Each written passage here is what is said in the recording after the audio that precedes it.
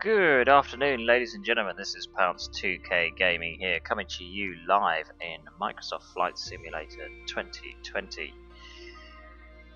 So, as you can probably tell from the title, today's agenda is going to be hurricane chasing, or just general storm chasing. There we are, in a nutshell.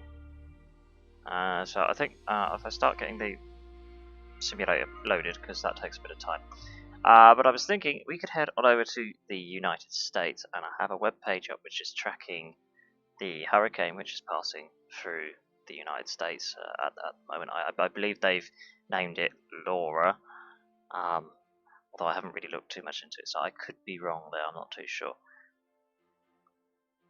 I did take a very brief look last night at what it was like, and I didn't quite get the result I was looking for, but I think I was off. Where the actual hurricane was. If I'd have been a little bit more lucky and had more time in my hands, then perhaps I might have found what I was looking for, and I might have done a special stream last night for you. But I didn't want to get too much into it. It was kind of a one-hit wonder. It was kind of, well, if I happen to find it and I get in the right place, then fantastic. If I don't, I don't. Sure enough, I didn't, so I took it easy last night. Anyway, we will find it today, and apparently it's just slightly to the north of Little Rock in Arkansas at the moment. If my geography stands correct. It's Arkansas, isn't it? I mean, I know there's definitely a Little Rock. It's north of Little Rock. That's what it says on the map, so I'm guessing that's got to be correct, right?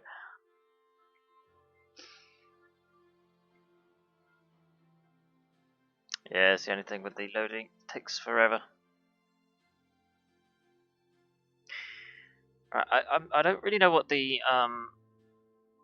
weather is. I know they've downgraded it to I don't know, whatever they class like a tropical storm thing over there, so it might not be as good as I was anticipating.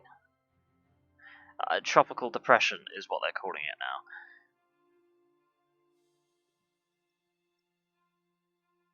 I mean, if we could get can I get like wind speeds of what it is inside?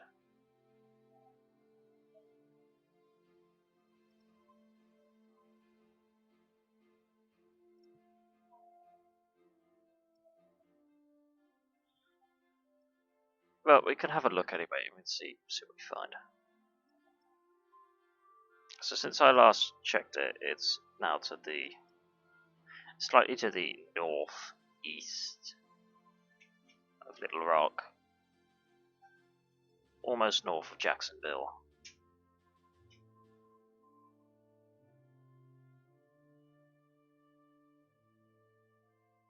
I think what we're gonna have to do, we're gonna have to fly this out in like a probably like a 320 or something, or something that is built to withstand a little bit of toing and froing and a bit of rockiness generally.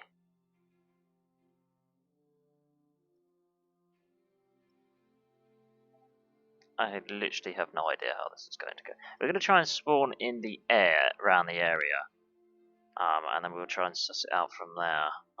I mean, we got like a map and things, so I mean, ideally it'd be quite good to take out like a small aircraft, but that wouldn't hold out very well.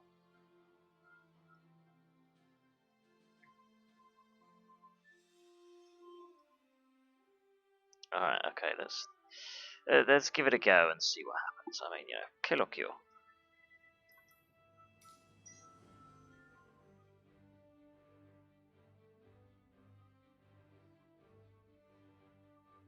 So yeah, it seems it's still a little dark in the US at the moment. Let me try and see if we can find this now.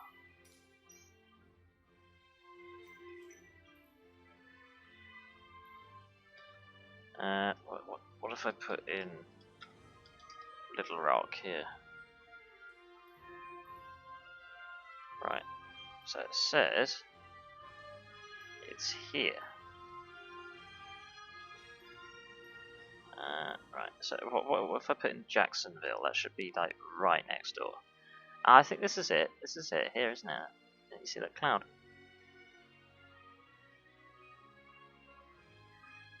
So if we were to like set ourselves here, do you kind of see that?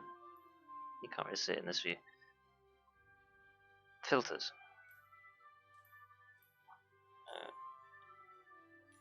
Oh. Oh. Okay, now we're talking.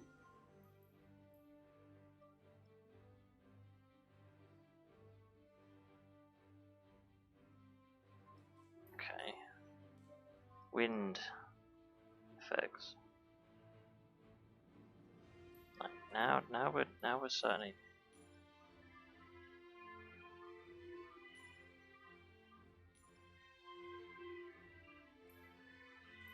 Interesting.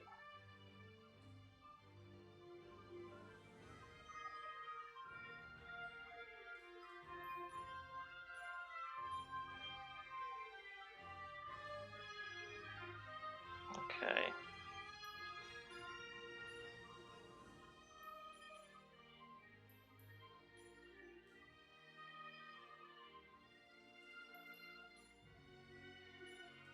So what if we go for low, high?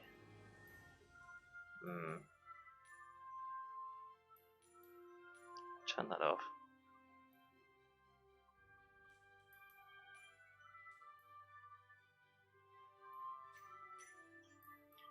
I changed that to. I don't really want to change that. Because the thing we're trying to do it at like live weather.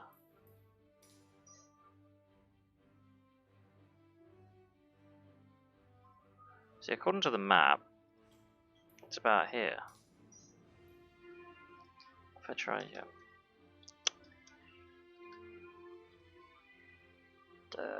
Jacksonville.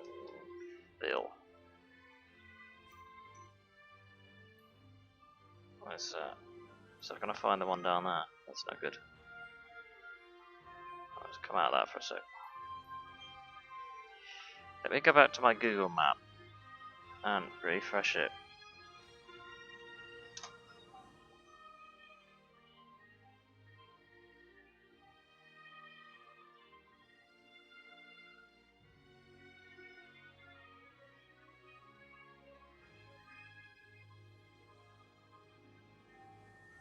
So we got Little Rock there.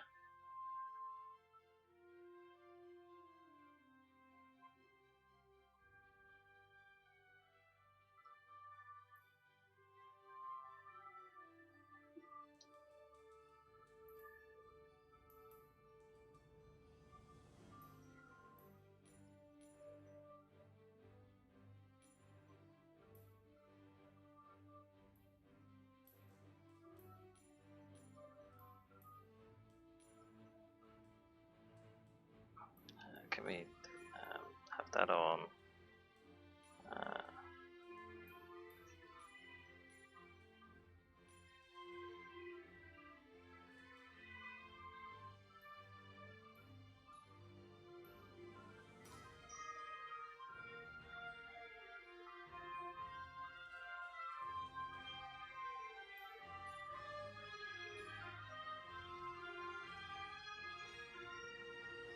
Okay. That doesn't help trying to see the clouds. I would have thought that would have made it easier. That's no good.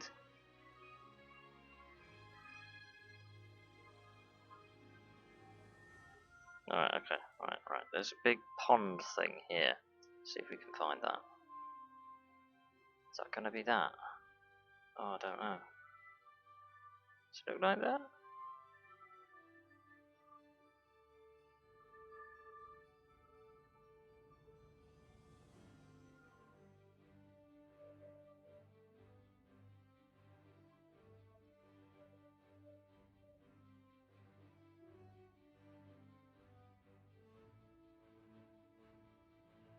I can't tell to save my life. All looks the same.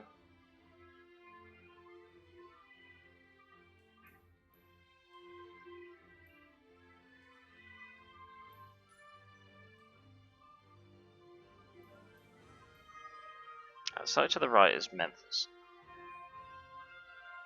Yeah, that seems right. Okay.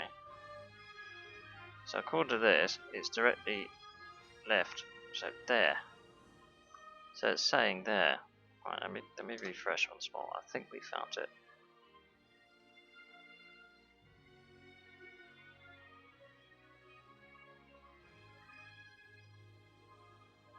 Let's go for here.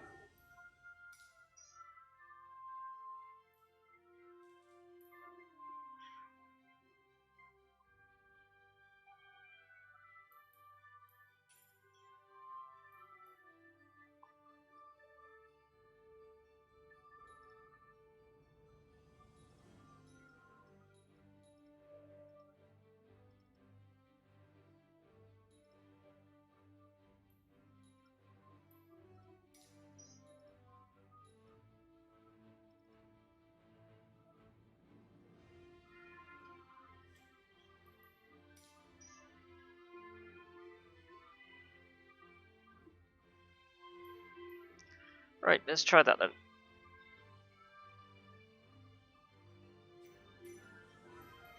So we'll go for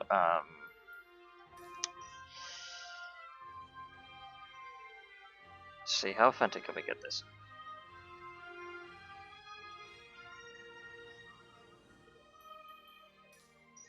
There we are. That seems the most logical.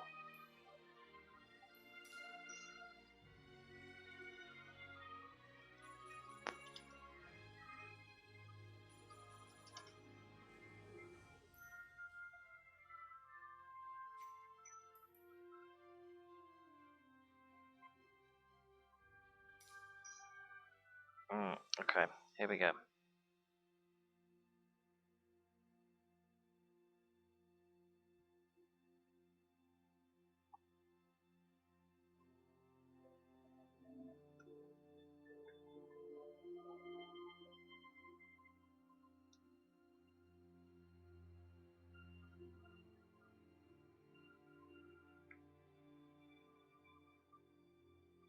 Right, so we've set it up to fly at 250 knots, I think.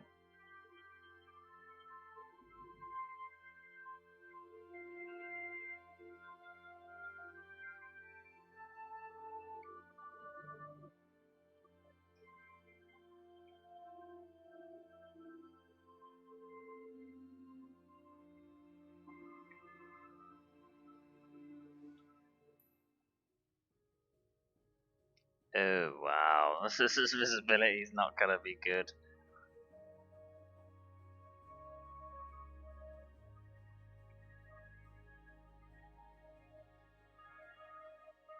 That's what a hurricane looks like.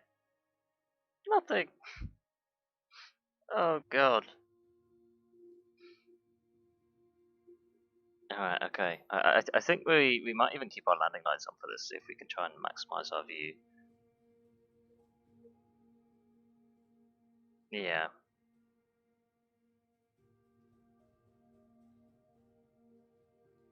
That beacon looks pretty cool.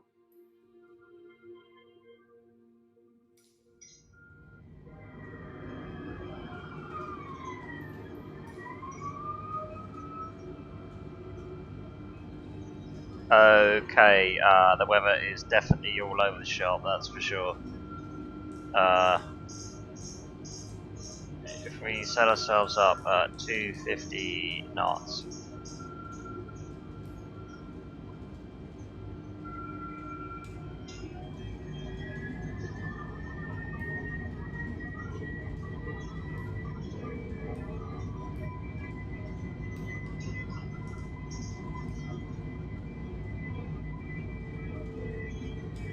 No, that's not working. The autopilot is playing funny already. That's a good start.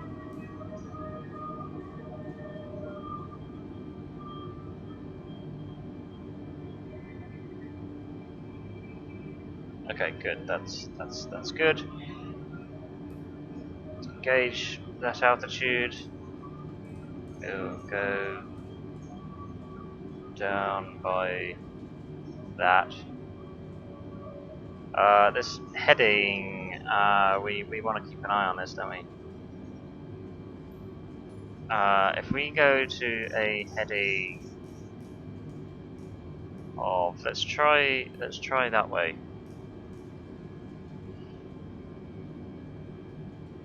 So let's bring it down to 4,000 feet, nice and slowly.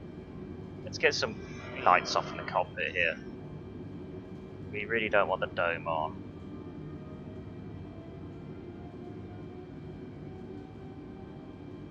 Good, we are maintaining speed, that's what I like to see. Right, yeah, we'll have that on, nice and bright.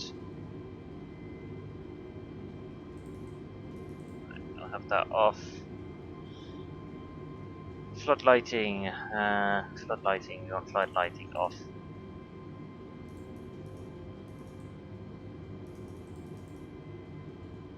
Okay, that's cool. What other lighting do I want off? Should be a switch around here. Ah, here we go. Let's turn that one off.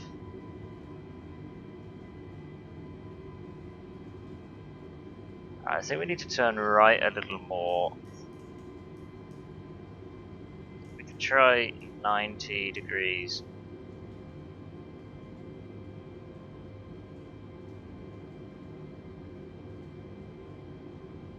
So maybe I can make it a bit darker in here.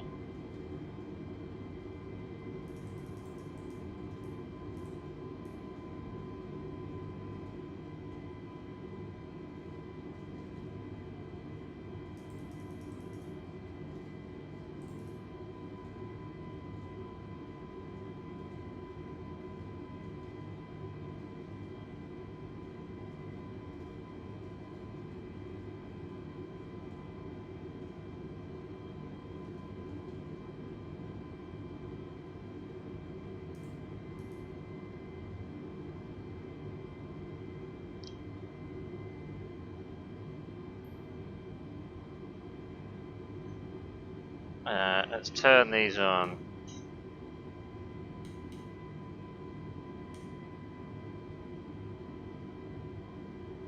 Let's turn these on as well.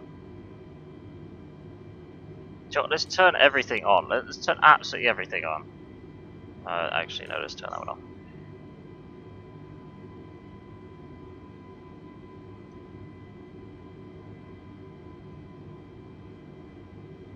Bring it down to. Well, no, let's not bring it down to 3,000. Because I want to be a little bit cautious. Let's bring it down to 3,500.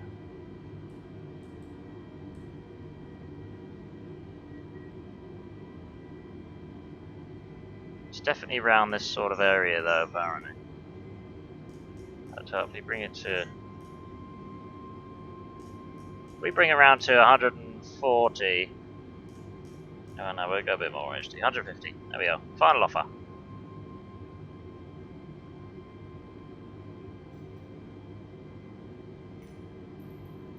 See what we can see. Not a lot.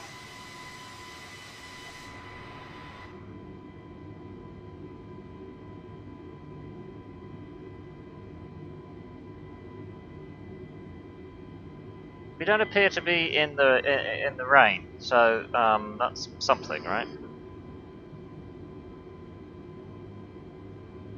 And there seems to be like not a lot of turbulence about. Let's see if we get an update on where this thing is.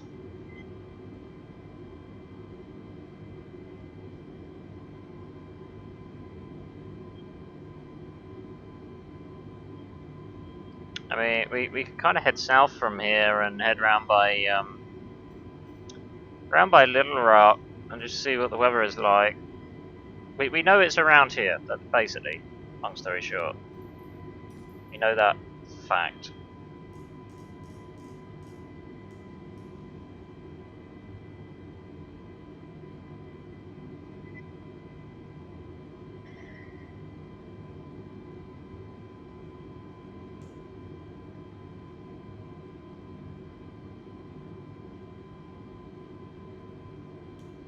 My wiper don't work. It should work. It should work under 250, technically. Go 245. That might help. Nah. It says no.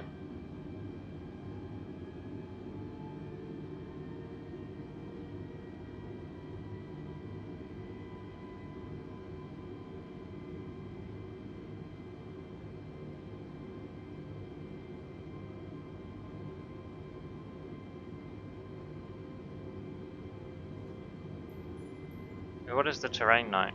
The terrain looks okay. I mean, we could probably get away with 2,500 and the rain's coming back again.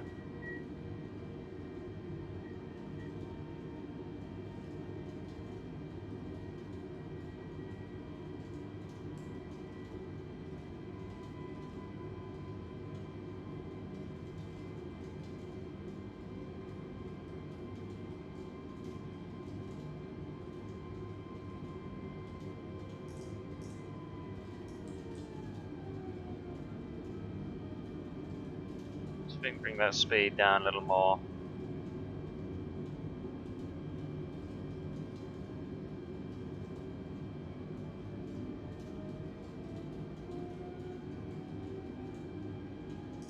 Let's keep going.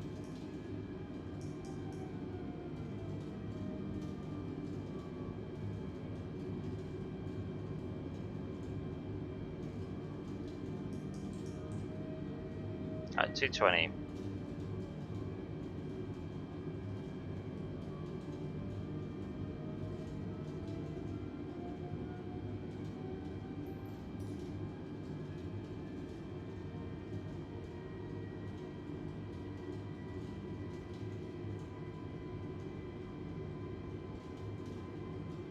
Can't say the wind conditions are much of a problem.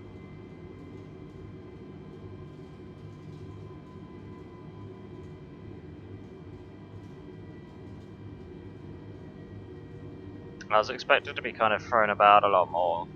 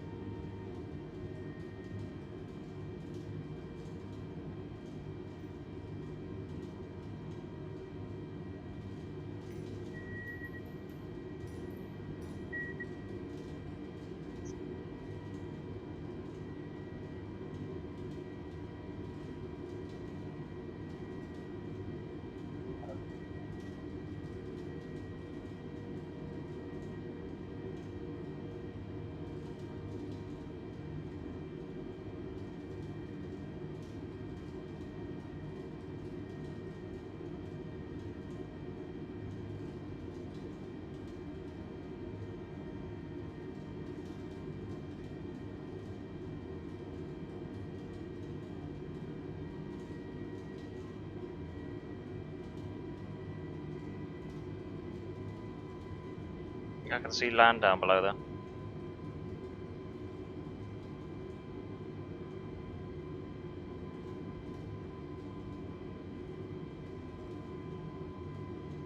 I literally have every single light on I possibly could have on.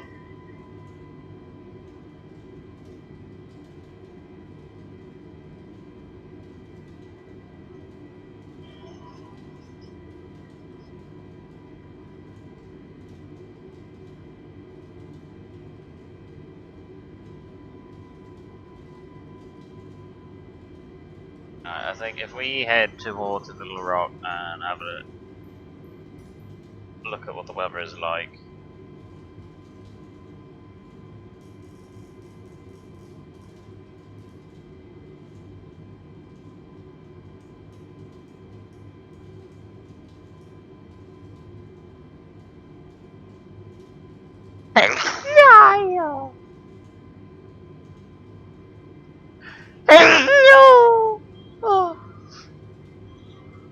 Oh, oh, do excuse me.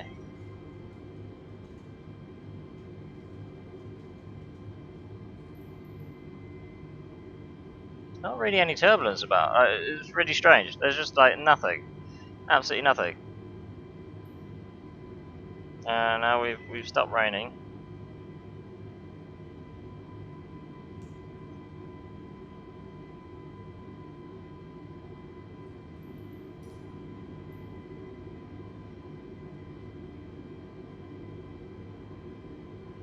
Well, at least we can see the ground below though, so that's something.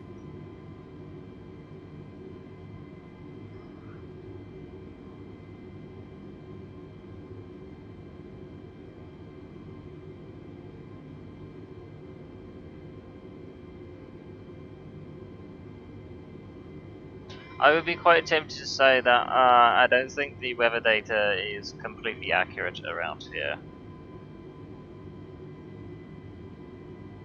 I mean, I'm not exactly a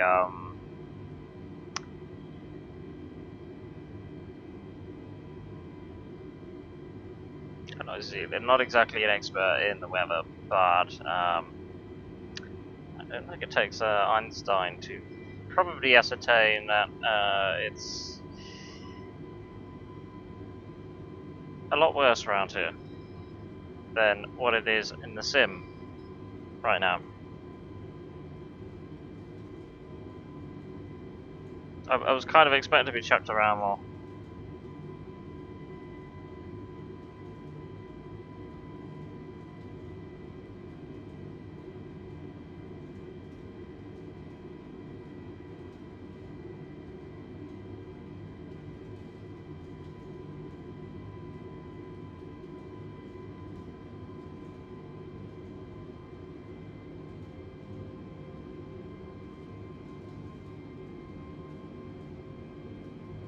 Not really a lot going on though, is there?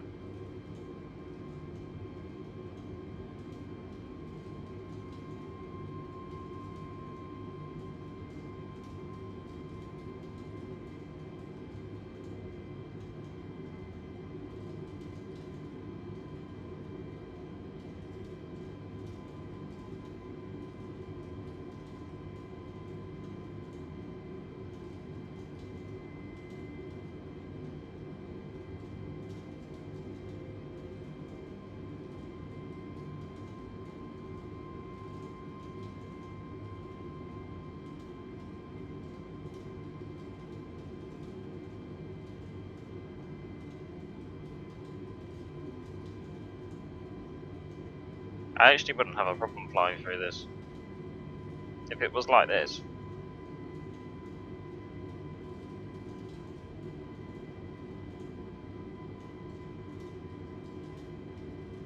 A little bit of buffeting.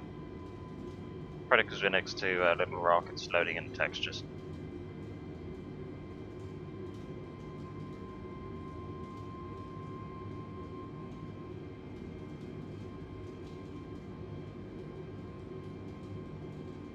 It's smooth as butter.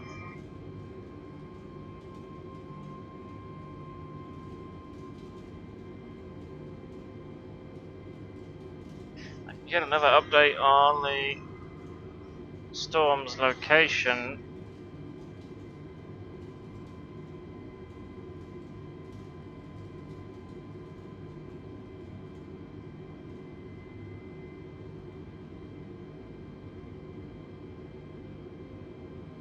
Its location has not really changed.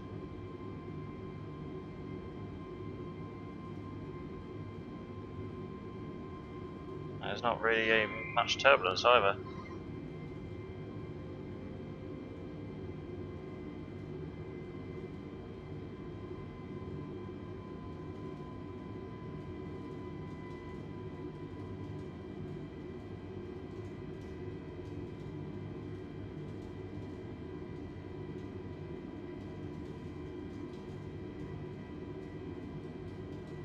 Well, we could try to head north a little bit to see what difference that makes.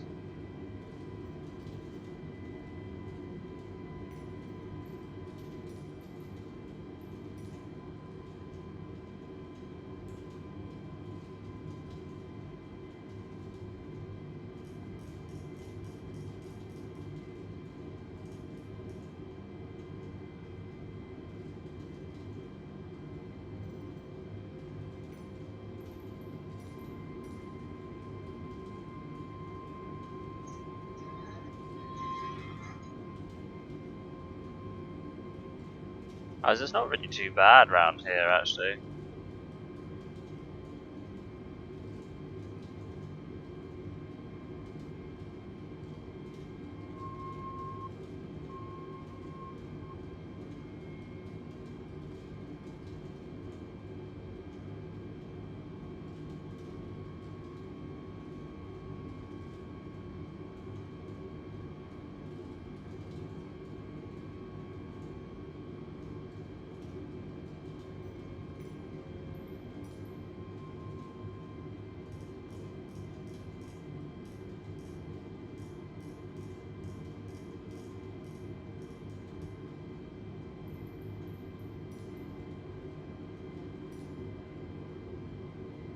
Try heading 070.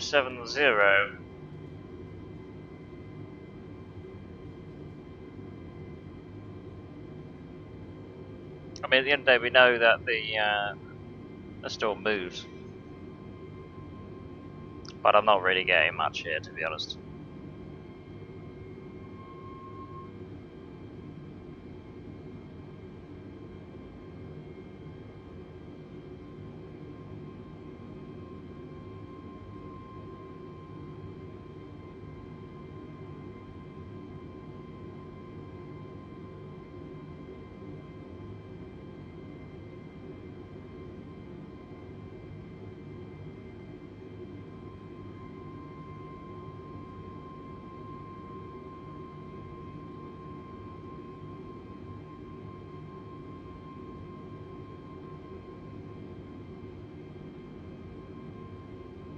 It's just smooth as, really.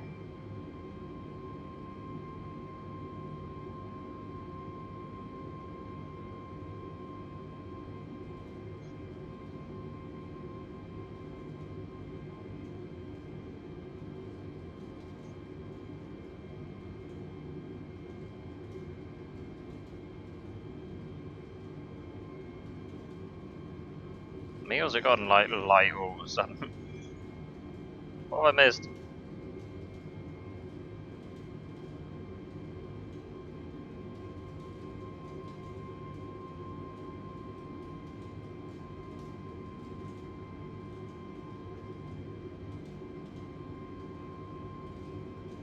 I was picking up a little bit. I'd still expect it to be worse.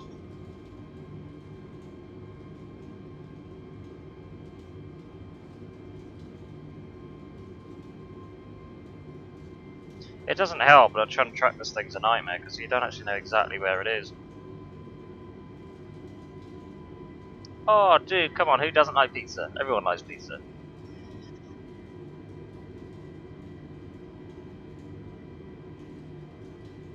Something nice and spicy, mind.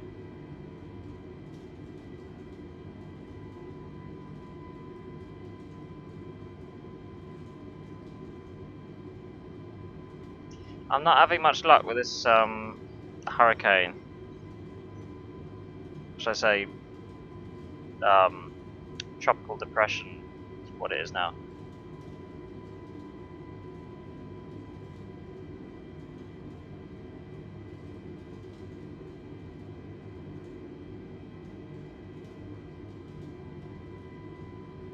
I mean, I'm pretty sure we're in it.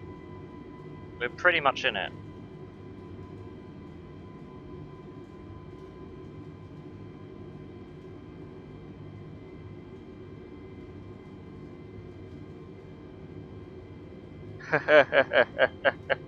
Yeah, that's where I drew the line. I don't know who would think of shoving pineapple on a pizza. Crazy idea.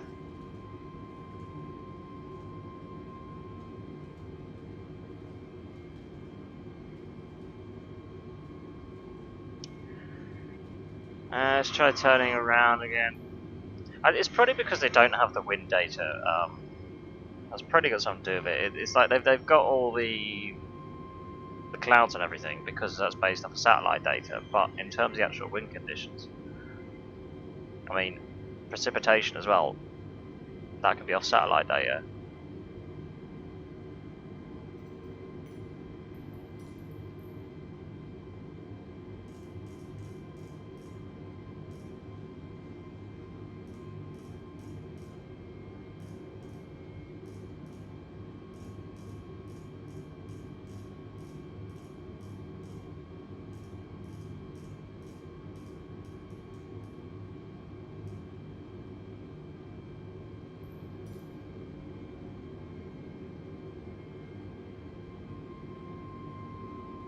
It's like it tries and then it just gives up.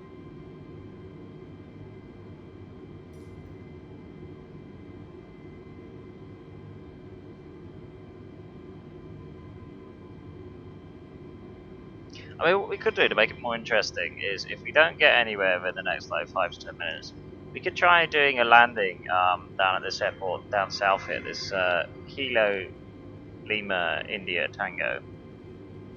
I doubt we'll be able to see anything, but it could be interesting.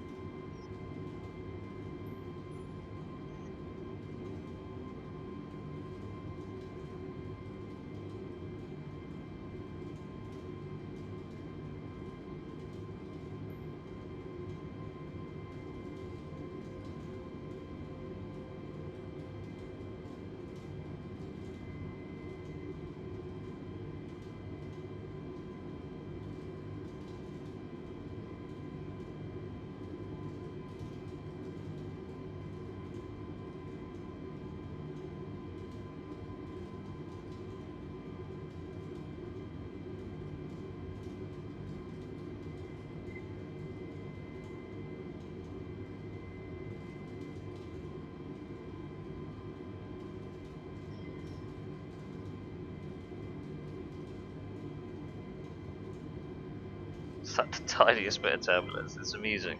It's highly amusing.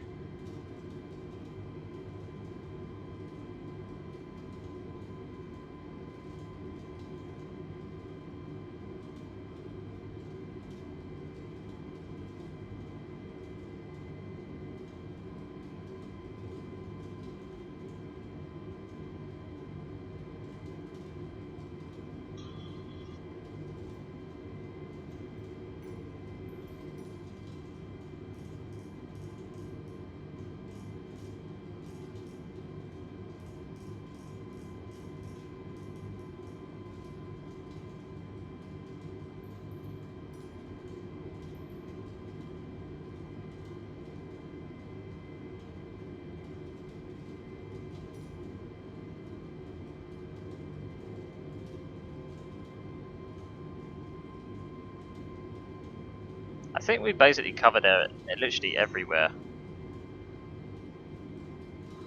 I mean, I've looked online at the trackers, and it's like it's in this area.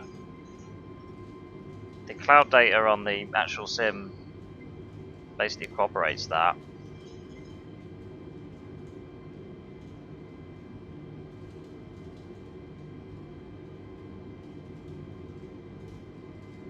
I mean, the best we've managed to get is a little bit of wing flexing.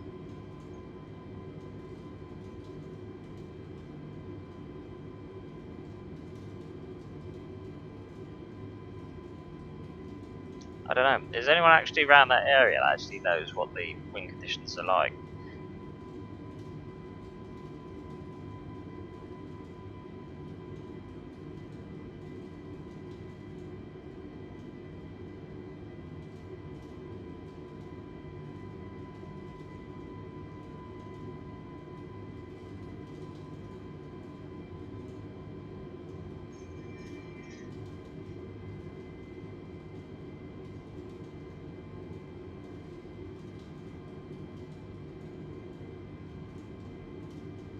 Be interesting when we get the next major weather event if we can catch on to that sooner.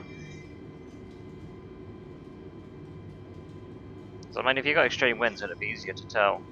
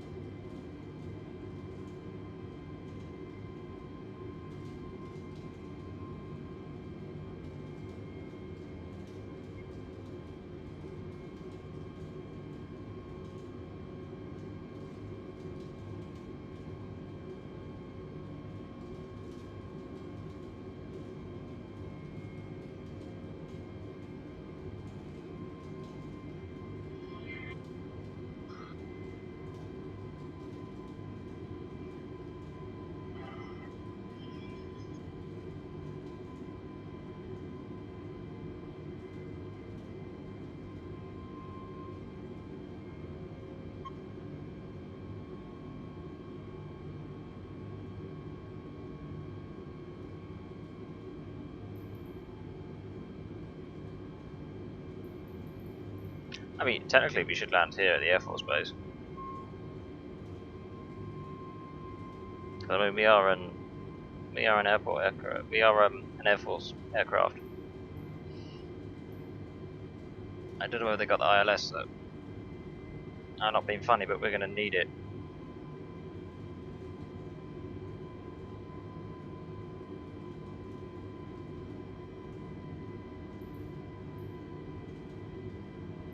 Okay, let's try going the next one along. That one, we'll take that one.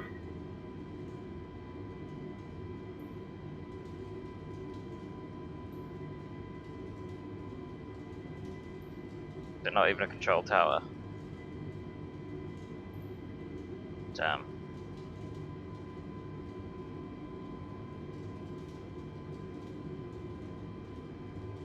You're telling me that isn't a control tower?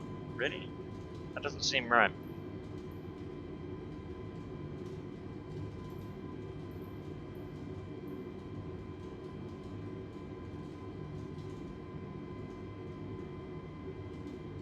Ah, okay.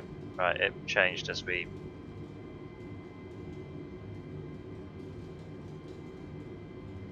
That's better. I was gonna say, there's no way they ain't got a tower.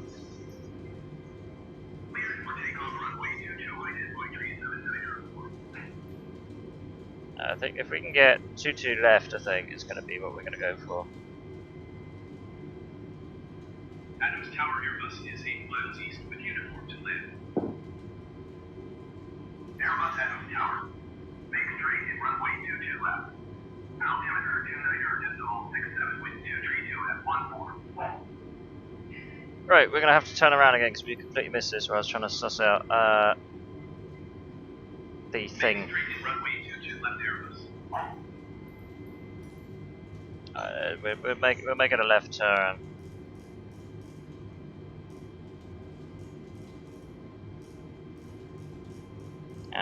We'll go for like, let's go for like 30.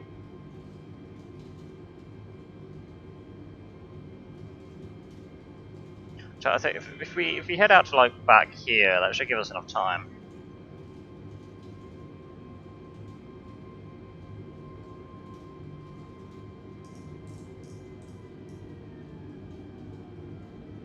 We'll reduce a little more.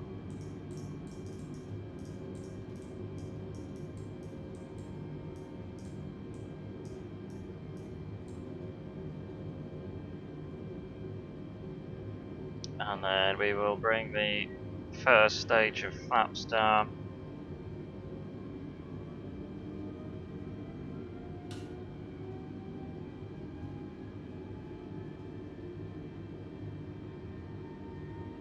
Envoy 379er, for contact Adams, departure on 119er decimal right.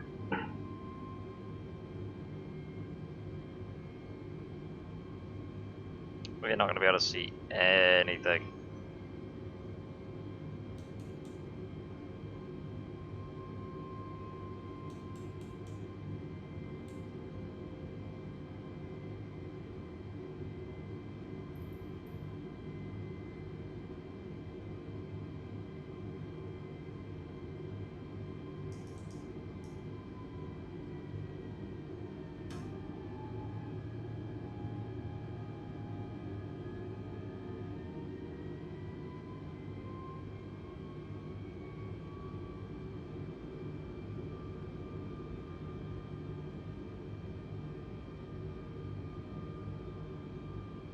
Right, let's get that window out of my way.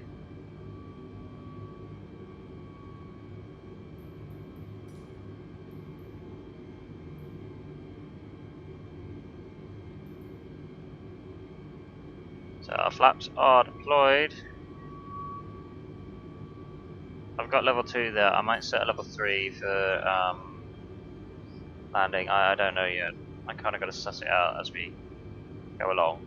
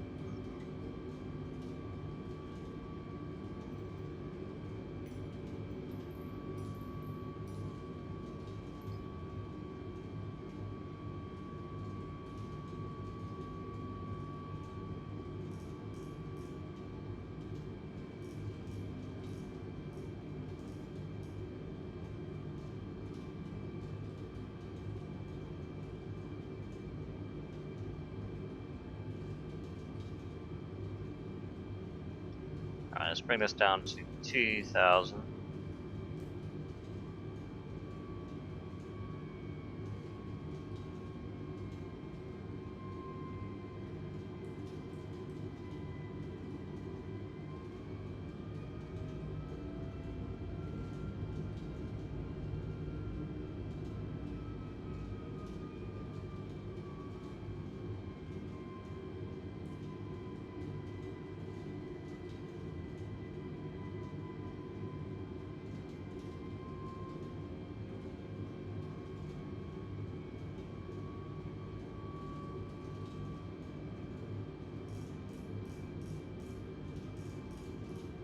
Bring it round to 270.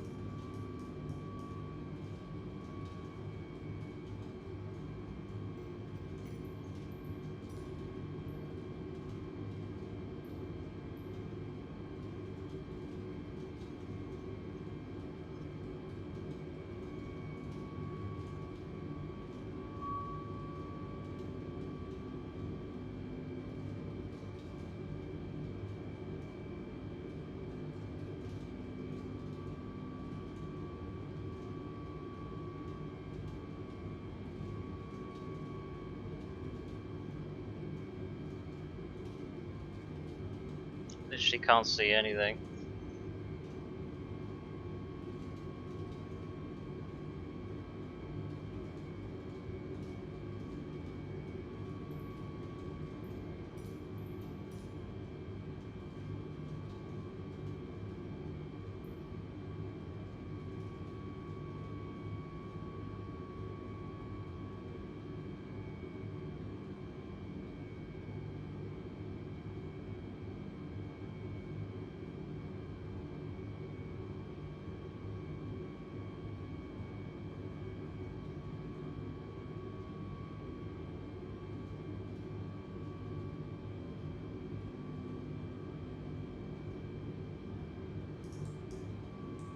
Airbus cleared to land runway 22 left. Wind 233 at 1 foot.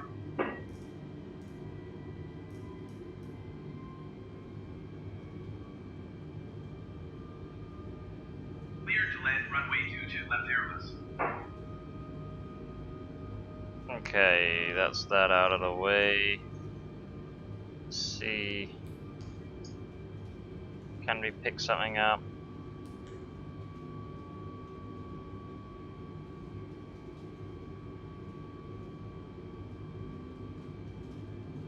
Because at the moment we're not.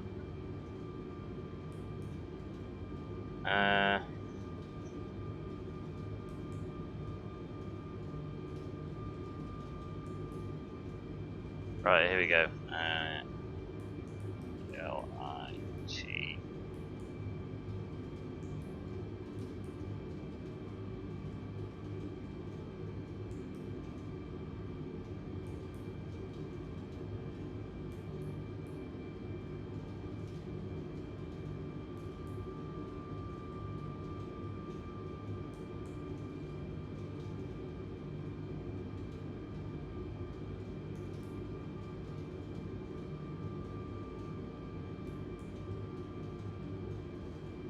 Okay, that's not helpful.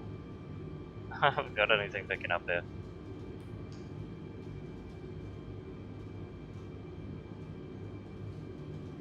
Alright, let's just take manual, hope for the best.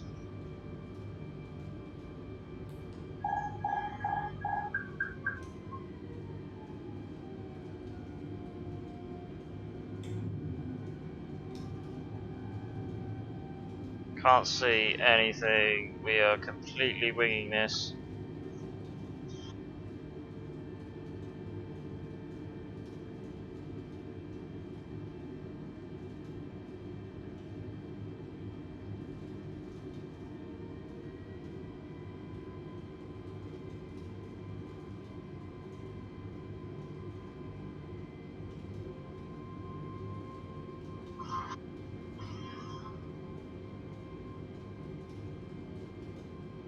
I'm trying to judge it based off of the... I can see a bit of land.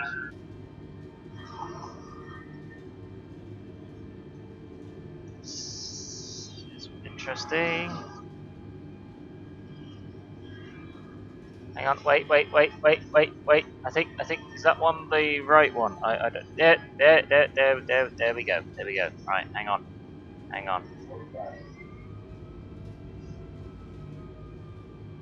I do have a visual. This is good. Thank God.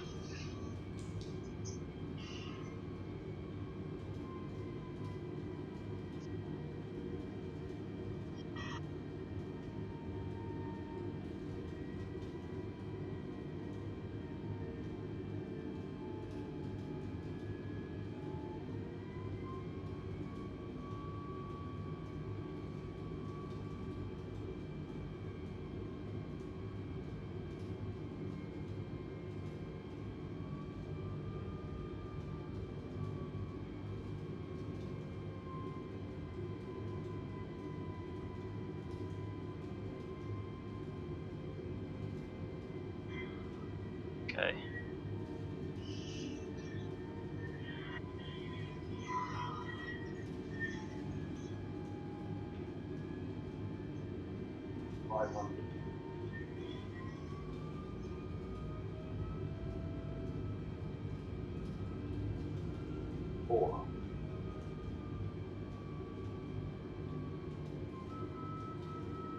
This is such a bad view of the cockpit. It's a completely wrong perception.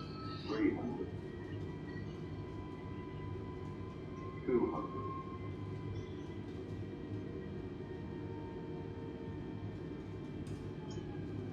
60, 50, 40, 30, 20. These are 5. Yeah, we're down.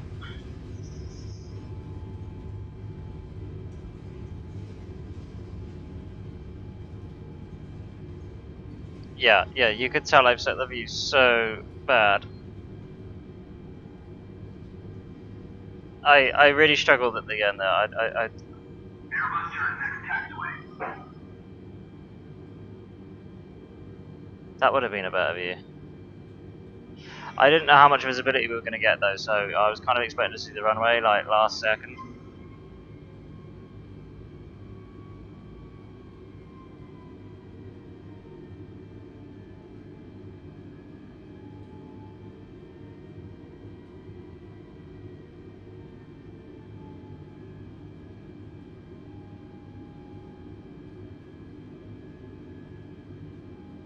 John, the Windows effects is just Airbus exit runway when able. a bit pointless.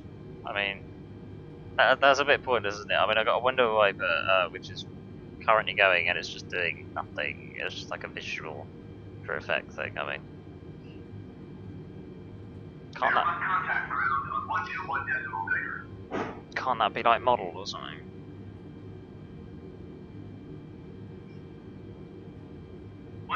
Decimal negative for Airbus. No, we're just going to shove ourselves out of the way over here.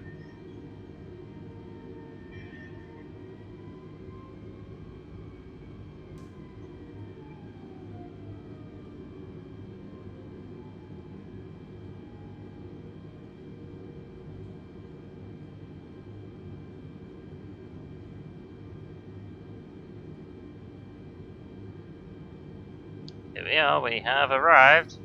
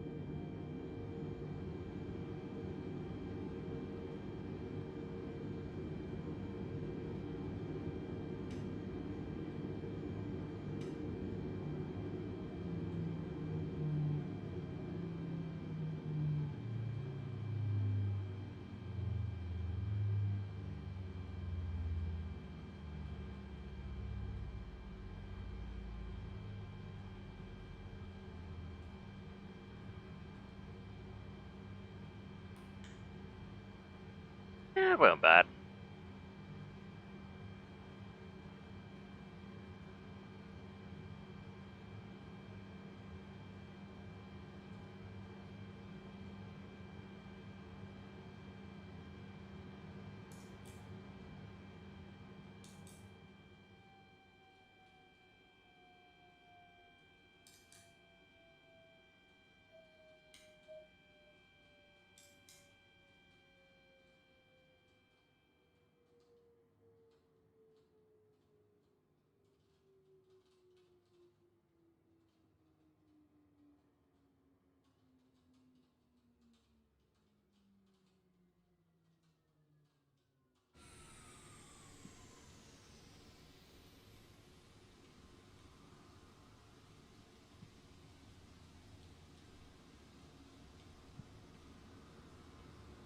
Well, we tried doing a little bit of storm chasing. We didn't really find a lot, but oh well. Again, that's probably a weather data limitation. I mean, everything else, the precipitation, the clouds and everything, just not the wind.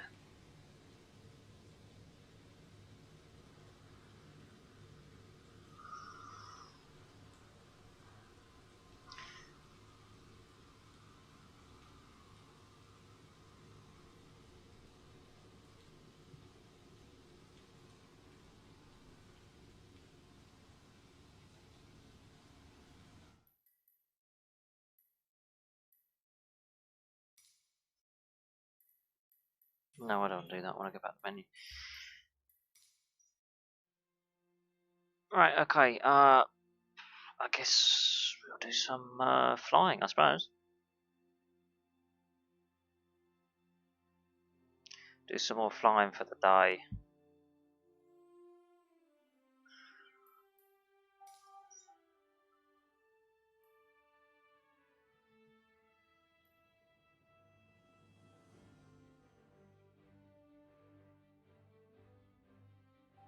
Because it does show it there now. It's moved on. I can quite easily just try once more and set it. I'll tell you what, if um, we set it right there. That's literally right in the middle of it. That's right in the middle.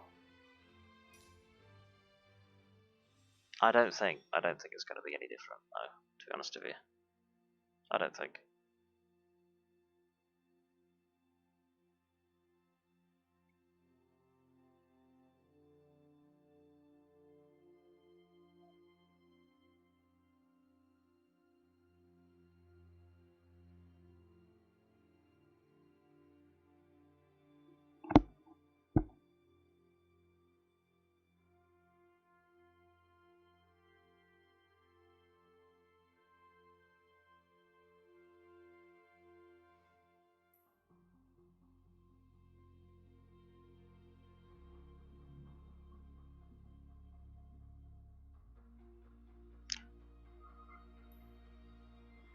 I mean, it's got the looks.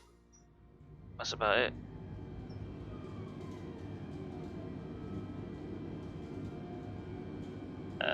This just yeah. I set that heading. Set that.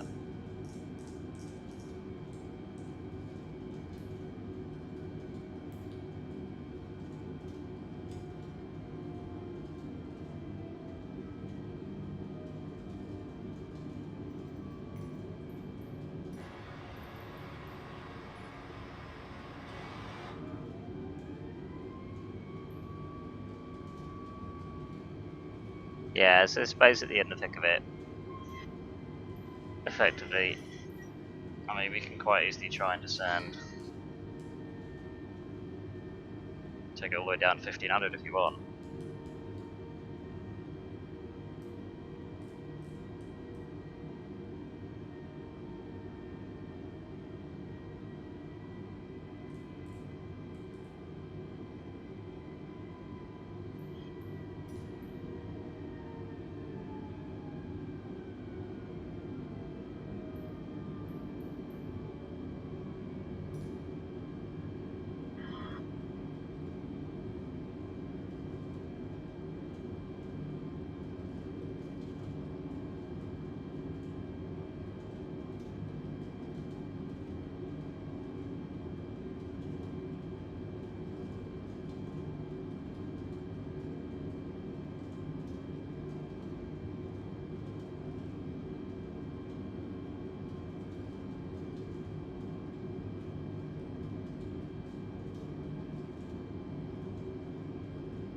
Yeah, it's very much meh.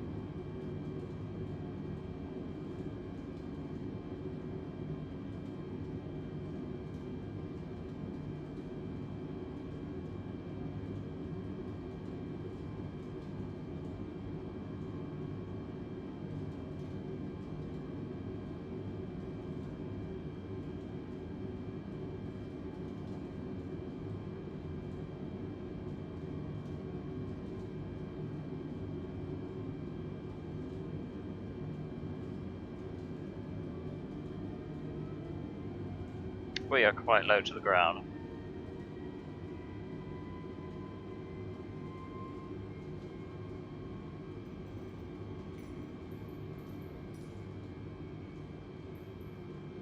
But yeah, we're not really being thrown about that much. Not really.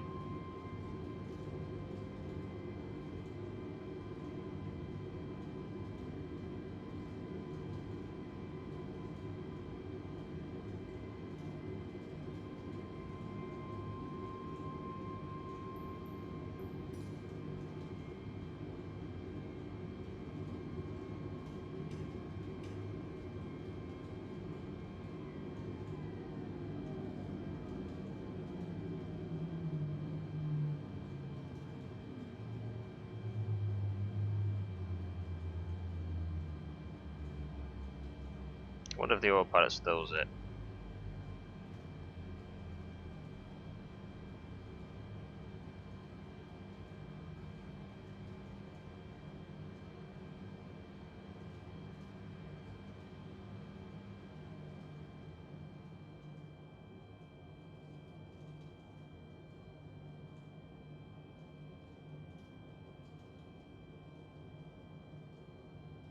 Yeah, I think it would.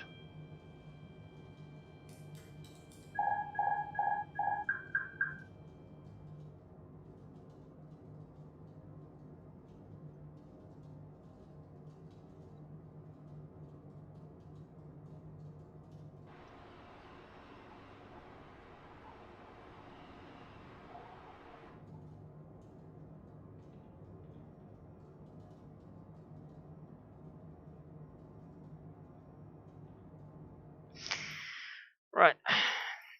Let's head back to the main menu. And I think maybe we'll continue on with our day. I think we've seen what the storm's like. We've got a good idea. Ah, yeah. I knew I shoved it somewhere.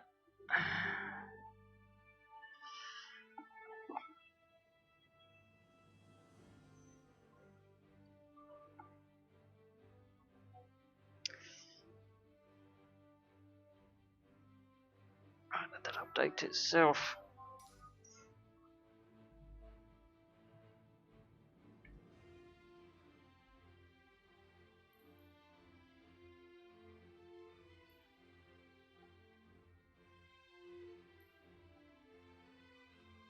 Right, let's see. What do we have going on over in Europe at the moment?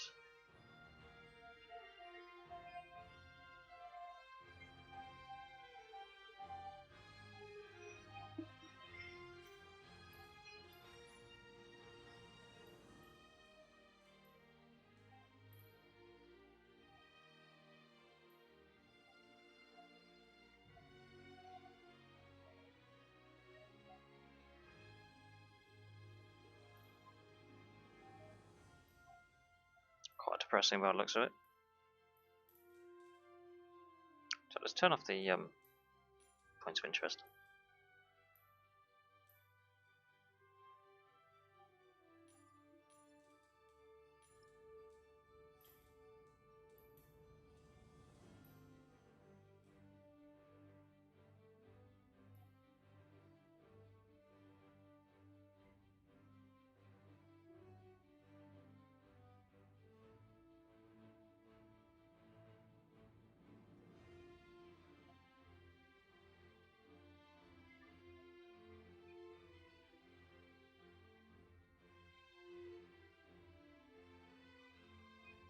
Okay, it's a bit all over the shop.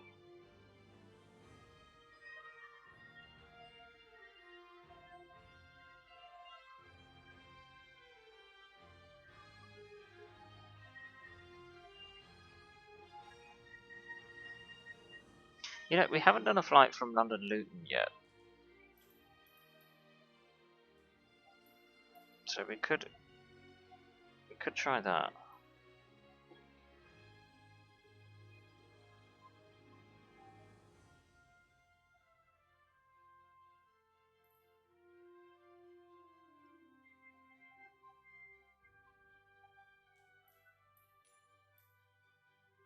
Alright, let's get rid of that. Let's have a little look at weather conditions.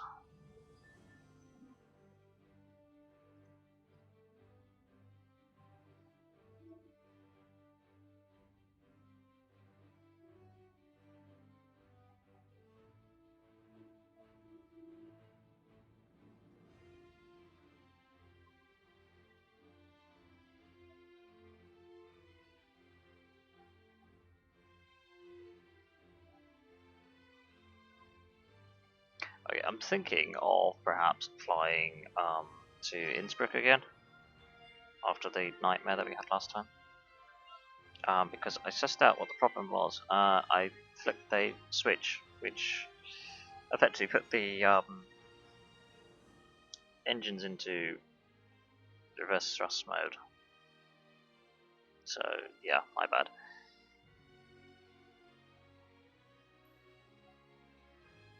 Yeah, I think we'll do that.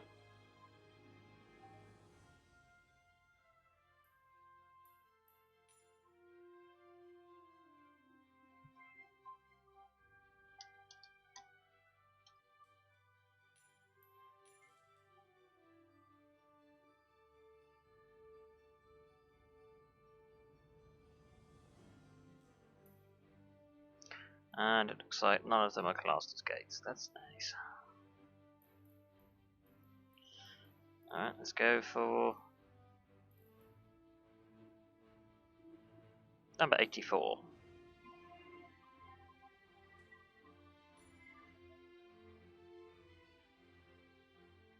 Oh, it does actually. Comes up with a.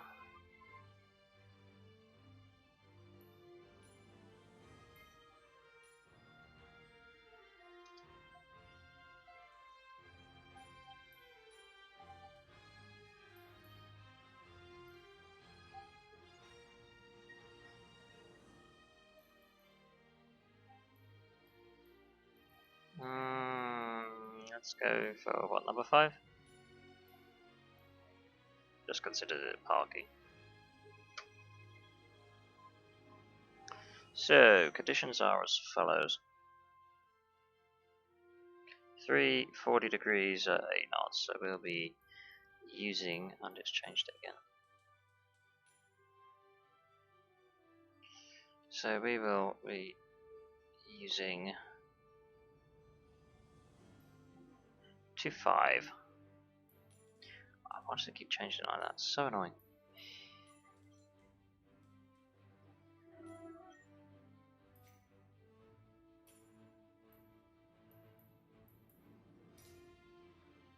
If they're going from London Luton, then it's got to be EasyJet, isn't it? 'Cause, I mean, that is their base.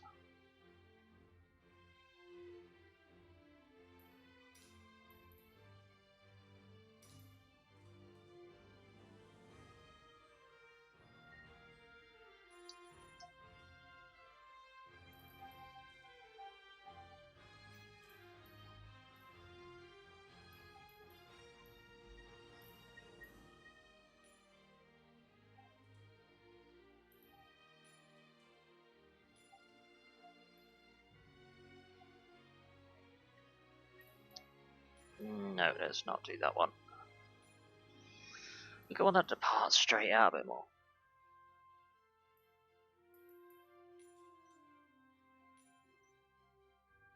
There must be one that goes along there, I would have thought.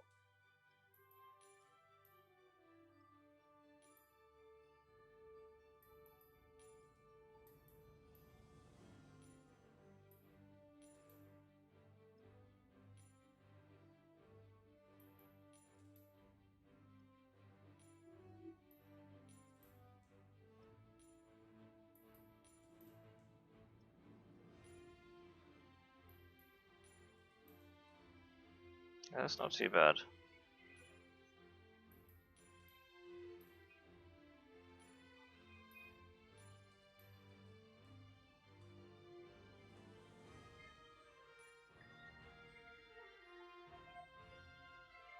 I have to go for that one, I think.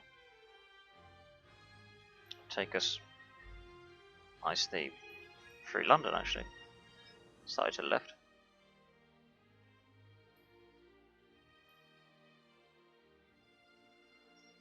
Get the wind conditions at Innsbruck.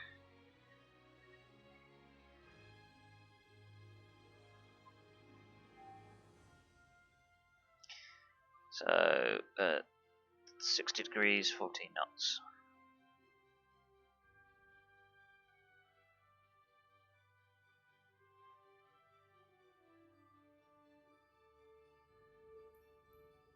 Which means we can use 08. It's interesting.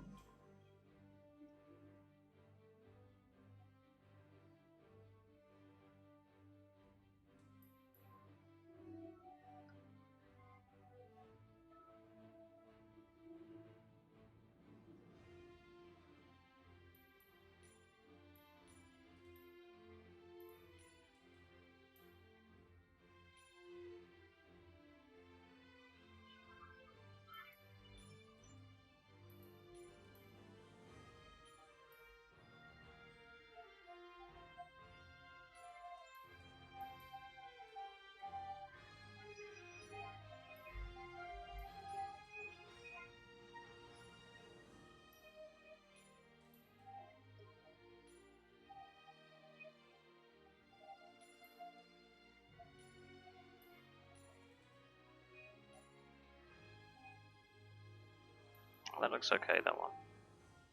Yeah, we'll do that one.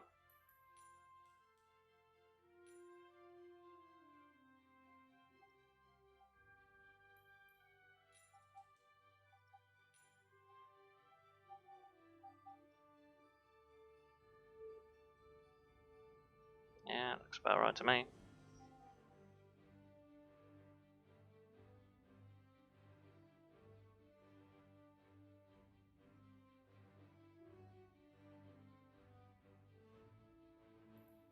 See, the weather is a little bit off here, as it says it's at 145 degrees at 2 knots.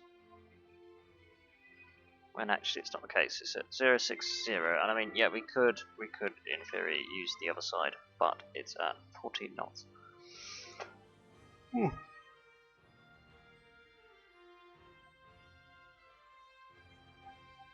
So that should update itself by the time we get there.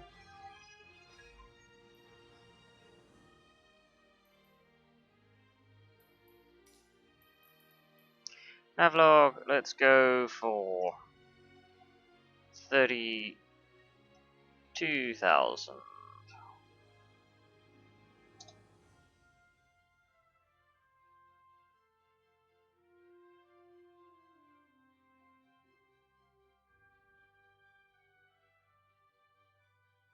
Yeah, seems good.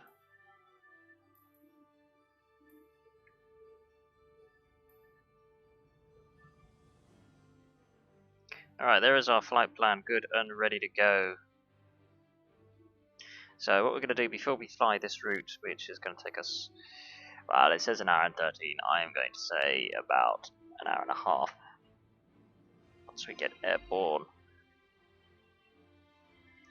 So yeah, we are going to take a short break, and I will be back in 5 minutes time, and we will get ourselves in the air, and we'll be flying ourselves not only past London, we will also be flying through alongside the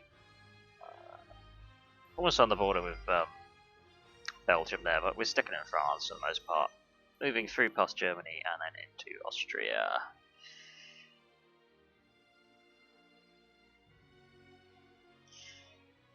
Alright, don't go anywhere, I'll be back in 5 minutes time.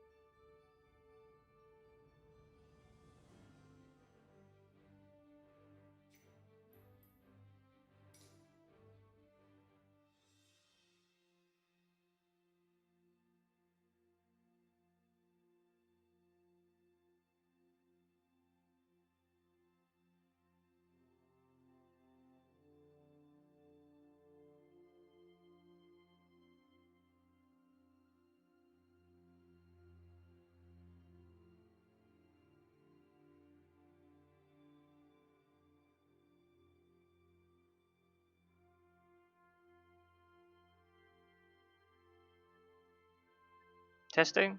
Testing? Try that.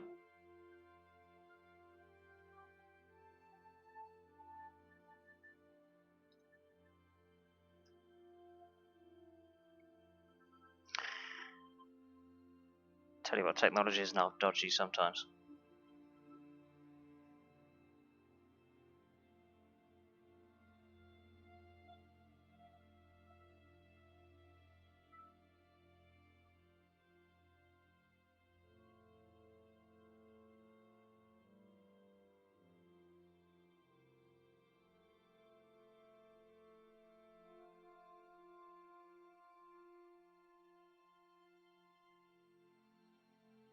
Ah, good, fantastic. Cheers for that, bud. I did turn around and say welcome aboard earlier. You probably didn't hear that. So yeah. Oh, why be parked side off like that? That's completely off. That's bad. Look at that. Look at the state of that. Look at how bad that is.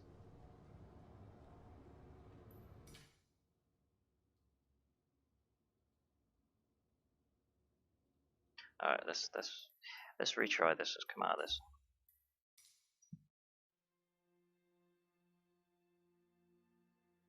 I'm having a nightmare today.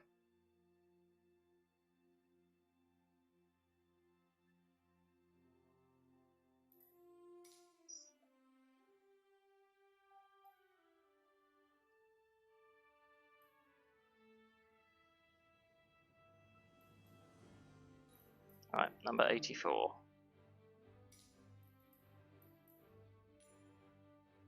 Hello, WI Innsbruck.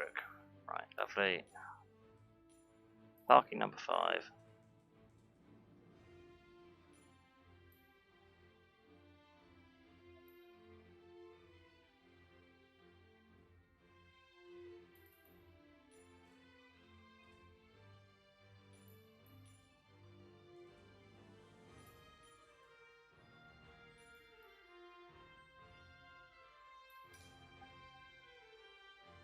Right, job done. Happy days. Take 3. I wonder why that other guy didn't stick around too long. I basically turned around and said, yeah, we can give it a go, but it didn't work last time I tried it with someone else.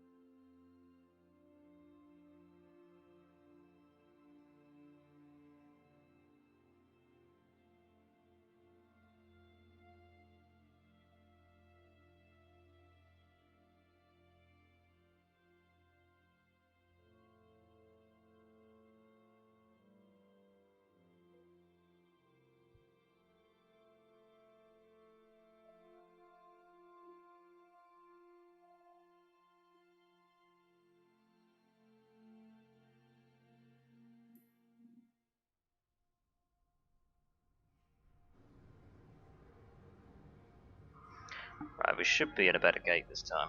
Yeah, that's better.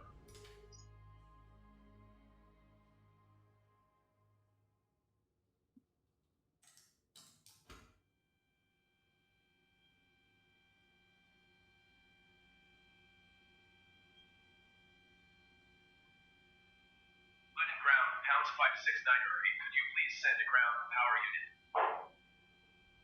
Pounds 569 or 8. A ground power unit is on the road.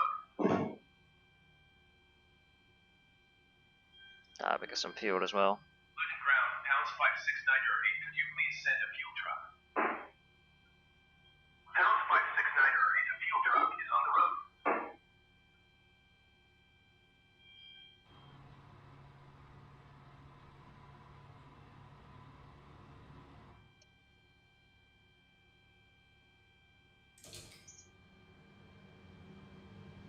Right, we've got the external power connected.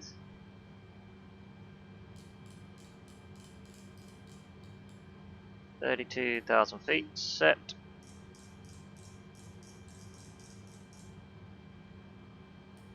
225 is good enough for me. What did we just flick there? And again. That's what I really hate about the zoom combination. It's a nightmare. Get the APU started.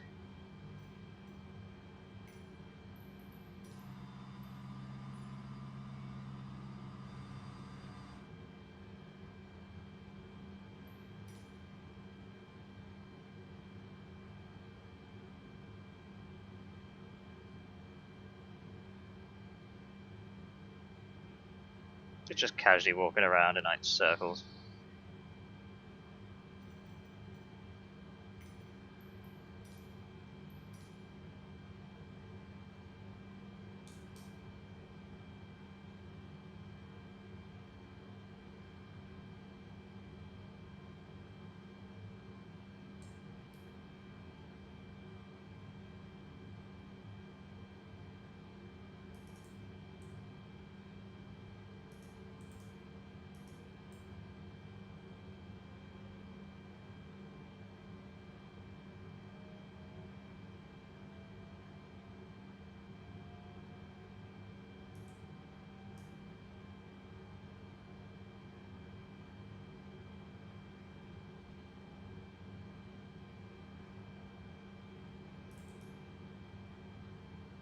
Alright, that looks okay to me.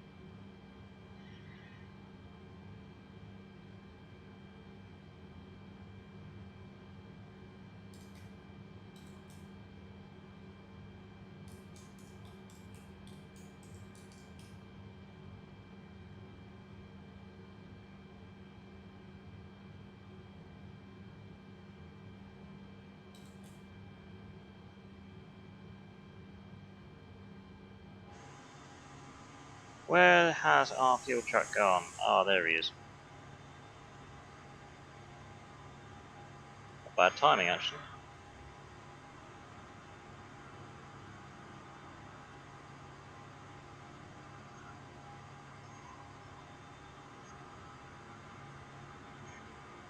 So it looks like we got a straightforward taxi straight out to the runway.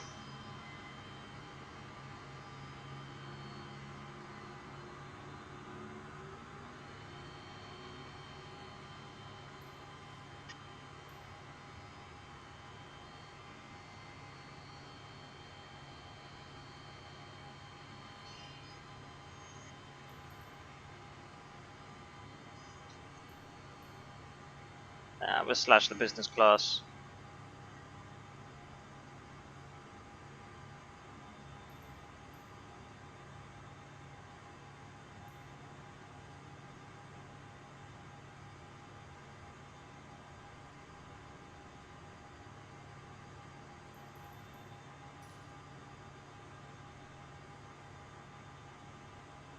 We'll get that fuel loaded aboard.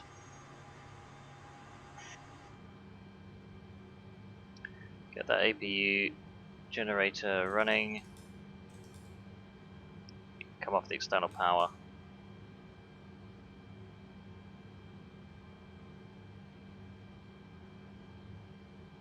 Legend ground, pounds 569, I am done with power.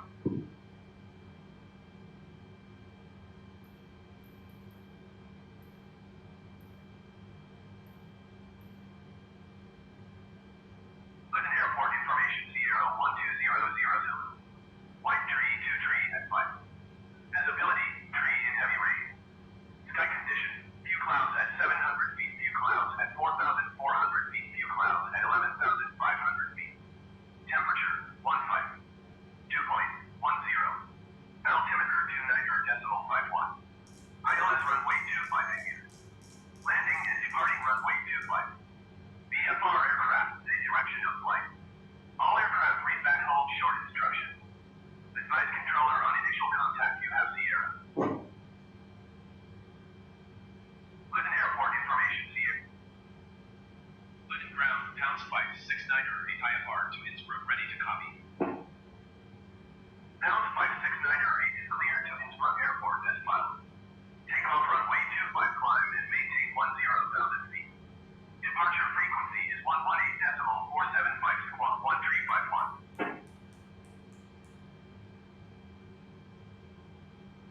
Pounds 569 are cleared to Innsbruck Airport as filed. Takeoff runway 25 climb and maintain 10,000 feet. Departure on 118.475 squawk 1351. Pounds 569 are read back correct. Contact ground on 121.755. Right, that's them out of the way. And we can get a pushback. Okay, that's good.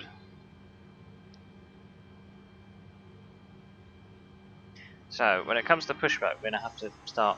Have to get the turn done pretty early, aren't we?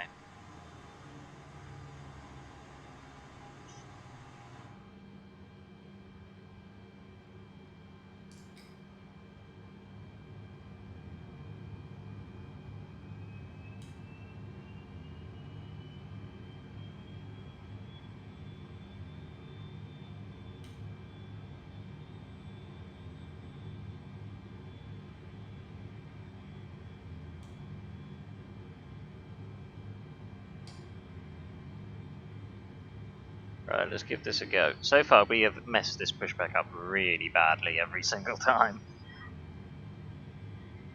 London ground, Pounds 569 are requesting pushback.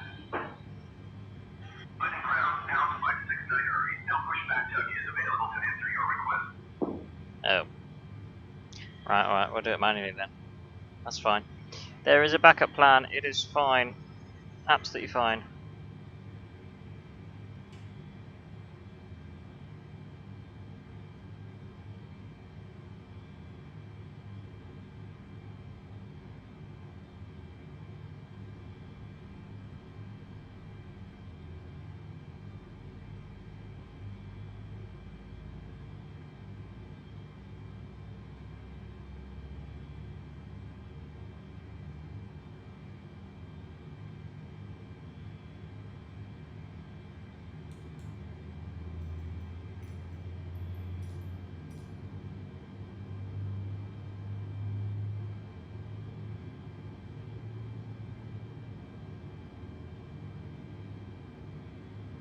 Alright, that should do it.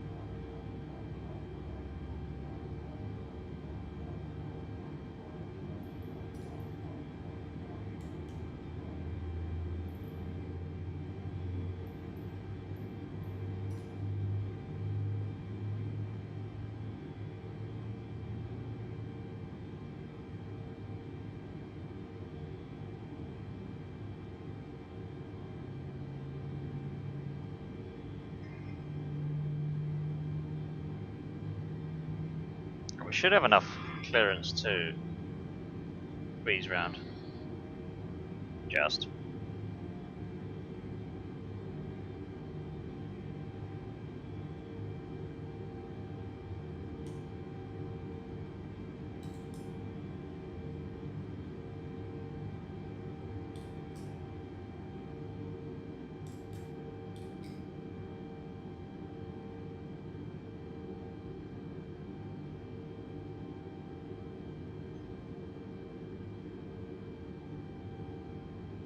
London ground, Pounds 569 are with Sierra ready to taxi Eifler. Pounds 569 are taxi to an old short of runway 25 by taxiway Alpha. Contact tower on 132.555 when ready. Taxiing old short runway 25 using taxiway Alpha, Pounds 569 are 8.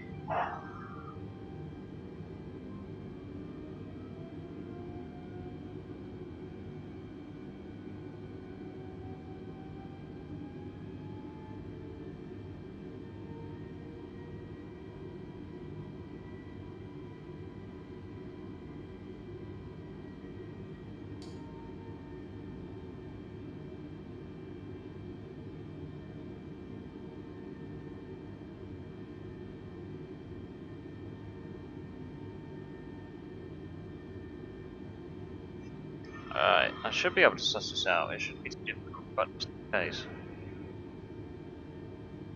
Let's zoom this in. It shouldn't be too difficult. I don't think.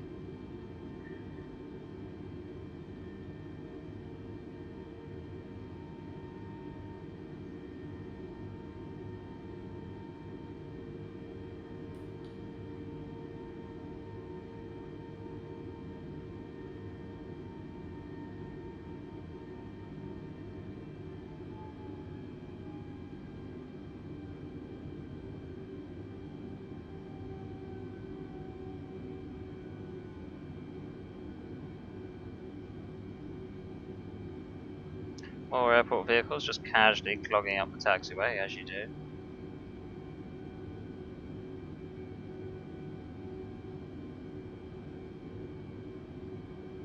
Let's go around them.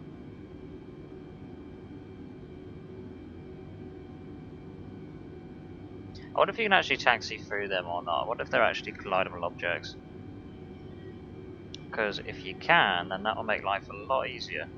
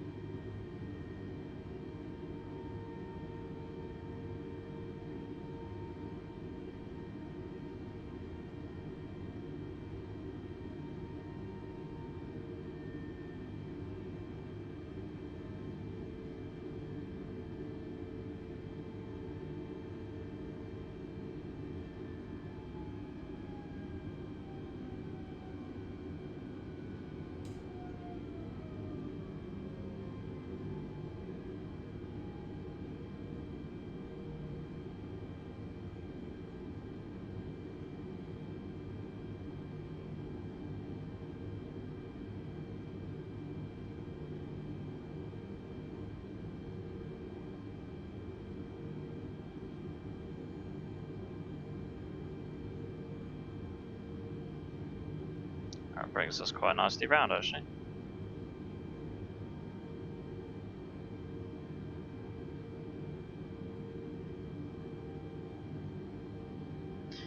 Parking brake.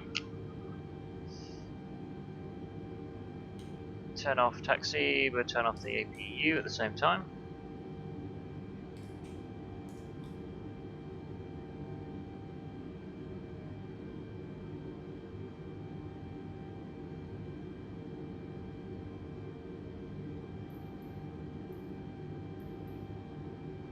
Linden Tower, pound spike 6908 at runway 25 ready for takeoff IFR to Innsbruck.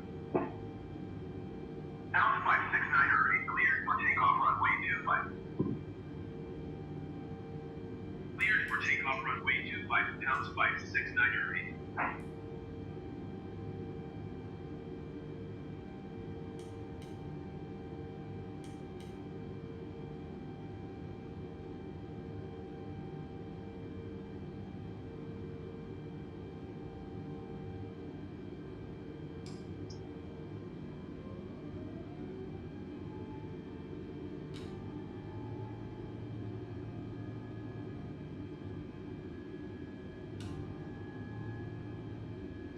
A little bit shorter runway, so we're going to go for 2-stage flaps for takeoff.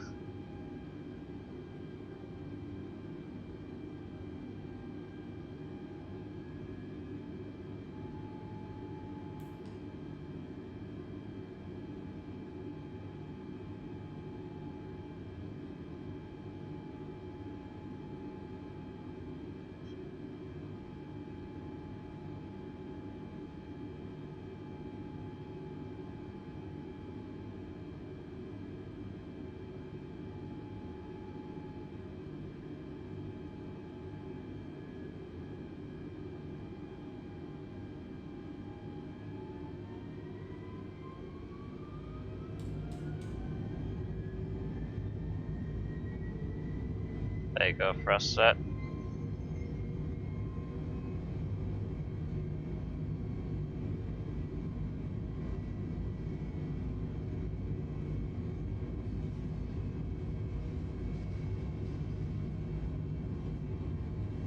V1, rotate.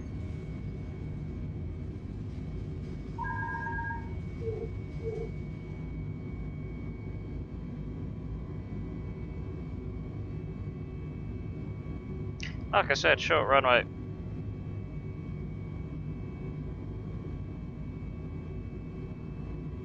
Positive rate gear up. Pound 569 repeat contact London Center on 118.475.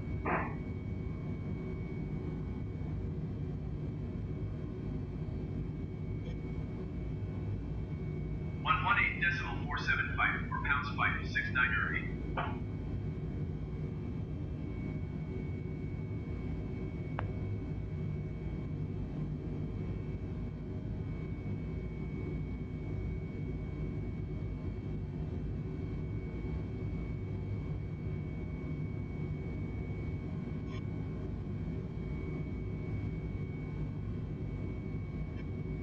London Center, pounds 569 repeat is at 3,100 feet, climbing 10,000 feet. Pound 569 repeat, London Center, continue as planned. Altimeter 290.51.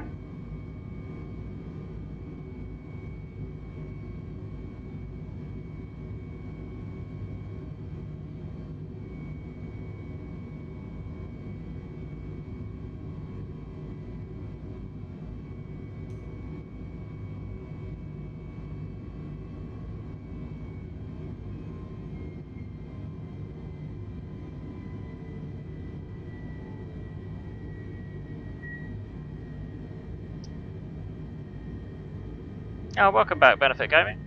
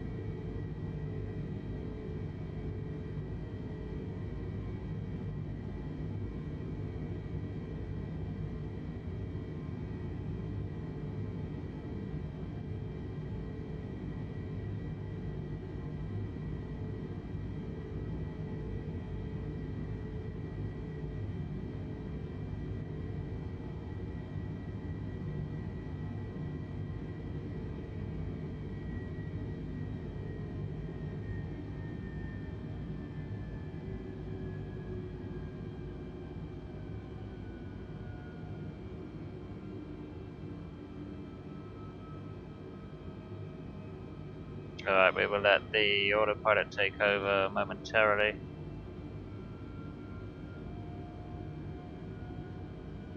Pound 569 repeat, climb and maintain flight level 230. Climb and maintain flight level 230, pounds 569 repeat.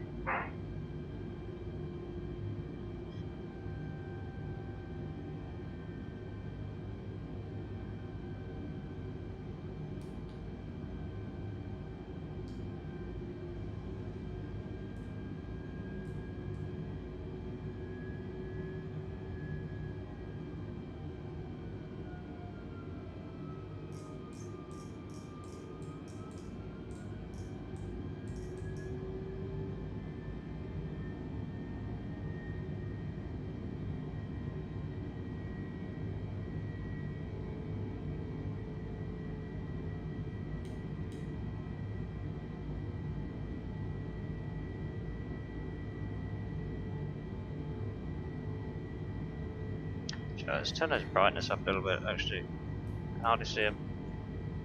It's better.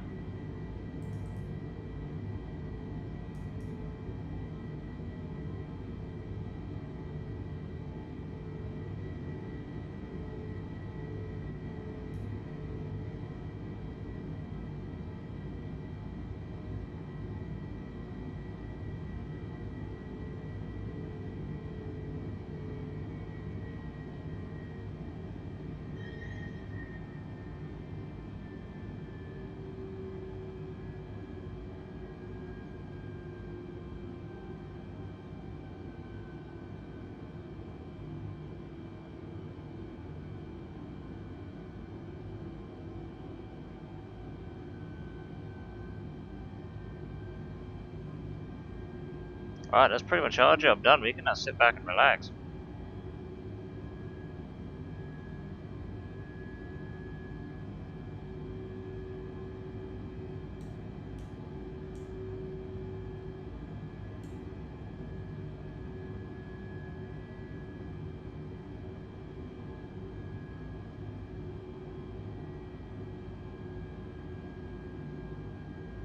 We're still going to get the nicest view upon landing into Innsbruck, so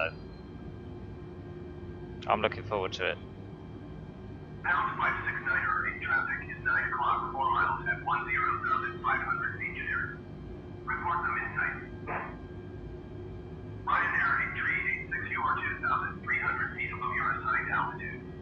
Descend and maintain 10,000 feet altimeter 29.51. Can't say I see them.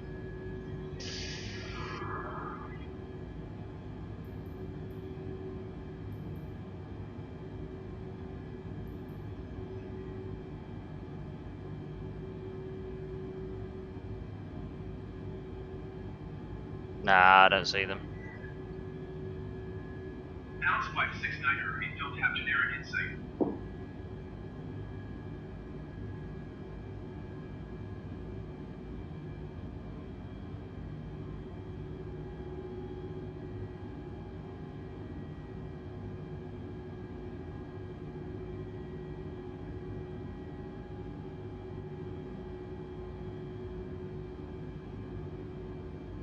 I reckon he must be in with all that soup down there.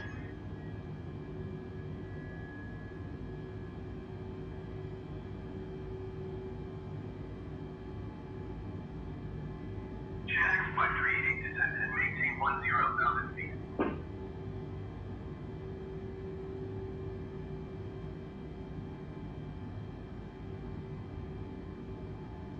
Descend and maintain 10,000 feet, GenX 538.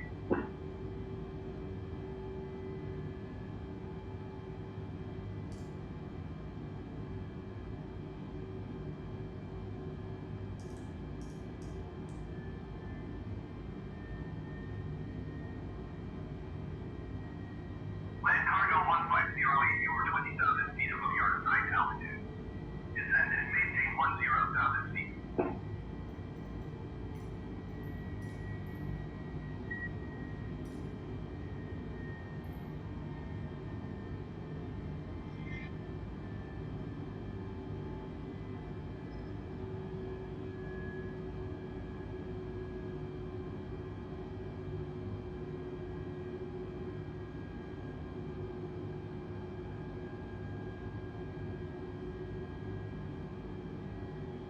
Seems pretty smooth. Once we get past the next cloud level, You are 20,000 feet above your assigned I altitude. think we will then turn off the seatbelt signs. 10,000 feet.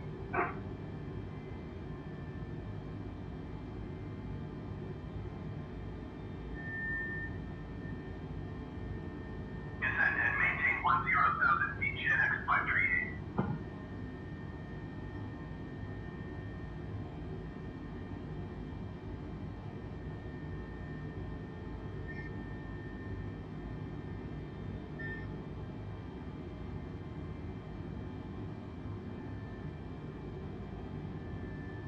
Well, the good thing is there may be quite a bit of cloud cover over the UK at the moment, but it is absolutely beautiful round by France. Keep speed below 210 knots. Expect ILS runway 27 approach by Goslar transition. Clear to Goslar.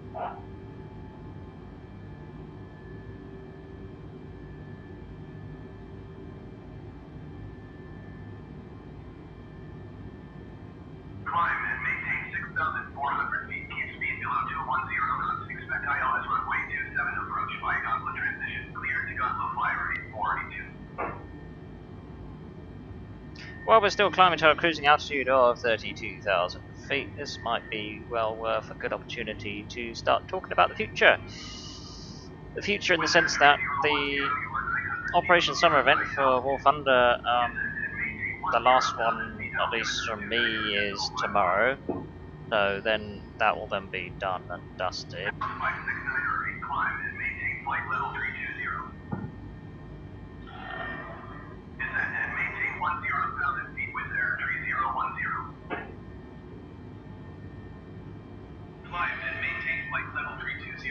Classified 6-9er rate. What I want to do is I want to dedicate the whole of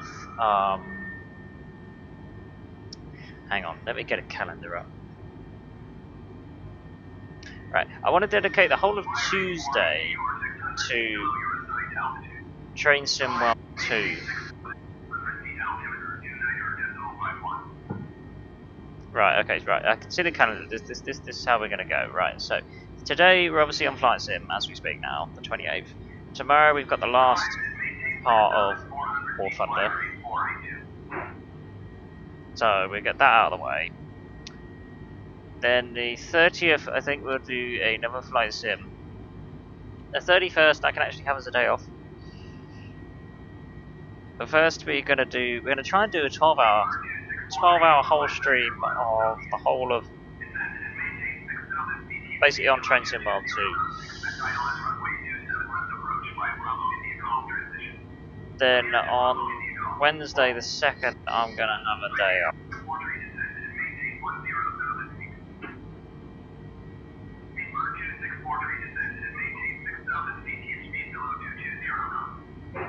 Then on the 3rd, Thursday, we will do Flight Sim again. And then after that, I don't really have a schedule at all, to be honest with you.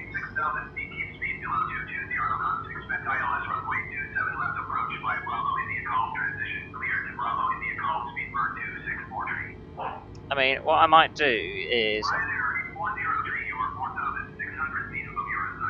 Oh, good God, this radio is busy.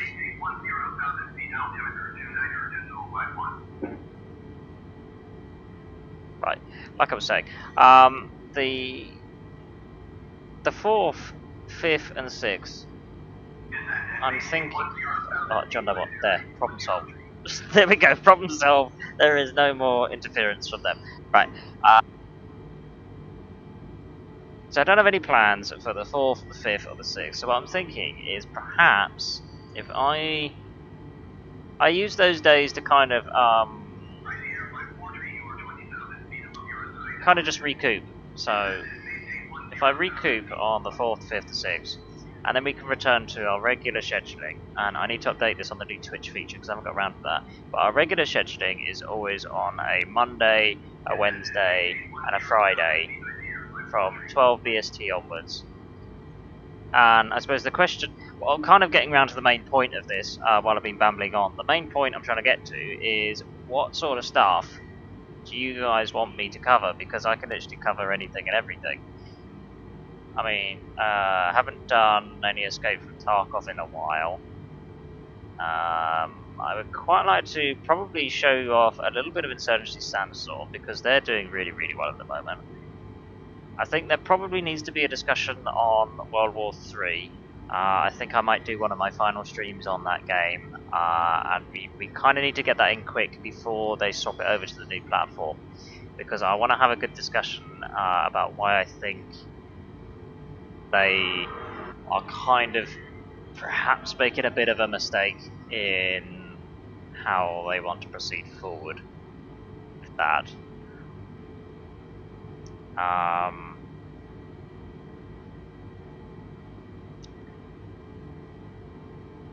Yeah, there's tons of stuff really. I mean, I know the next lot of Watch Dogs comes out at some point. The Cyberpunk, when that comes out, I think we'll cover that as well. So I think what I kind of want to do is kind of get a rotation going, because at the moment, throughout August, we have just been on a rotation of War Thunder, Flight Sim, Train Sim World 2, and I mean, it's just, there's not a lot of variety there. So if there's anything people want to see, any particular games or anything like that, then yeah, hit me with it. Anything that isn't Flight Sim, Train Sim World 2, or War Thunder. I mean, I do have a sneaky suspicion we will be heading back to War Thunder probably pretty soon, probably just to cover the update, not really much more than that, because I'm completely War Thundered out, to be honest with you.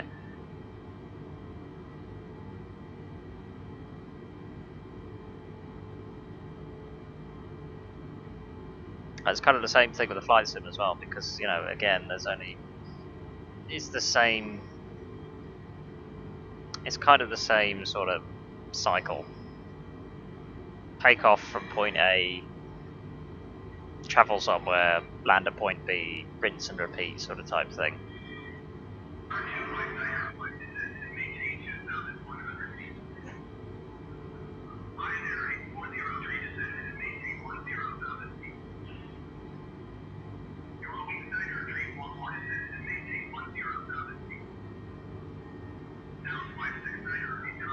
I think we've just reached our cruising altitude of 32,000 feet. I've been so busy going on and on.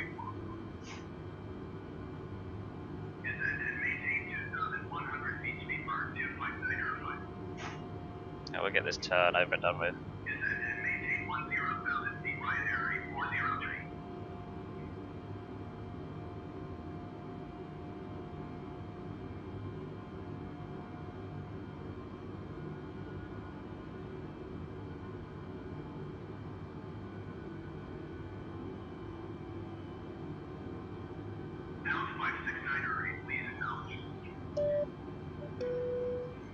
Ladies and gentlemen, this is your captain speaking. I have just turned off the seatbelt sign, so do feel free to move around the cabin at your own discretion. Although do be advised there may be some unexpected pockets of turbulence still in the air, so do take care when moving around. If you don't have any reason to be up and about off your seat, then I recommend you remain seated with your seatbelt fastened for the rest of the entire flight. The cabin crew will also be coming around shortly with drinks and snacks. I'll give you a weather update as we get closer to Innsbruck, otherwise do sit back, relax and enjoy the flight.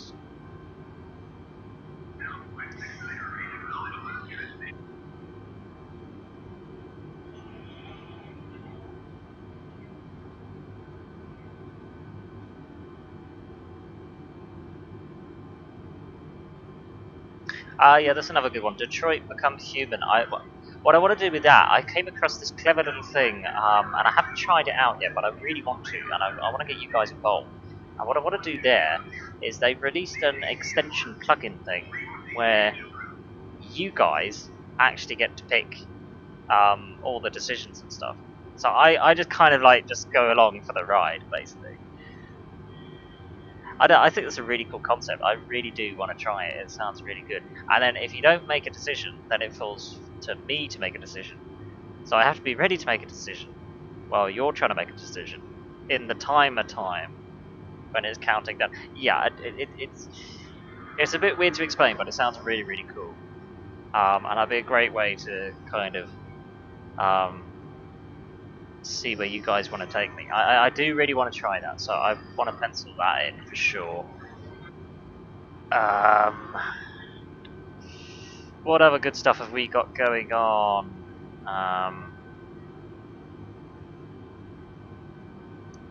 I haven't done the DLC of the Metro Exodus, which is probably quite a good one because I turned down the brightness to almost like turn it into like almost like an Outlast or something, and it it actually does turn it pretty eerie and scary. So that's good fun.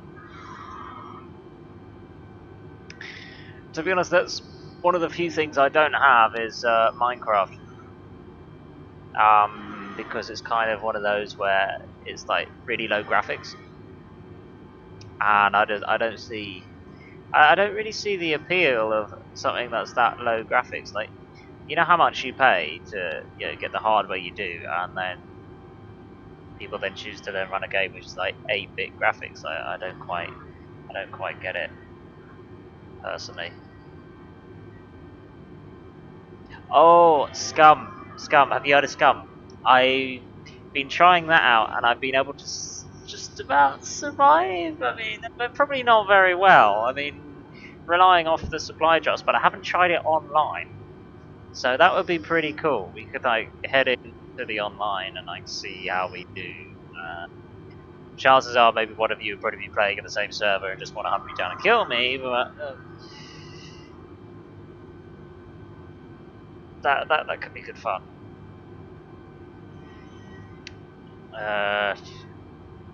Yes, Total War Three Kingdoms. They're coming out with new stuff at the beginning of the month, actually. So I think that's going to be one of the first few on the list.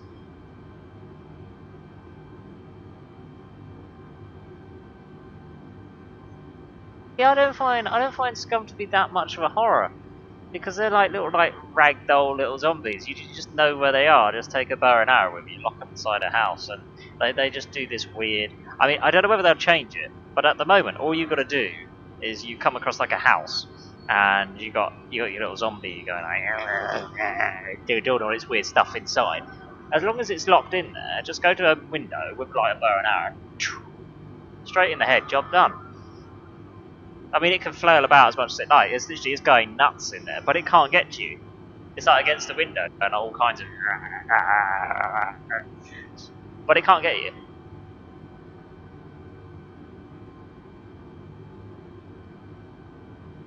That's probably a bit of a loophole, really. I hope they don't change that, as I'm screwed. Yeah, the Total War 3 Kingdoms, they're coming out with a new DLC for... Is it like the 2nd or the 3rd of September, I think it is? I think. Hang on, let me go to the info page.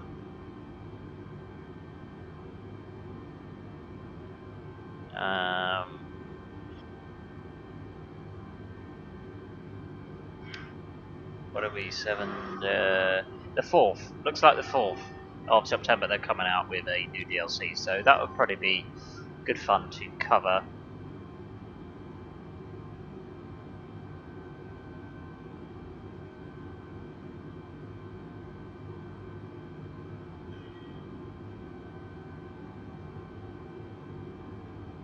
I also came across this tiny little, well, it's not a mobile game, but it almost feels like a mobile game. It's this thing called American Fugitive, where you can kind of, like, basically, almost like a GTA sort of type thing, but top down, like almost retro classic. It's not massive, but it's a cool little thing to mess around for a bit. The Resident Evil games, yes, I can do those. I can make sure that we can get some copies of those. I know I've got number 7. I've already been and done that one. So all of the previous ones, like they're doing like the remakes of all the old ones. I have never played them. The only Resident Evil game I've ever played is number 7. So all of these remakes, all you guys having fun like redoing all like the same games again, I've never done them. So if you know where all the jump scares are, I don't know. I have no idea. So if you got anyone in particular that you think would probably be a good one, then yeah, I'm all up for it. I love all those horror sort of type things. I mean, once I first came across the Outlast for the first time, I had an absolute blast. I just thought it was so cool, like having a game where it's almost like one of those almost like like those movies where you got they have like their own little like handheld like camera sort of type thing, and they're going around. Almost like the Paranormal Activities. There we are. They've got like CCTV cameras, little handheld cameras all going around, like a little bunch of group of you, and then you get all the crazy stuff that happens. I thought that was brilliant. You could almost like replicate that, and you had a little like timer on the side of how long it was taking you. That was pretty cool. I haven't played the second Outlast because I heard the reviews were crap, so that's a bit of one of those.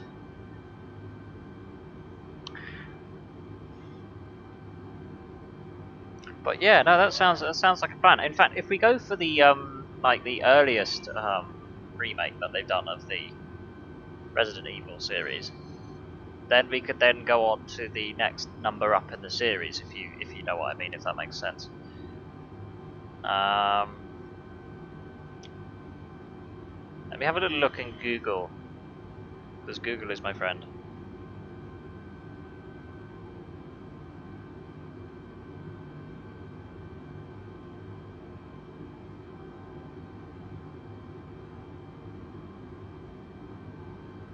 Let's see which ones they've remade and which ones they haven't. Right, so they've done a remake of Resident Evil 2.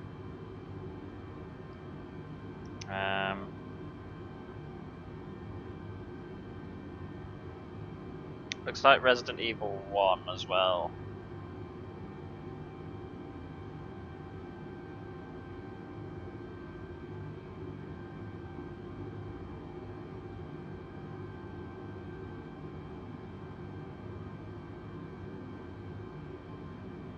I think what I'll have to do, I'll do it judged based off of like reviews and stuff. Because at the end of the day, the people who've already played it before will have a good idea if it's any good or not. So we'll do it based off of that, and I will suss that out.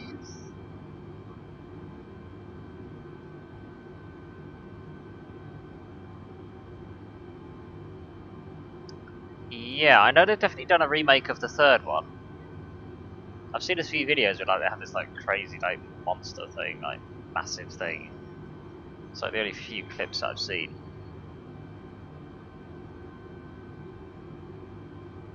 It does look good.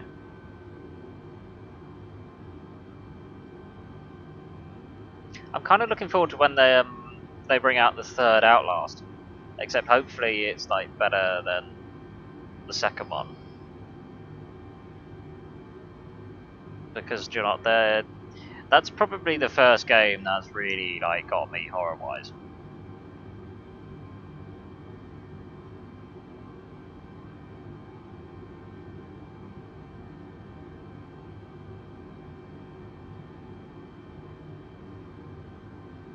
I mean, when I first played through Metro Exodus, I think I streamed it.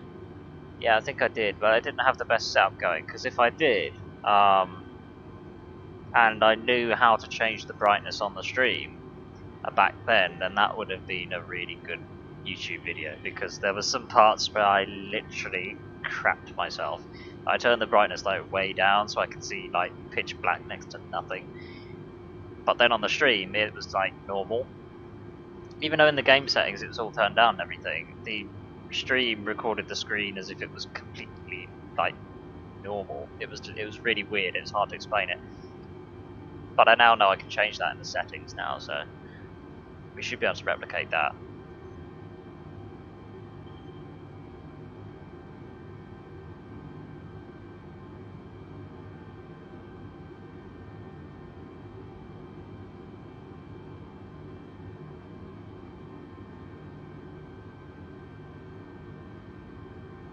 What other stuff have we got going around? Haven't done any GTA 5 in a while. Like, I don't know how broken all my mods and stuff are. That's the only thing, you always got to like keep it up to date.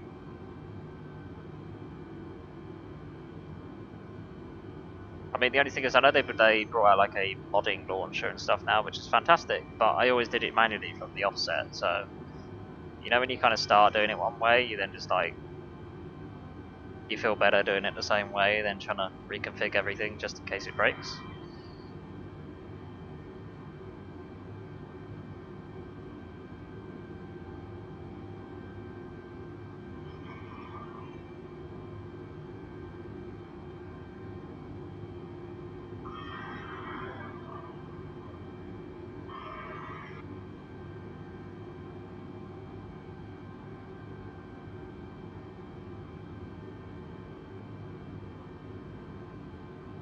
Oh, I'll tell you another one we haven't done in a while. I haven't done the Euro Truck Simulator 2 in a long time.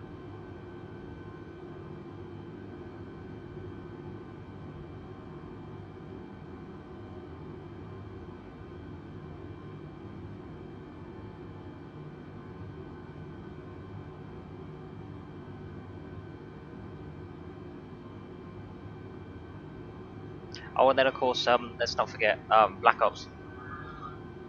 We gotta do a bit of Black Ops.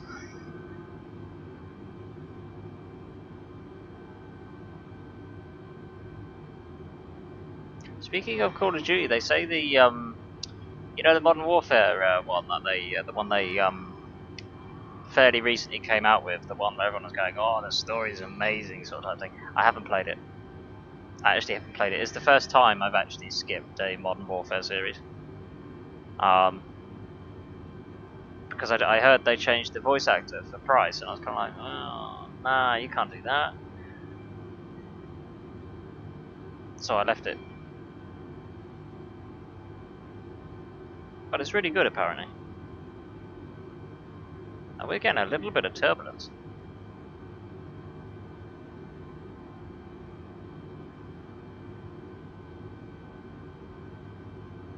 I tell you what would be good to cover. We've got a new Far Cry game which is also coming out. There's so much good stuff coming out. I tell you what, I can't keep up with it all. I mean, the amount of existing games which are in like beta stages. I mean, I got tons of stuff off of Steam as well, so I'm only just going off of my Steam library at the moment. But there's tons of things in development. There's tons of new games, the big publishers coming out. It's almost like we've gone through like this lull period and like this section where we've had, you know, some of the not so great rubbish come out, and it's like everyone's coming back with a vengeance. I mean, you know, take like Battlefield 5. Yeah, that didn't exactly do too well.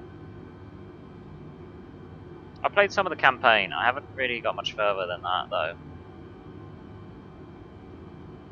I've been meaning to, but I'll probably just do that in my spare time, I think.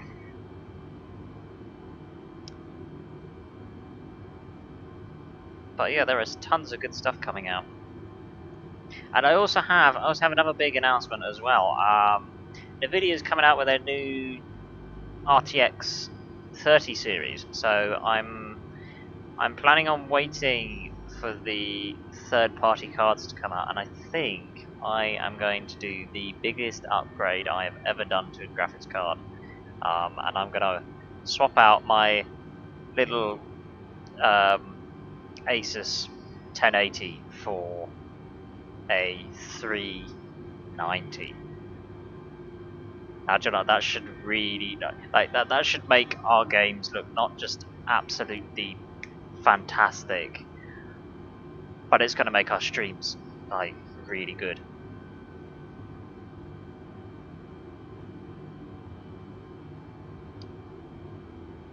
Yeah, it should make our streams really good. In fact, I wouldn't be surprised if we would be able to stream absolutely everything at 85 FPS. So, for example, at the moment, when I play War Thunder, I'm playing it at 85 FPS, and I can also stream it at 85 FPS. That's not a problem. If I swap to Microsoft Flight Sim 2020, when I'm streaming, I have to do it at 60 FPS. So I'm playing it at 60 FPS and I stream it at 60 FPS. I haven't tried it any higher without streaming, to be fair, so I don't really know on that. Because, I mean, to be fair, Microsoft Flight Sim is massive world. Massive resource use, all that kind of stuff.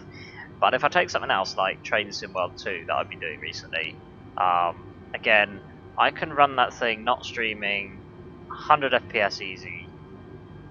When I'm streaming, I bring it down to 60. So if we had a 3090, I reckon we could stream everything at 85.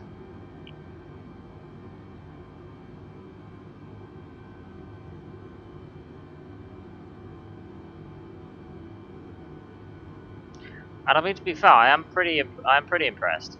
I'm really impressed with my little 1080. It's done really well over the years. It's basically held its own all this time. It's only just starting to see it starting to losing its place now, sort of type thing. It's only just about now where I'm thinking, do I start changing graphics settings or not? So it's done very well for how many years it's been in service.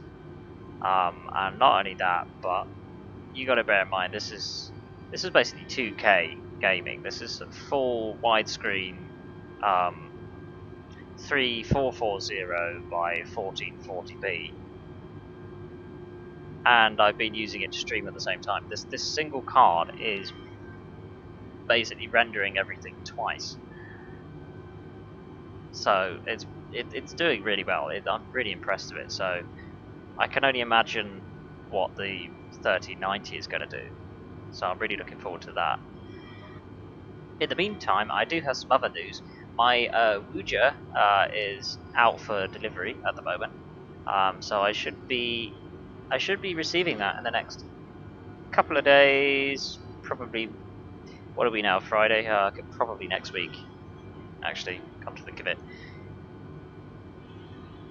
So that'll be really, really good. The only thing is, I'm not really going to be able to show you guys like how impressive it is. You're just going to have to get a reaction from me, really. But I bet it's going to be amazing. I'm really hyped. It's basically this it's this wearable vest where it's got like 6. I don't think they call it bass things, but it's basically the concept. Think of like a bass subwoofer sort of type thing that you wear, and it doesn't emit any sound, but it emits vibrations based off of the sound you're playing through your computer. So it's supposed to make you basically feel like almost like, I don't know, so you're playing music that you're at a concert or something.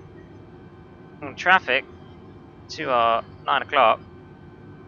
I'm surprised we didn't get a traffic alert with that one actually. But yeah, no, I'm really hyped for it. I'm really looking forward to it. I mean, a lot of people have been saying it's absolutely amazing, so I can't wait to get my hands on it. Bit expensive, but so worth it. Especially when I hook it up with the existing sound system, it's going to be absolutely fantastic. And John, if I'm going to be playing horror games and stuff like that, oh no, oh no, why did I say I got a Wuja? Oh, I'm going to have to use it on stream now when I play a horror. Why did I do that? Yeah, it's going to be out of this world. Do you know, I'm slightly dreading now, actually. It's going to be brilliant. It's going to be absolutely brilliant.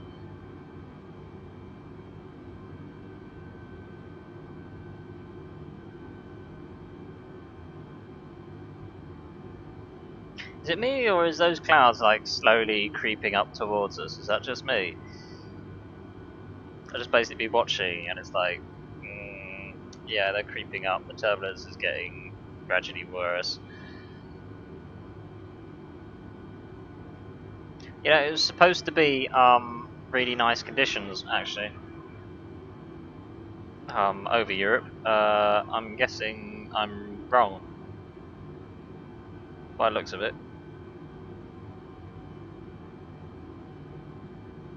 Oh well.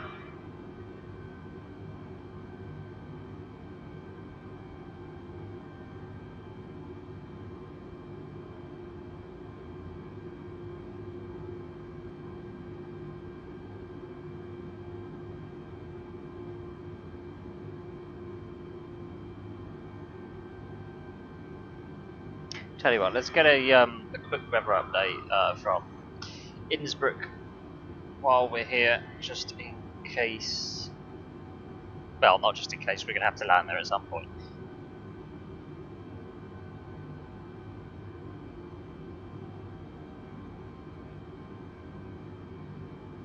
Oh, dearie me. Oh, dear, dear, dear, dear, dear. Okay,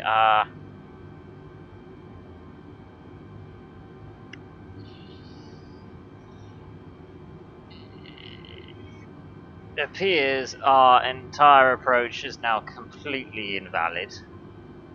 I'm glad I checked. We are going to have to approach from the other side because the winds are now coming from 2-6 at 9 knots. So it's relatively calm, but it means that our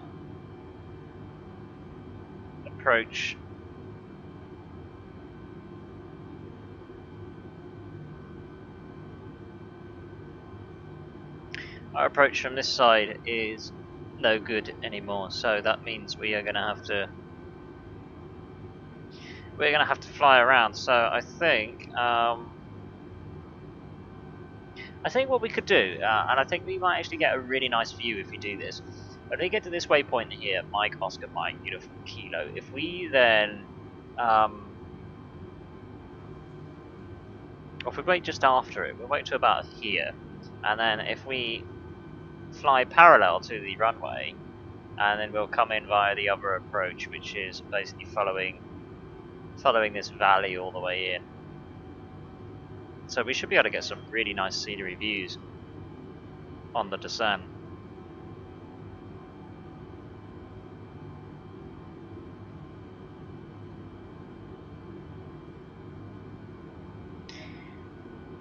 Not really too bad, because at the end of the day, there is no ILS, so we kind of just got to eyeball it anyway, so.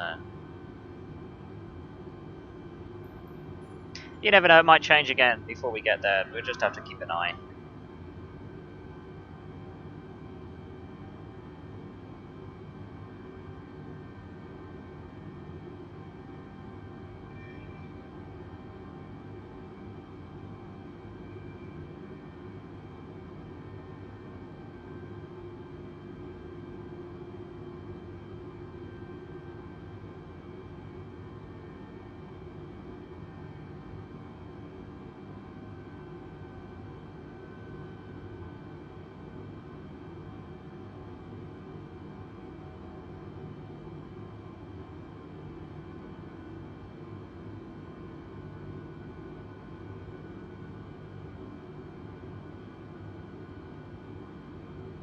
I tell you what I did find pretty amusing though. When I watched the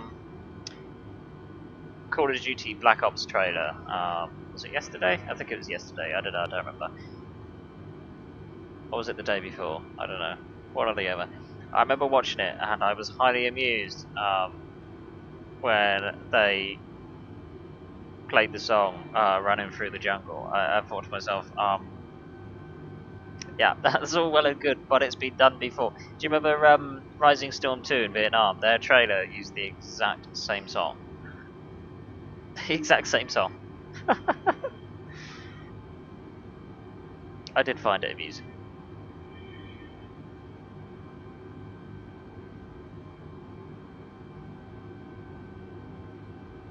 In fact, they've already gone into controversy about that. They've actually taken it. They've taken it down. They've updated the trailer so it doesn't show that couple of seconds footage of those Chinese tanks rolling through in relation to. I think it was taken back during that massacre that happened over in China. China weren't too happy about it, so they disabled it for the Chinese, and now they decided to disable it for everybody. I think it's absolutely ludicrous. I mean, you can't rewrite history like that. It's dangerous. You can't just write off history just because it suits you to. At the end of the day, what's happened in the past has happened in the past.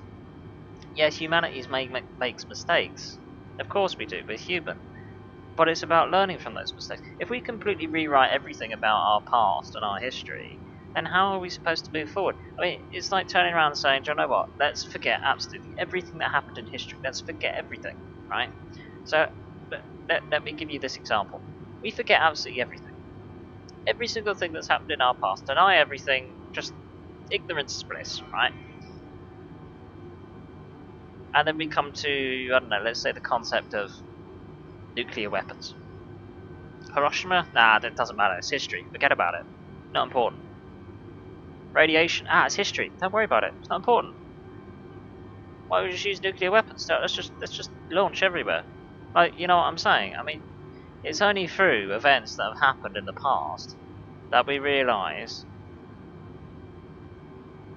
not only our mistakes, but how potentially deadly something can be, or, you know, where actions are questionable. Where did we go wrong? You know, that's exactly the reason why you haven't got presidents here, there, and everywhere just randomly pressing the button because they feel like it. Because believe it or not, there is actually huge consequences for utilizing such weapons. And you can't deny that that was because of events such as Hiroshima. I mean, you know, what should we do if the Japanese turn around and say, oh, well, we want to deny that ever happened? We want to deny all existence of that because we feel like it. Is that just going to be, yeah, sure, why not?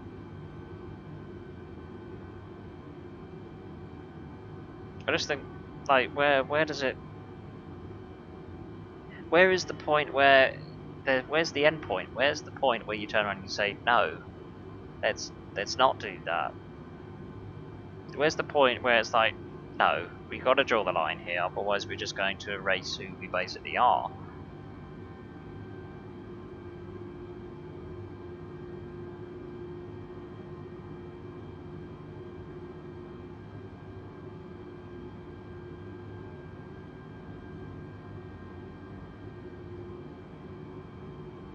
I mean, I don't know, maybe that's just me, but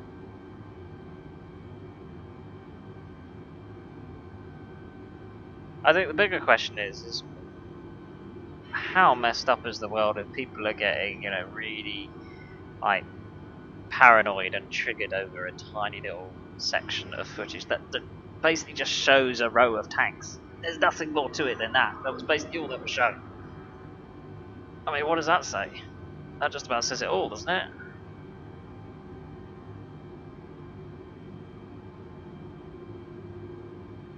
I mean, of course the Chinese weren't going to be happy about it. Why would it? It was their government that did it. But the fact of the matter, it was, you know, they did it.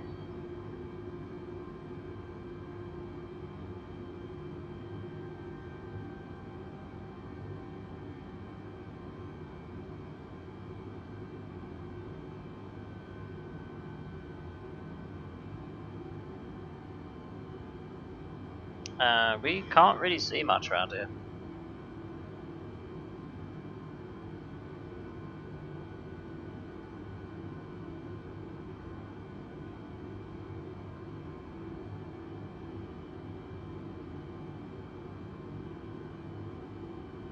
Hopefully the clouds stay up here and not down below, and then we'll be able to see where we're flying to. Hopefully.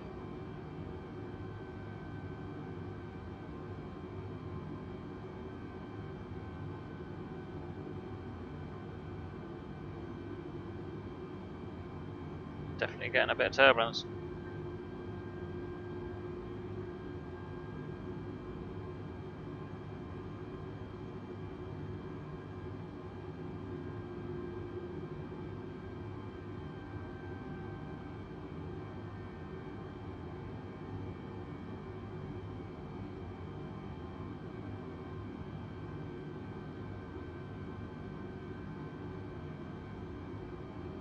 Yeah, it's not too bad.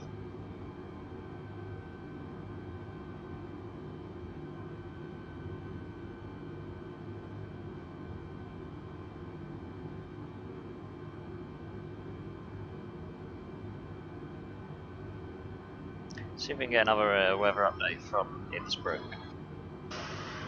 Bit of luck, hopefully the winds have changed again. Ah, couldn't be that lucky.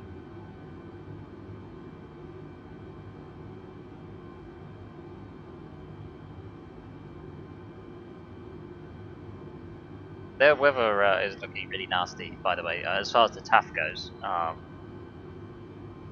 They've got between... Hang on, let me just convert this.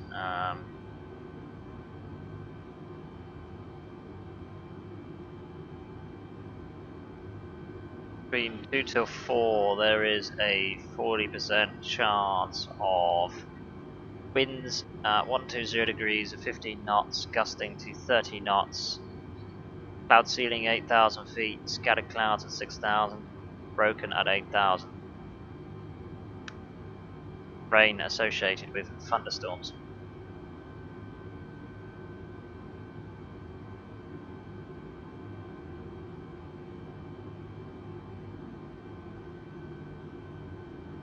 Yeah, there's quite a bit of it actually. There's more of it. Rain associated with thunderstorms, hail associated with thunderstorms. Not ideal. In fact, Jesus, this one here, we've got a temporary one issued between 4 and 8 o'clock tonight with winds at 290 degrees at 25 knots, gusting to 45 knots. Visibility 2 kilometers. Ceiling 6,000, scattered clouds at 5,000, broken at 6,000. That's pretty nasty. Do you know, I wouldn't like to be in Innsbruck for the next couple of days. Because tomorrow they've got nothing but heavy rain, moderate rain, light rain.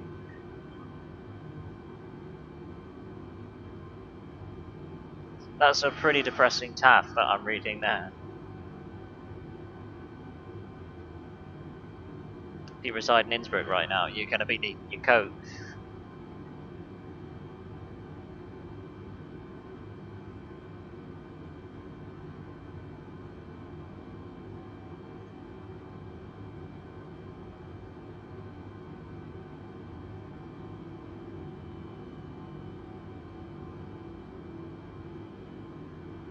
I imagine the ATC is probably going to be a nightmare with the fact that we're going to be using a different approach than the one we filed.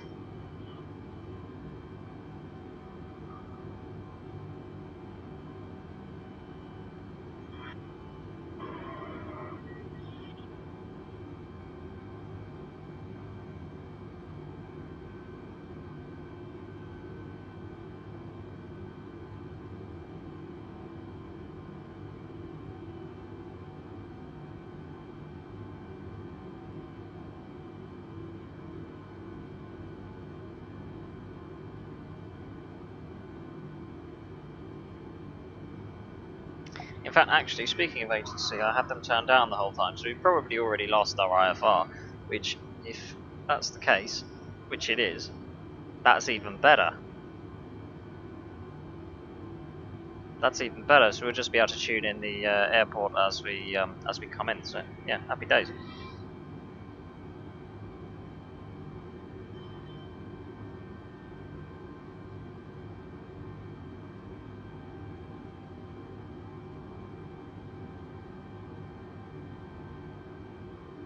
You can just imagine that, like, on the flight deck, the crew just had a whole, like, 20-minute discussion about something, not being paying attention at all, and the next minute they look out the window.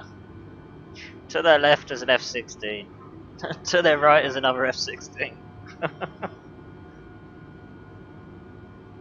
Well, it's that, we're technically in France, aren't we? So it'd probably be Raphaels.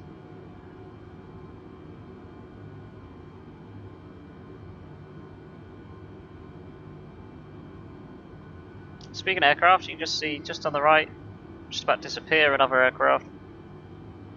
Nah, it's disappeared.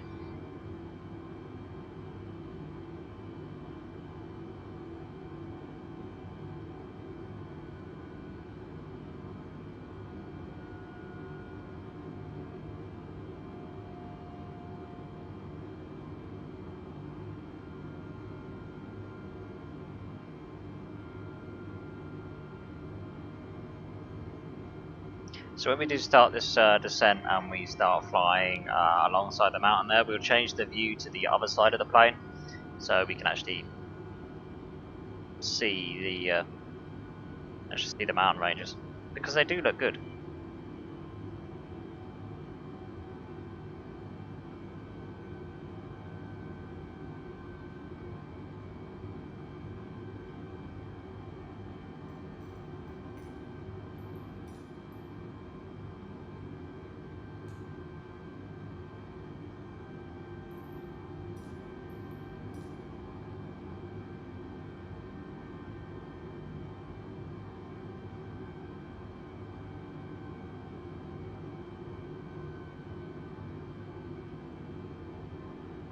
I'm not surprised you hear of all these stories where pilots have like overshot their destination by like 120 miles or something, like a good hour or so.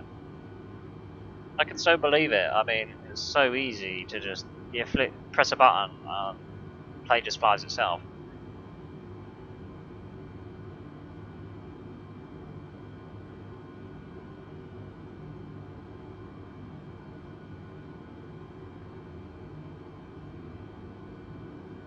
I mean, thinking about it, the simple solution to that would probably be once you reach the end waypoint there, get the autopilot just to enter a holding pattern.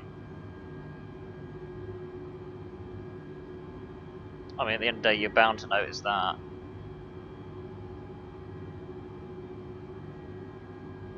Another aircraft to our, well, by our winglet there.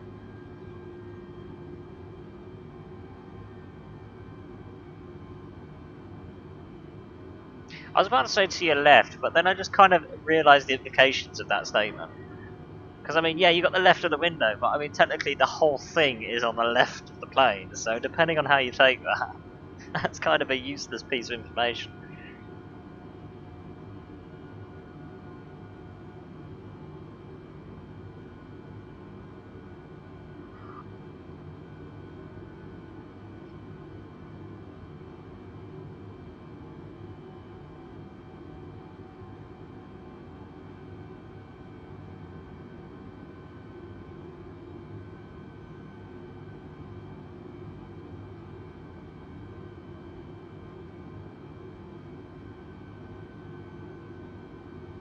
Right, so how much wriggle room do we have here?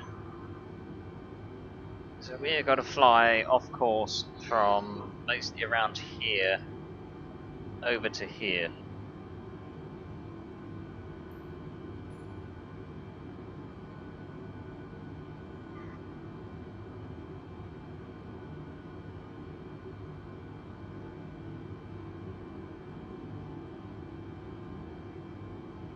I think we will start our descent in just a minute, actually.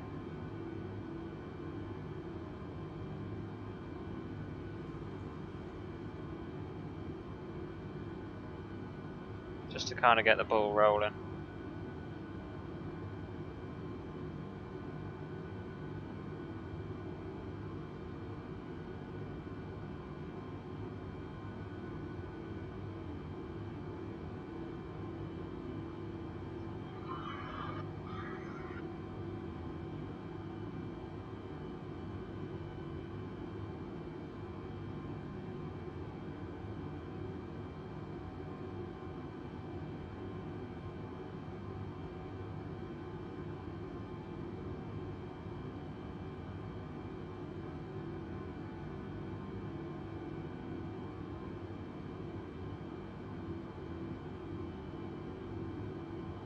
We're kind of going to be doing this blind, to be honest with you.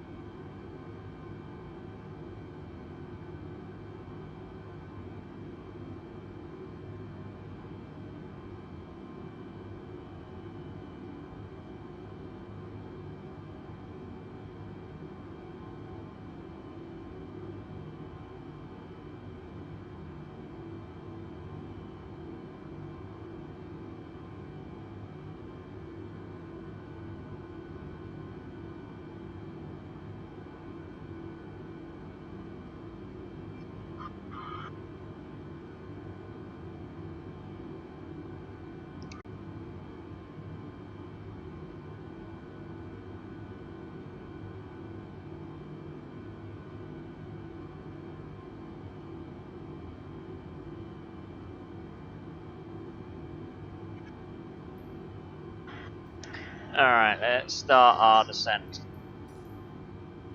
We take it down to 20,000 first, and we'll kind of assess it from there.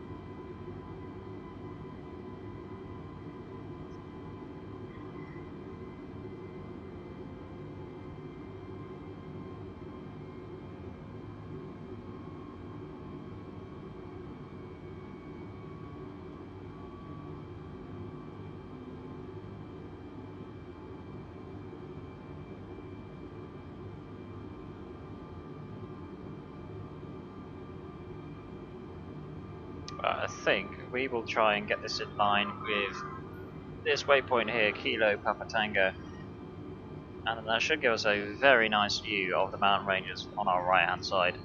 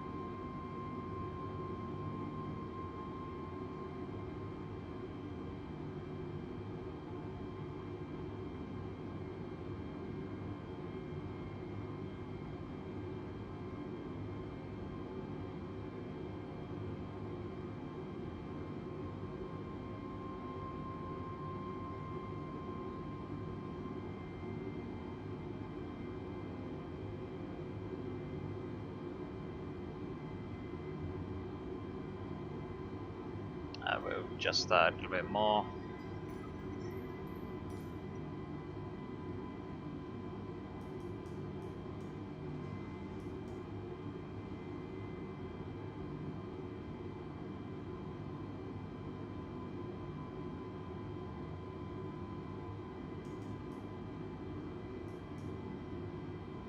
Yeah, should just about be enough.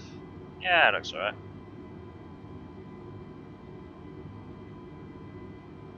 Bring it down to 15,000.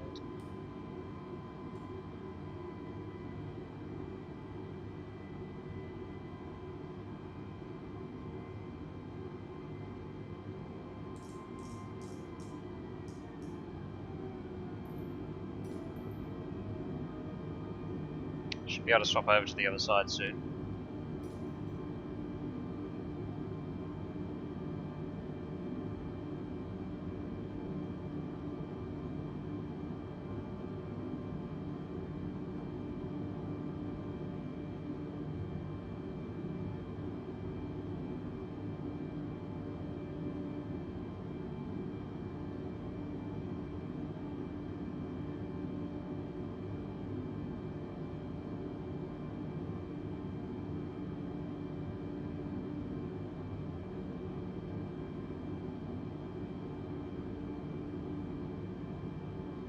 John, that feels so realistic moving through clouds like that. They did a really good job with that. I've never seen anything like that before in a simulator.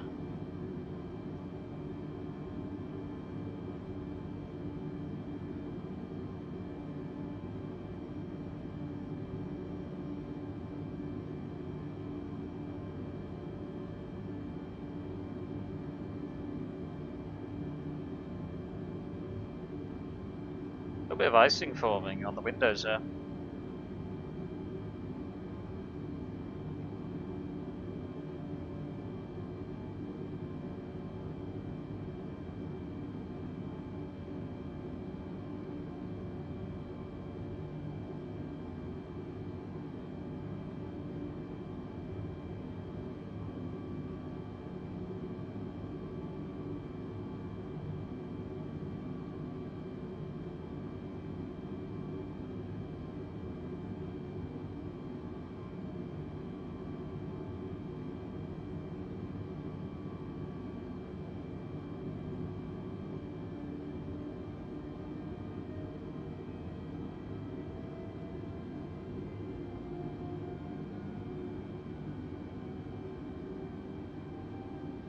let's get another quick weather update from Innsbruck.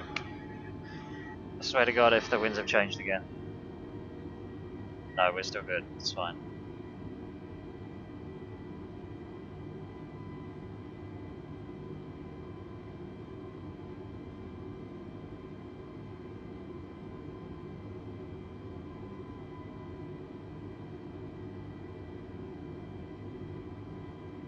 I think we are going to use a little bit of de-icing actually.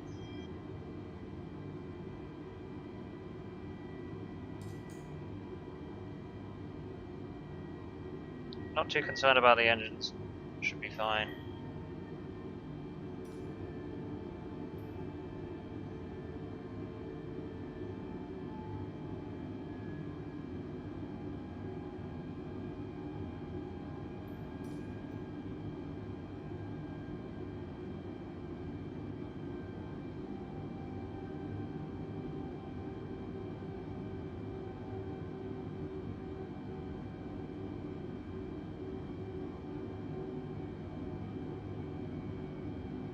God, this cloud layer looks so nice.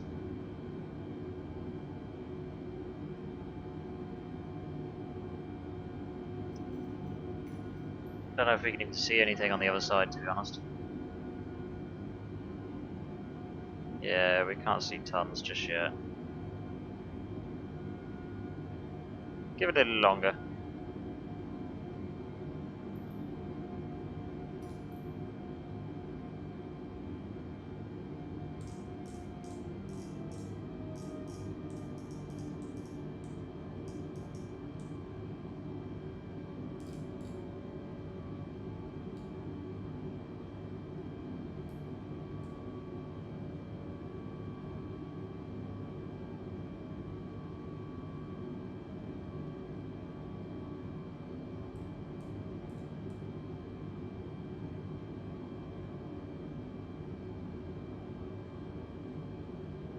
We'll reduce our speed to below 250 knots.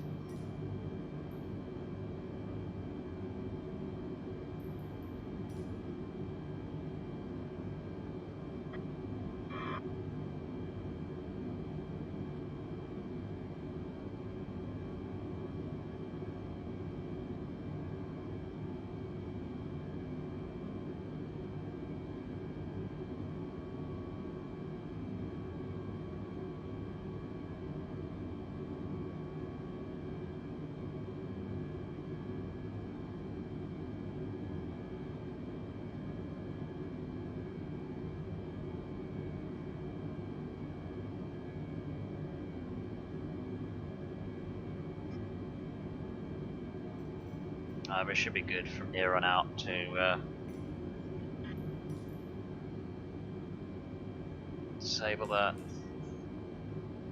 I don't think we're going to have any more problems.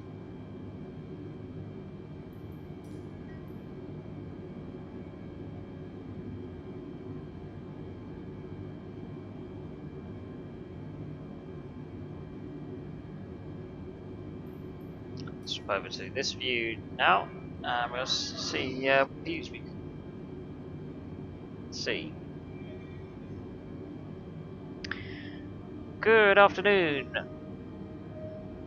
Gio? I no idea.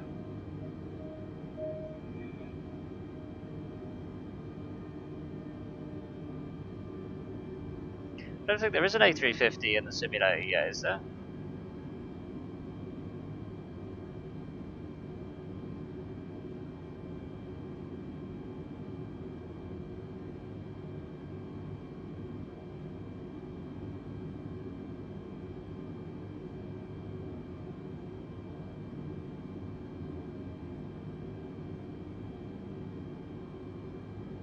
Just to have some of these clouds break away a little bit more, and then we're going to have a lovely view.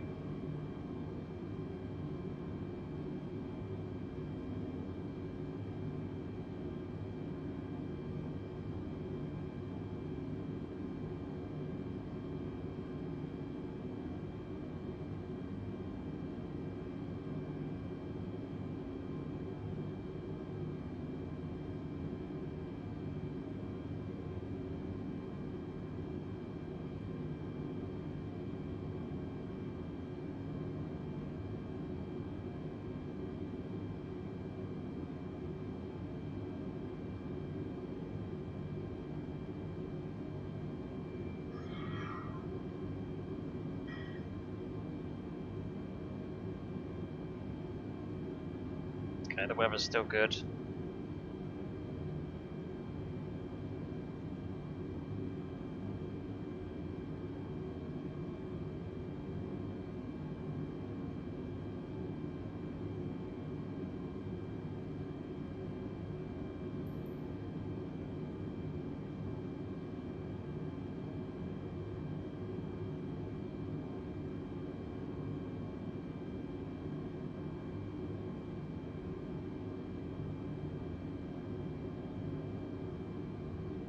Sure, doesn't that look amazing?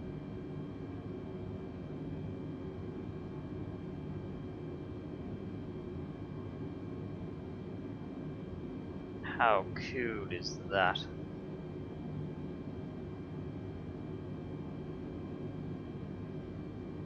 That's really nice.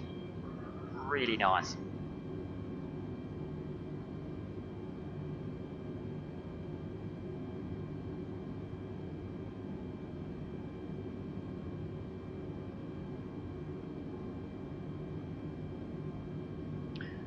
Afternoon, Samuel. Welcome aboard, bud.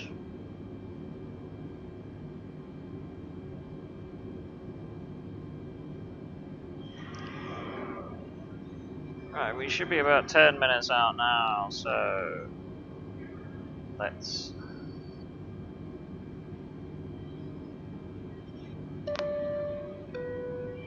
Cabin crew, 10 minutes landing. Right, we need to try and work out where our turning is now. So let's head back into the cockpit, and we can't see nothing. Absolutely nothing.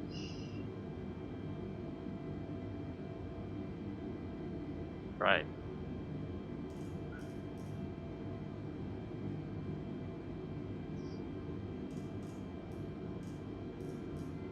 We go for 120 to begin with.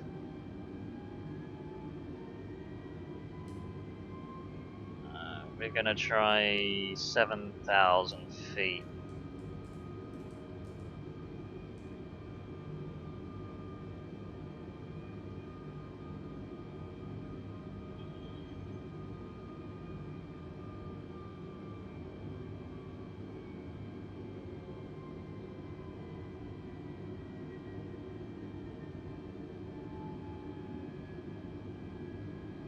That still looks okay.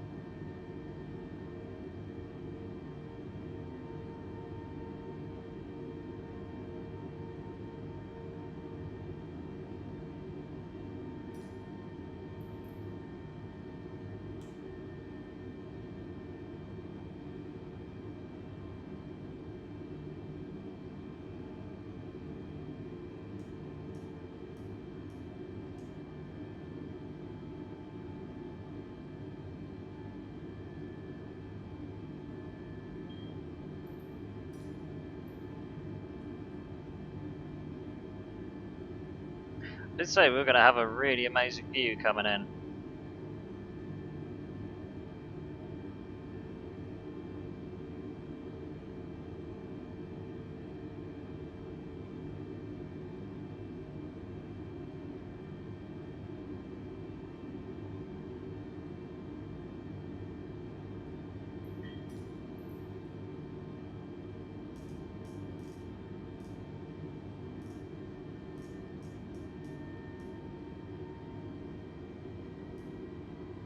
Alright, well thanks for sticking around, bud.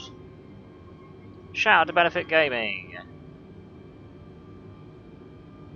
Oh, you have a wonderful day, mate. Do take care.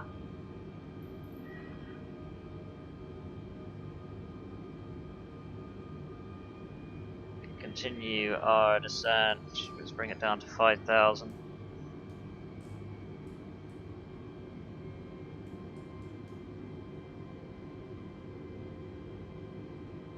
Do it nice and gradual.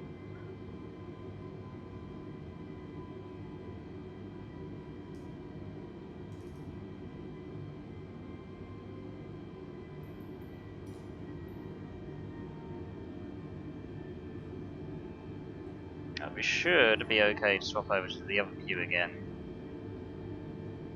There you are. You can see better under the wing.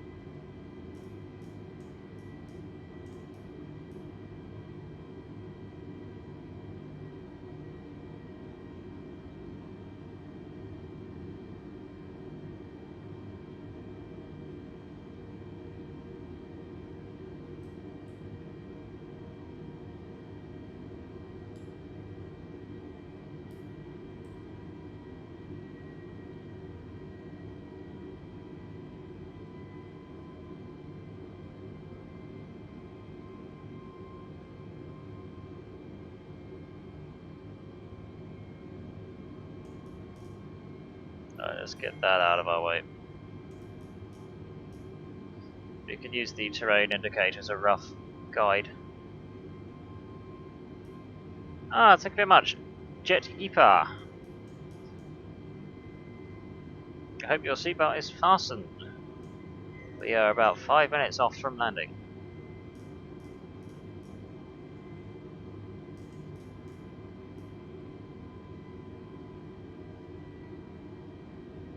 Well, we're getting a bit of turbulence.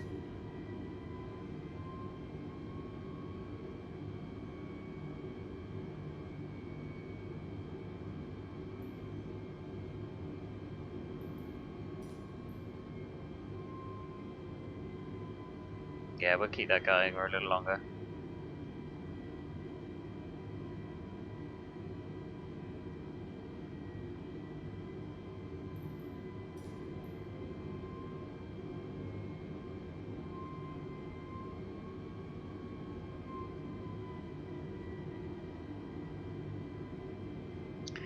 This is going to be a challenge, guys. This is real world weather and timing.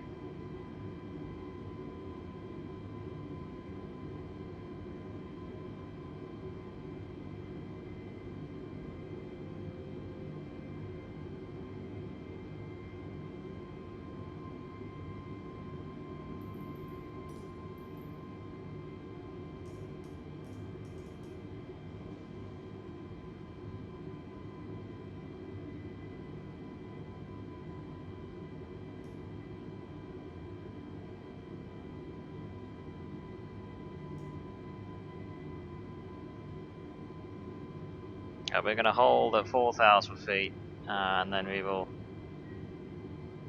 take manual control from there.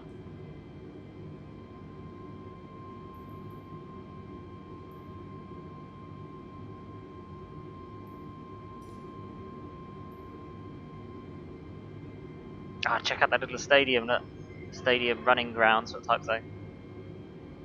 That's so cool.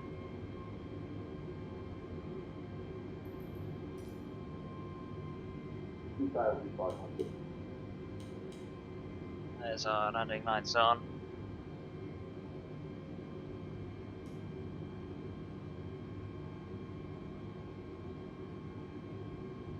This is looking just fine.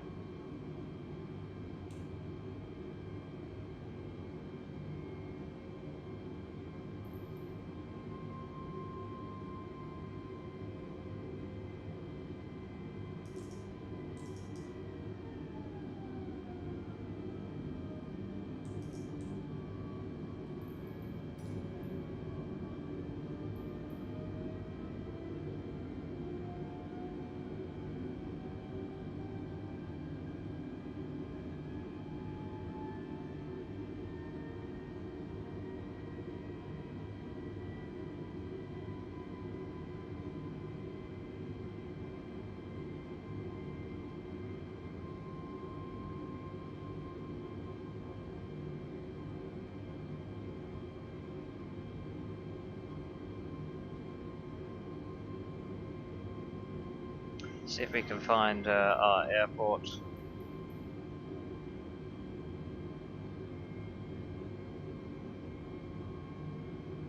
There it is.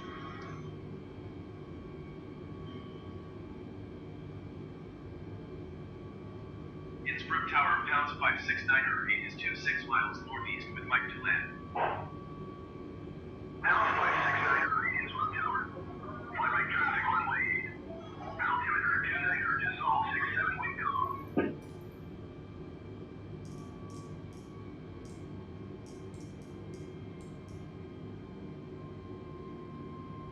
Fly right traffic runway 8, pounds 569 Quite a bit of interference there.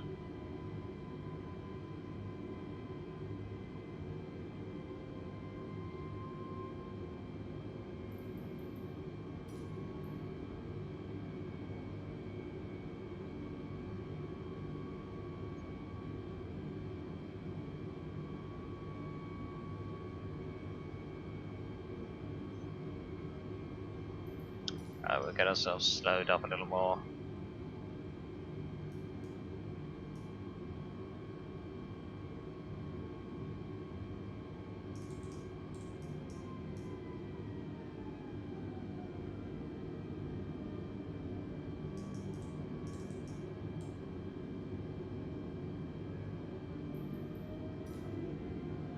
Go for first stage flaps.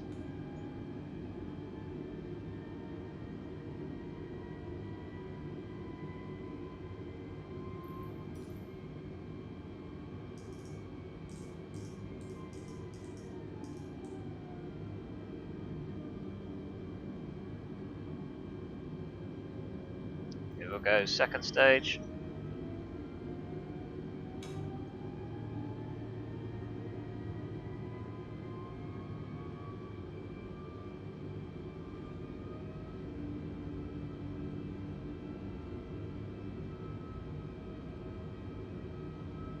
Quite bumpy.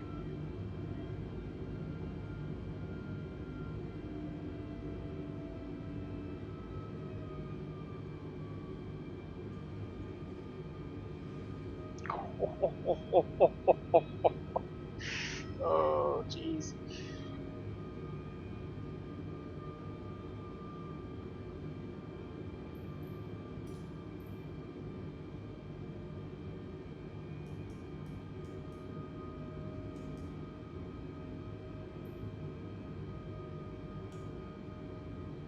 Alright, we are gonna remain in the cockpit.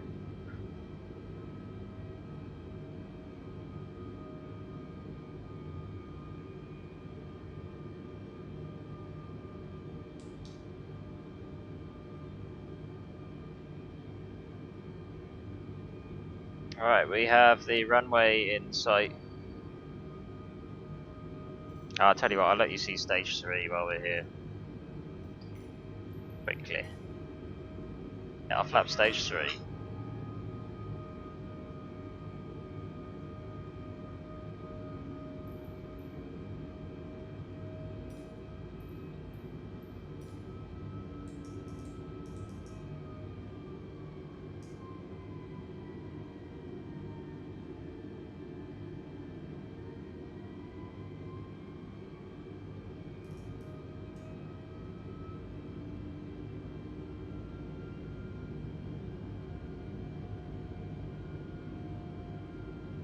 You see the runway is basically off to our 1 o'clock.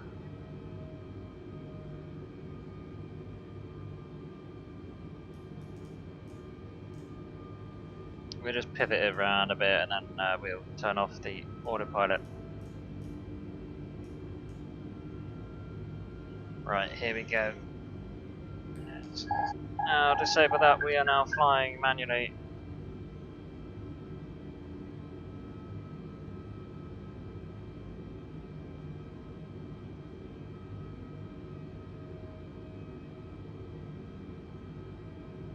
We're also going to disable the auto throttle.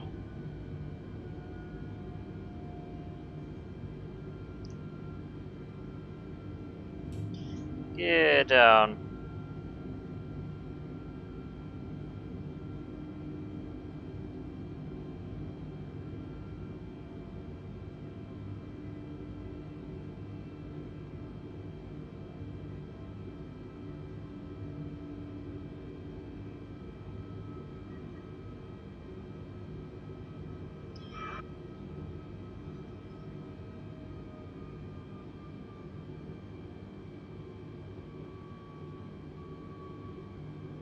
Just gonna bring our speed down a little more.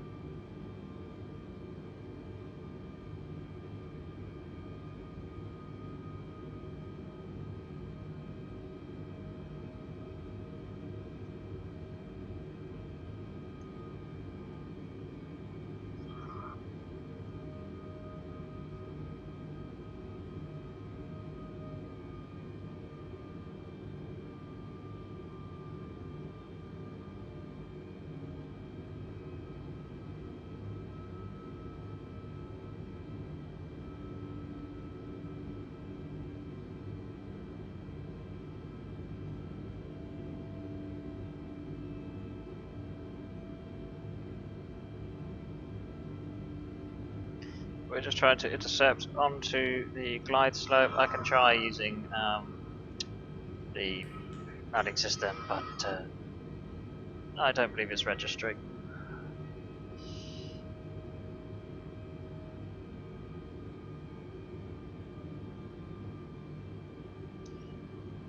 Alright, there we are, we're intercepted now.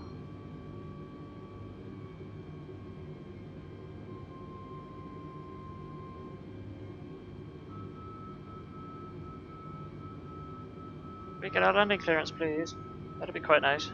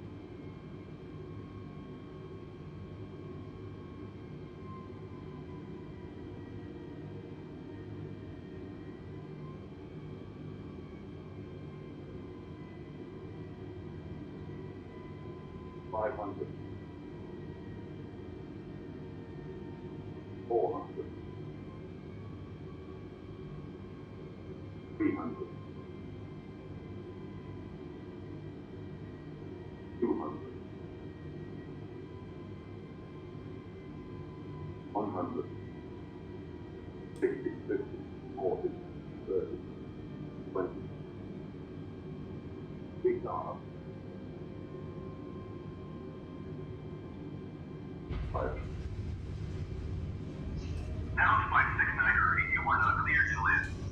Clear the runway. Can't get the reverse thrust to work. Damn it, we needed those. No. Yikes! Now flight 69er, contact ground on 120.1. See, if we had reverse thrust, we would have been fine. But again, yeah, like I said last time, I must have pressed something and it didn't work. Absolutely didn't work.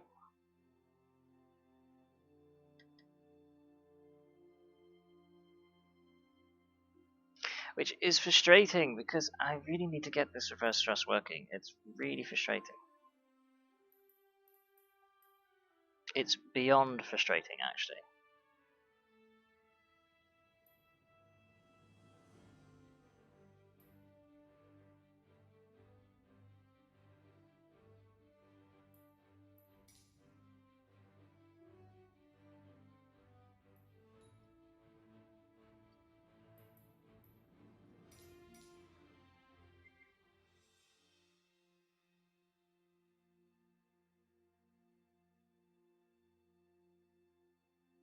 We're gonna get this fixed. We're gonna get this reverse thrust fixed because I'm actually getting fed up of having to deal with this every single time.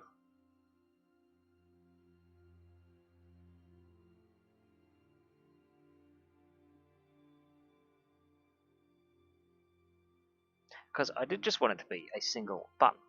That's what I wanted it to be. Single button press and then it would go into reverse, but it just won't do it. It's really frustrating. Like, beyond frustrating.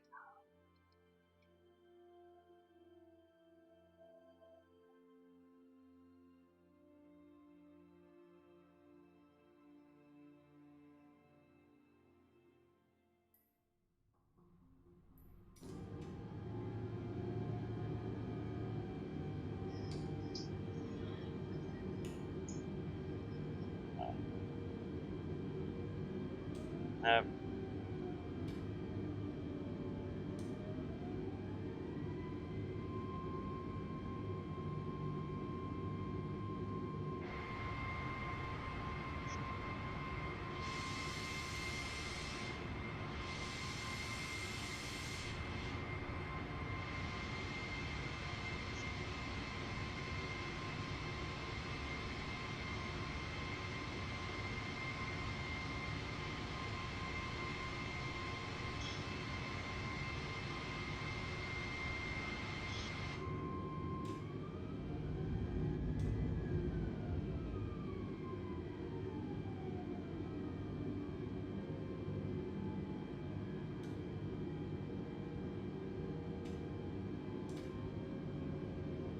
See, it would still be better if it was a single button. That's what I want it to be. I want it to be a single button that I just have to press.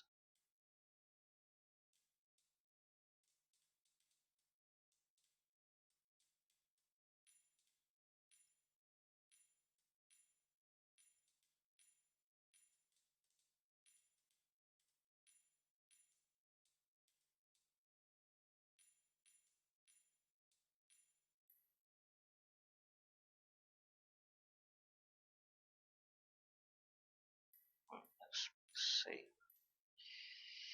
Power management.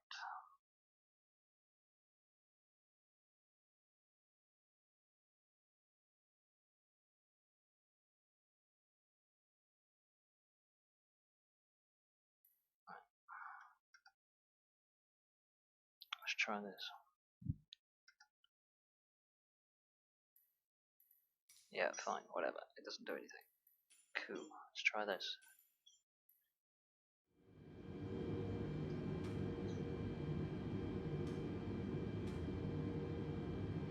See, it don't do nothing.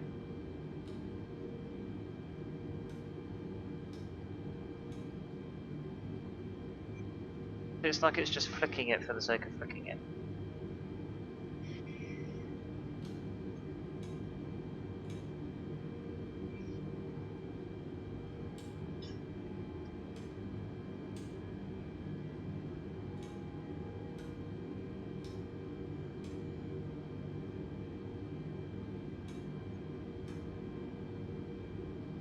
No. Nothing. Absolutely nothing.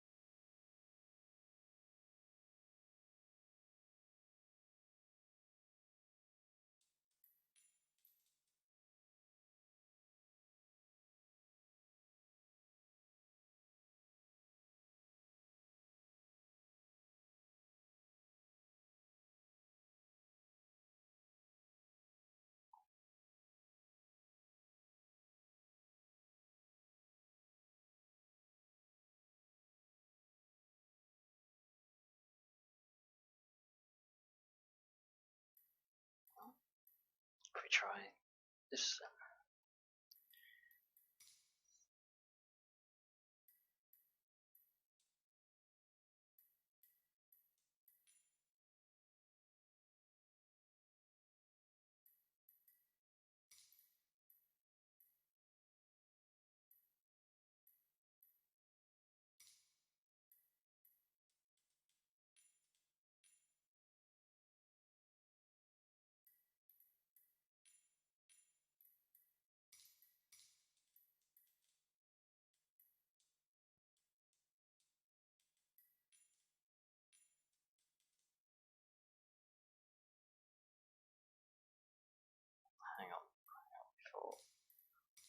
Before we try that, let's try that once more.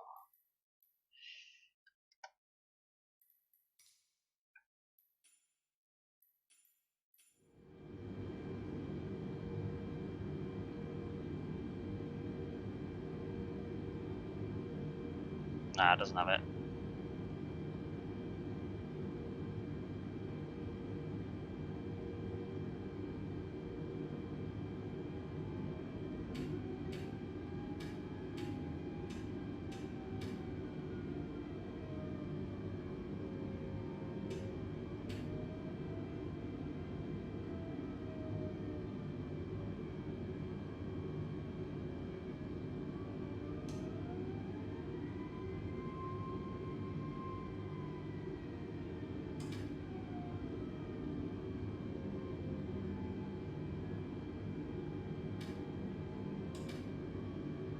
Okay, let's try that then.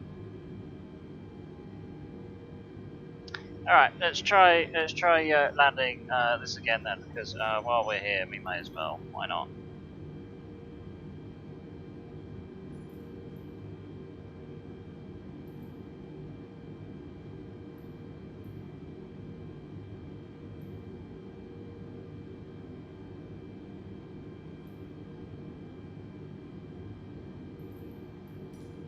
Right, there we go.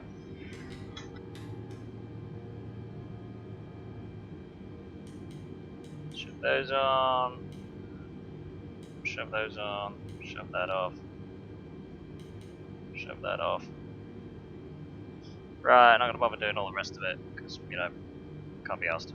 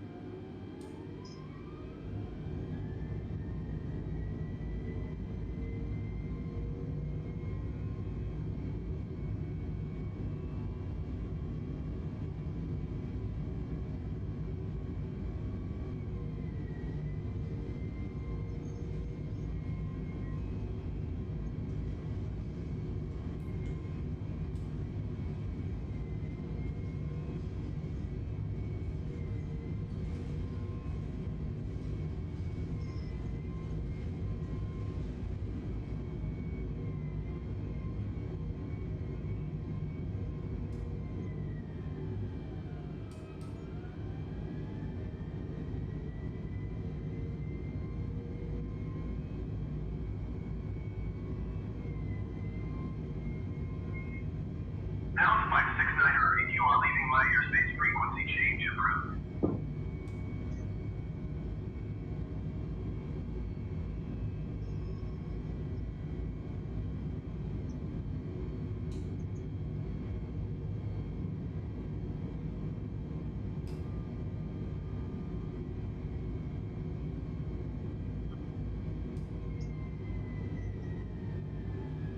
Right, here was where we got to.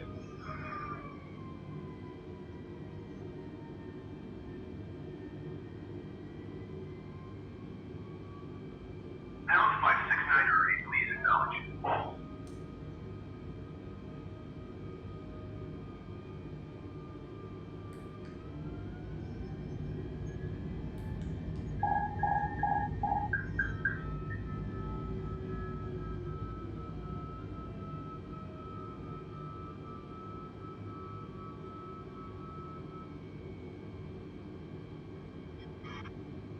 Right, let's test out this. Reverse thruster. Pound 569, please acknowledge. Oh, this idiot can shut up and all. Innsbruck Tower, pound 569, frequency change. Something like that, went out.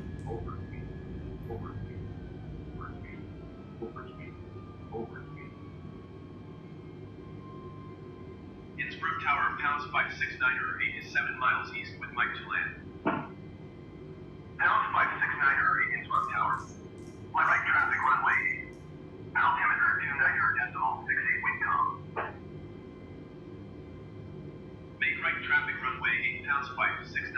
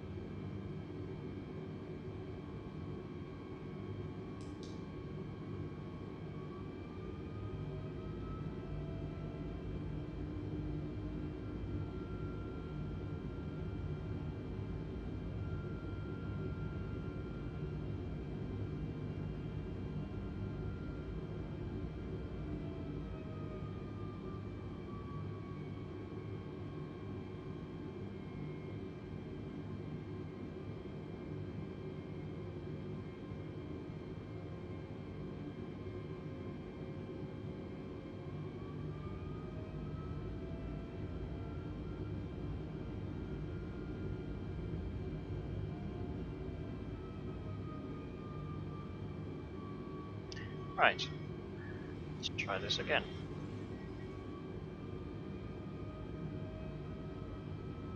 So we should have the reverse thrust working now, which will help.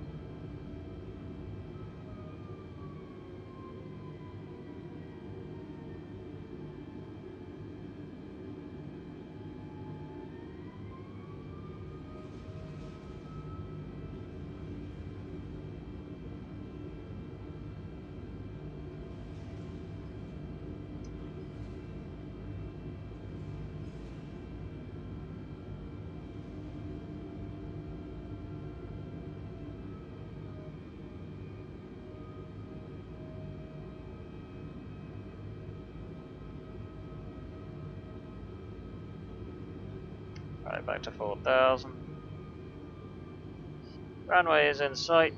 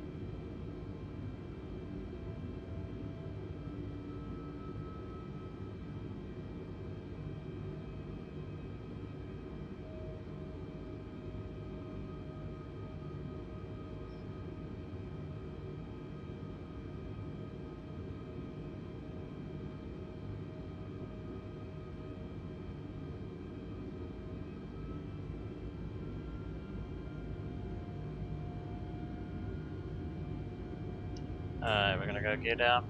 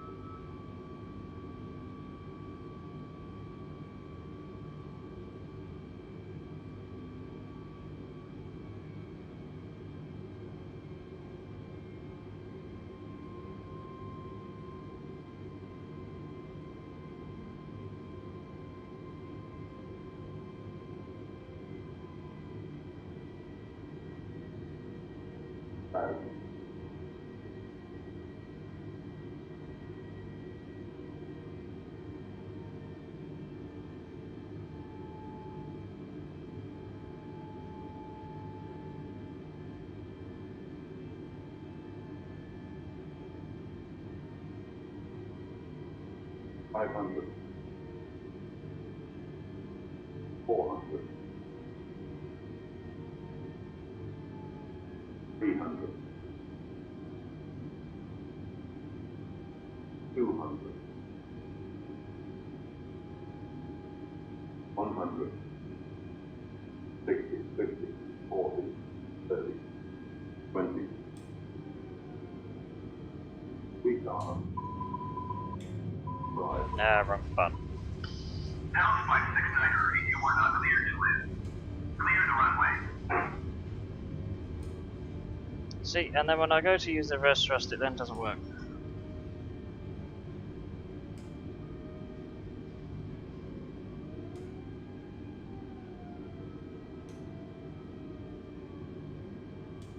Pound 569 Hurry, you are not cleared to land.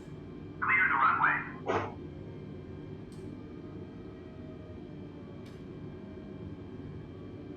That makes no sense. That actually makes no sense.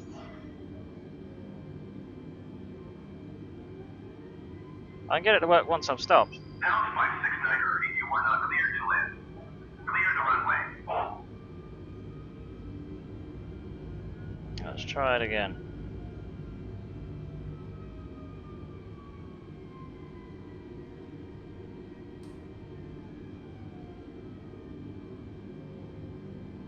Still makes no sense. Pound 569 Hurry, ATC services terminated.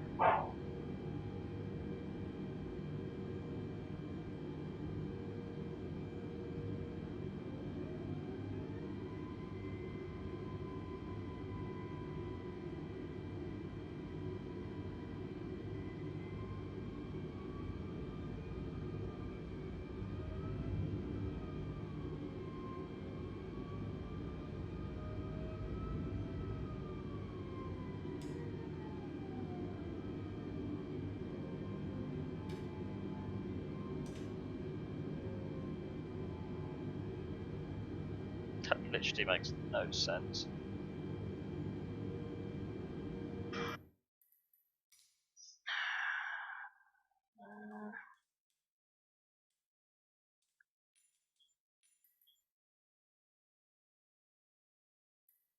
Try swapping that one around. I don't think that'll make any difference.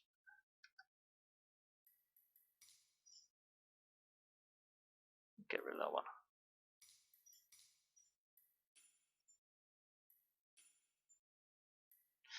Right, let's try it again.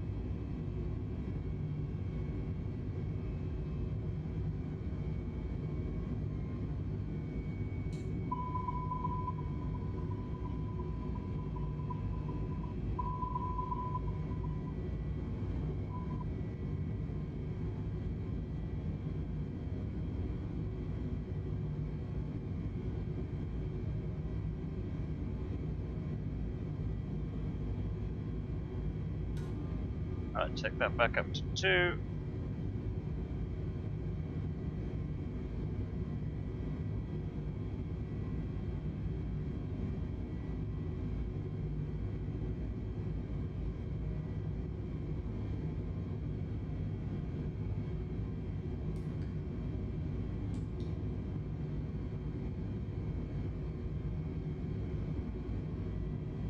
We can actually probably do this fast if I do that. There we are.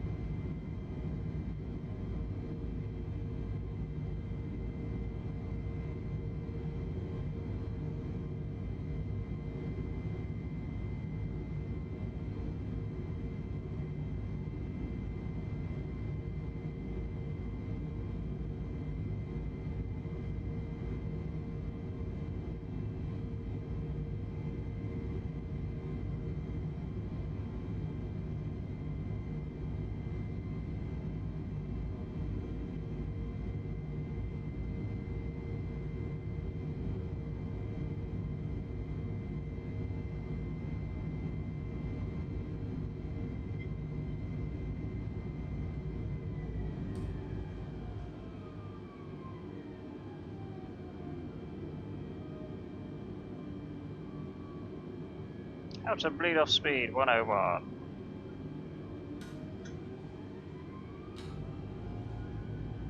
No, don't kick in, you moron.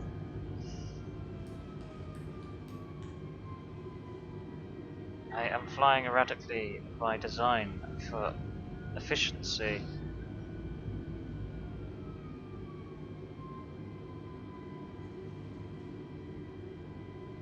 This Airbus is fighting me all the way. 2,500.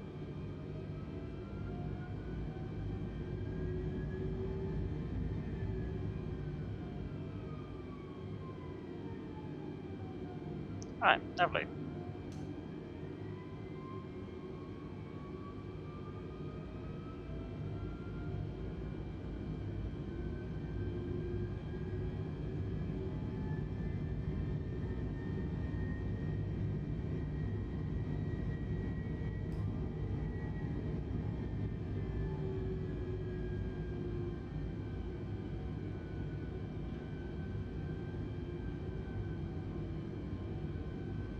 Alright, let's take 2.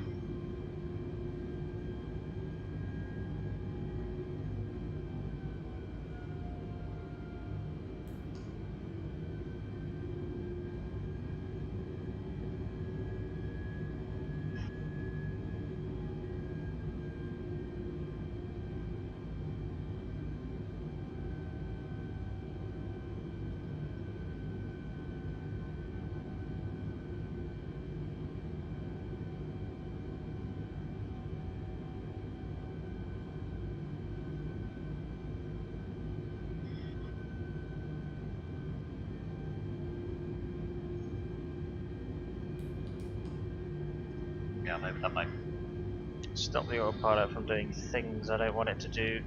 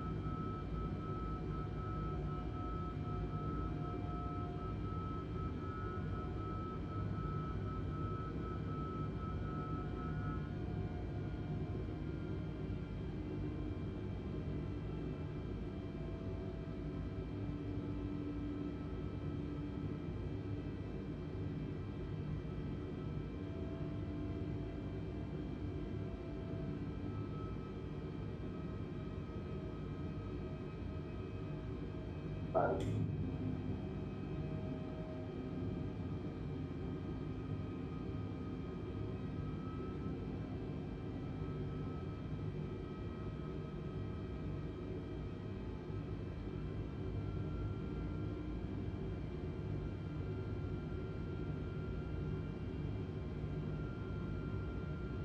500, 400, 300, 200, 100, 60, 50, 40, 30, 20, retard, 5.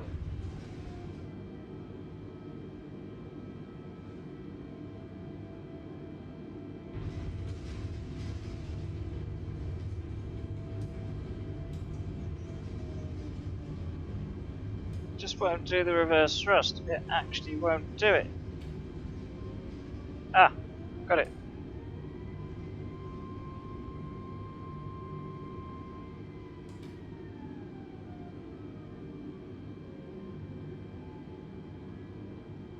Alright, okay. Let's give that one more shot.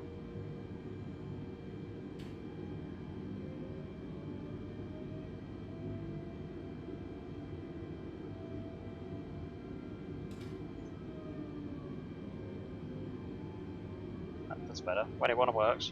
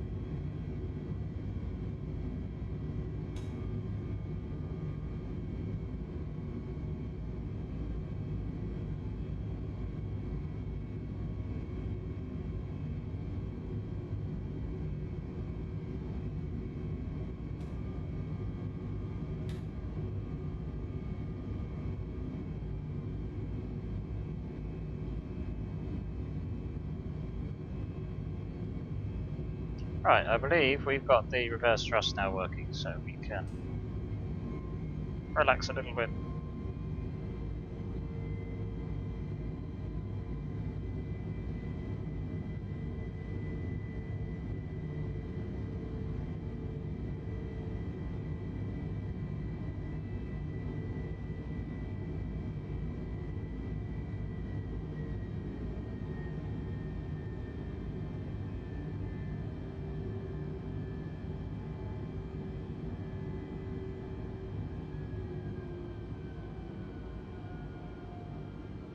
$1,500.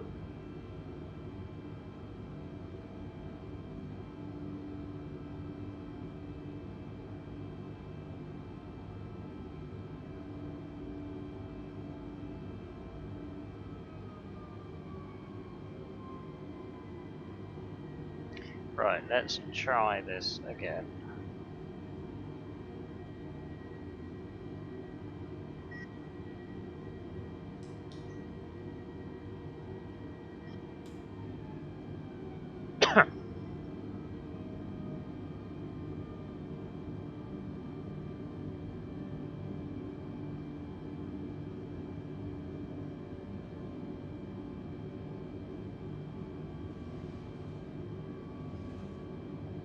Don't fight me, Airbus. Just let me do it.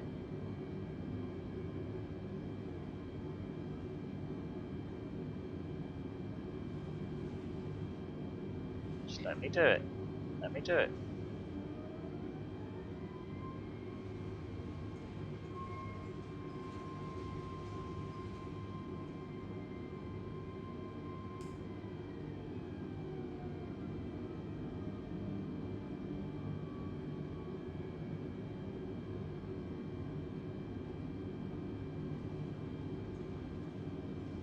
$2,500.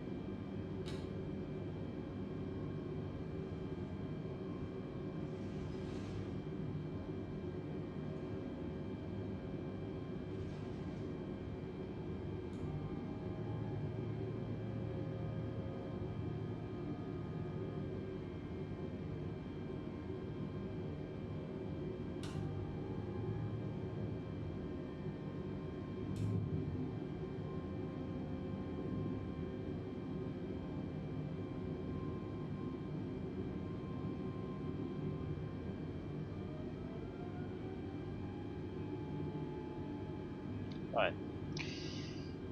Let's try and execute this flawlessly now we've got everything set up as it should be.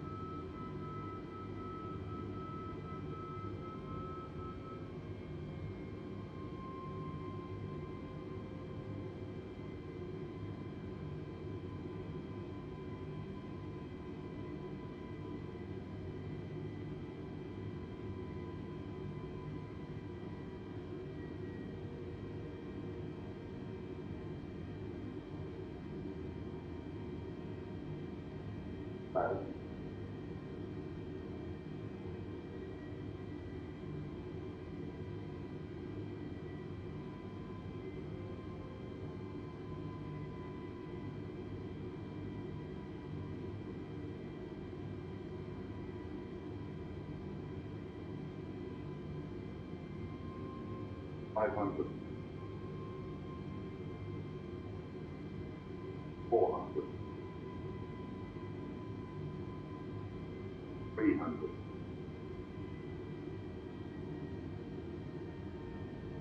200. 100. 60, 50, 40, 30, 20. Retard, drive.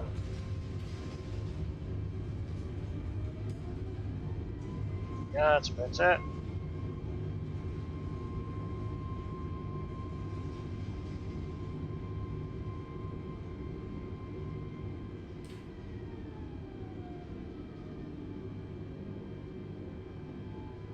Right, we've got that set up at last, thank God for that. Right, I now have working reverse thrusters. That's going to be a godsend.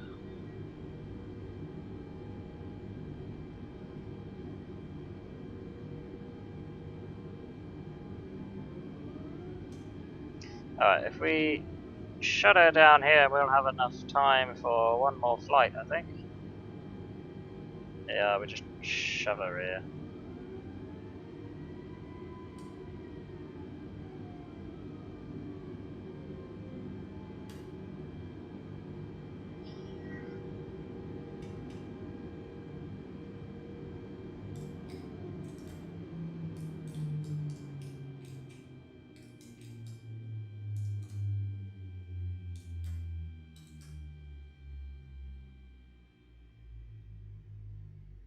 That's a quick way of doing it. Alright, where do people want to fly to next? Oh, just it's starting to... Is that a bit of snow? I think that could be a bit of snow. Snow or is that rain? I don't know.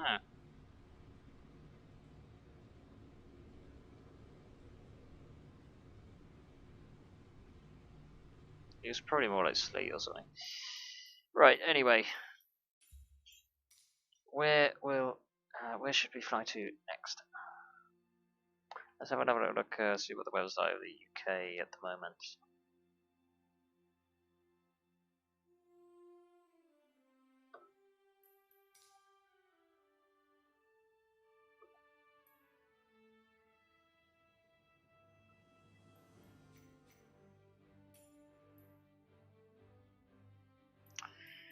Should we fly under some different colours, I think?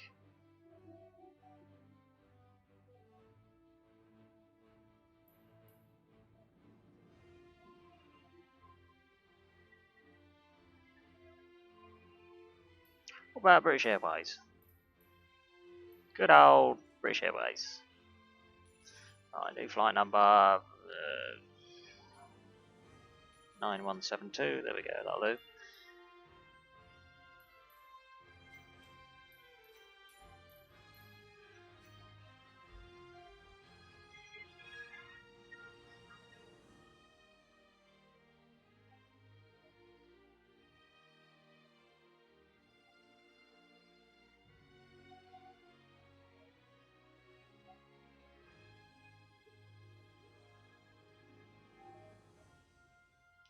Right, how about Verona? Because they got thunderstorms at the moment. That could be interesting.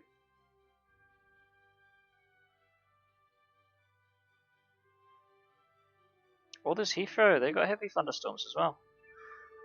Why don't we do London Heathrow to...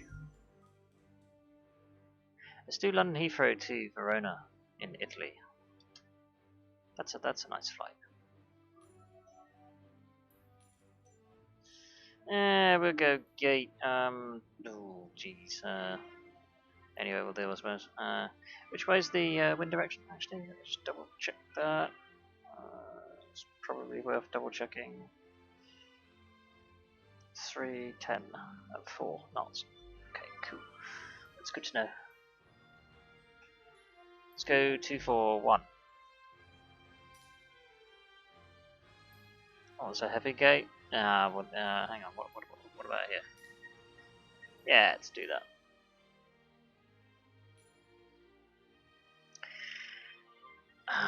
Let me just get the code for Verona. It should be. What should it be? LIPX.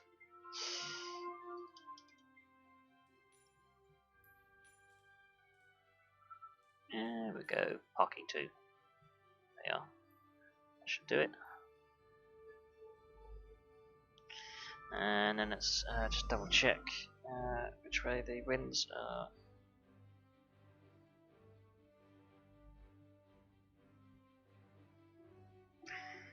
Yo! Momataku! It's really not interesting. Trust me.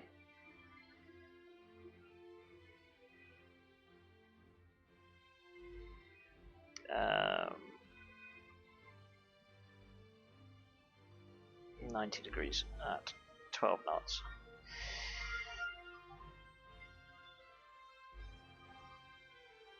So we're using 04. Wait, hang on. Let me double check that. I think that was right, wasn't it? Yeah.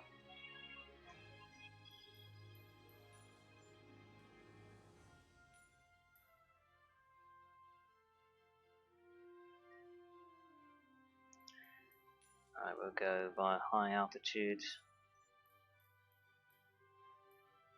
Our departures will be, I don't know, one of these. No. It'll be a 27 left one. Just see which ones are best.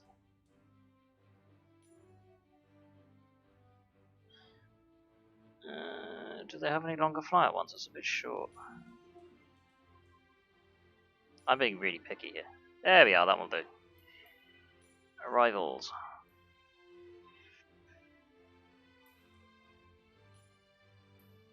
Nope, 04. Ooh, no, let's not do that one.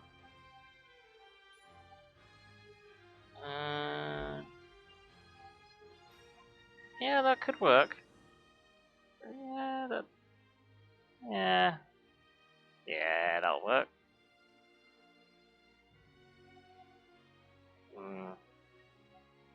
I said it should work, but then how high are those mountains? That's my only concern.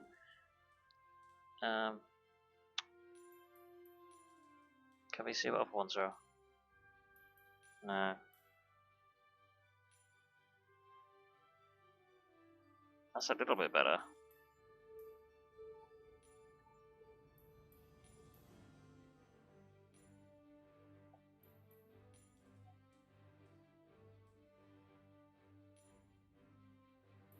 That's better. Yeah, I like that one. Let's go for that one. That'll be much better.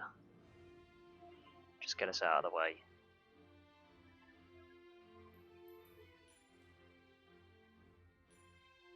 Shove the ILS on the end there. Happy days. Let's go for a cruising of 30,000 this time.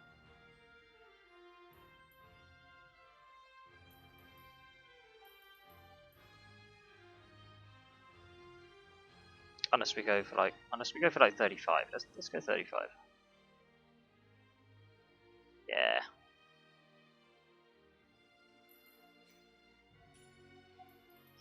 Live. Let's go.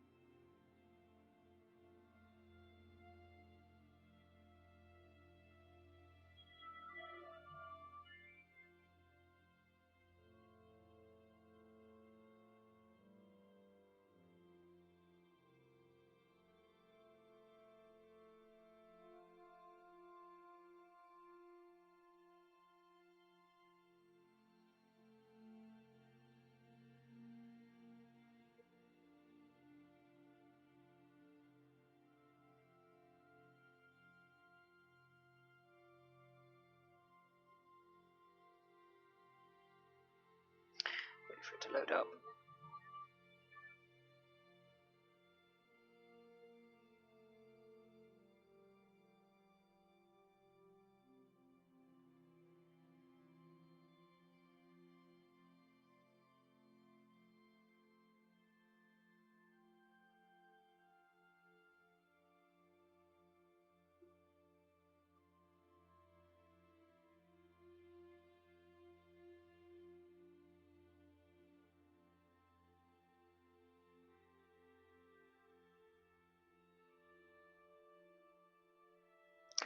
It's still loading. We are still loading.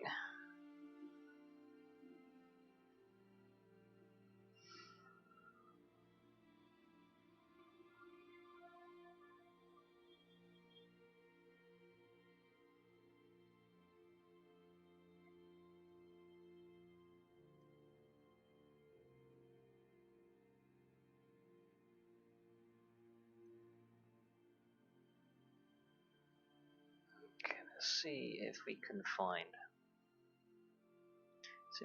LIPX.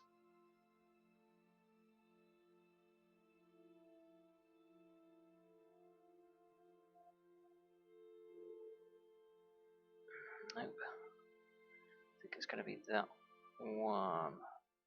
That looks fit.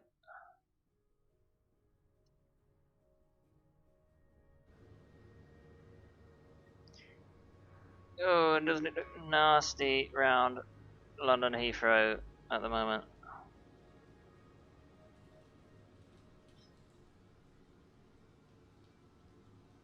Runway details.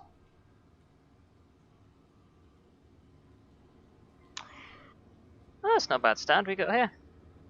I'm happy with that. Yeah, no, I'm fine with that.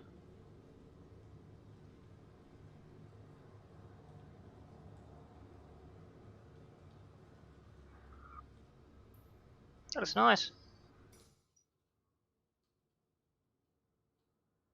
Okay, right. Let's get us some power. Batteries are on.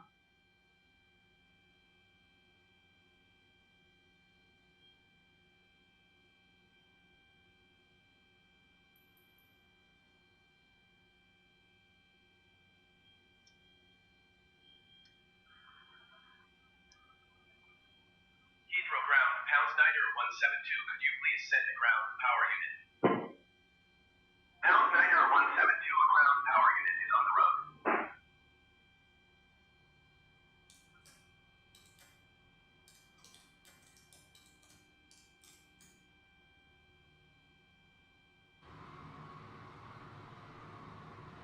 That's amusing.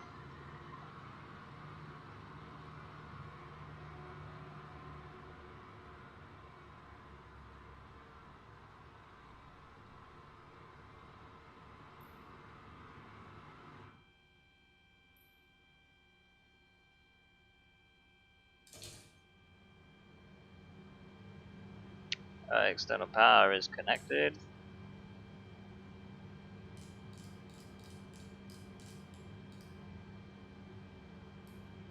$35,000 set.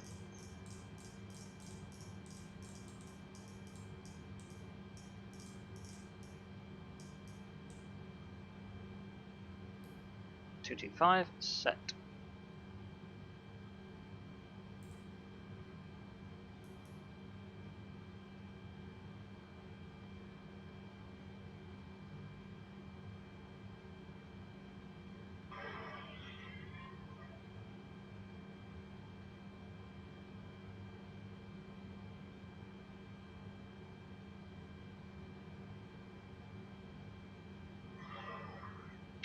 Right.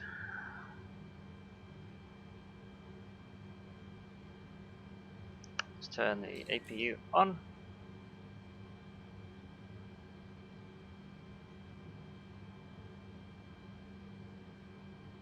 I lost my trail of thought. Oh yeah. Heathrow ground, Pound Niner 172, could you please send a fuel truck? Pound Niner 172, a fuel truck is on the road. Heathrow ground, Pound Niner 172, could you please send the baggage? Pound Niner 172, baggage is on the way.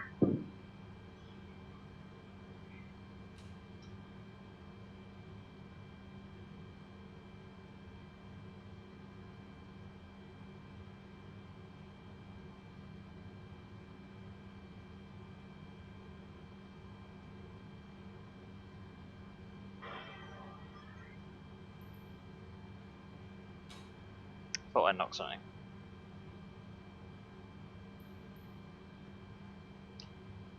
We don't have a jetway, do we? Heathrow ground, Pound Niner 172, could you please connect the jetway to the aircraft? Yeah, we do. Pound Niner 172, the jetway is going to be connected. Heathrow ground, Pound Niner 172, could you please send the catering truck? Pound Niner 172, the catering truck is on the road.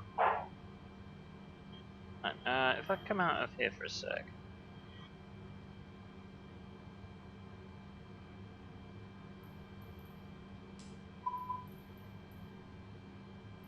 It's under ground services. There was a second frequency to tune into.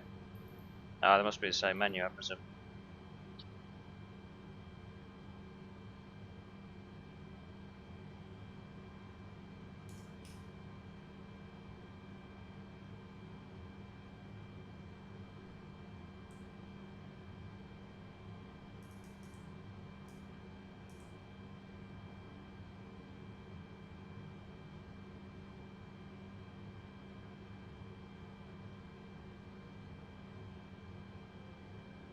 Alright, that looks good.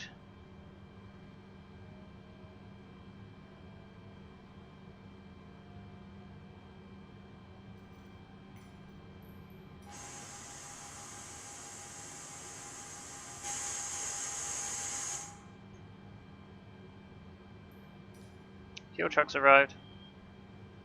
That's quick.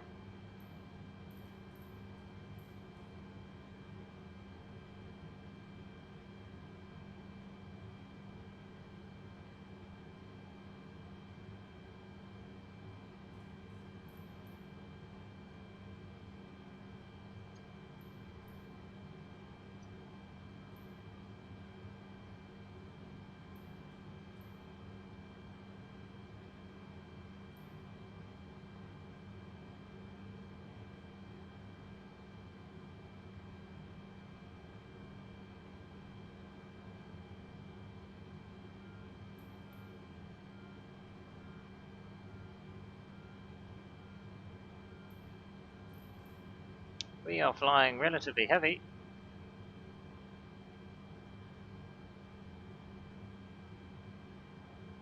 Max takeoff weight is basically almost maxed out. Fuel payload is pretty heavy as well. At least we'll burn some of that off.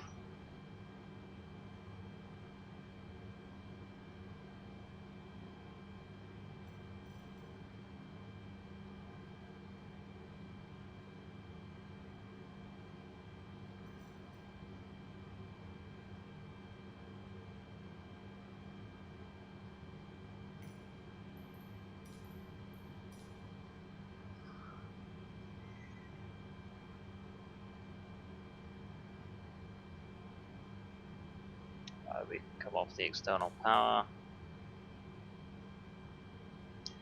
Get rid of that. Heathrow ground, pound Niner 172. I am done with power.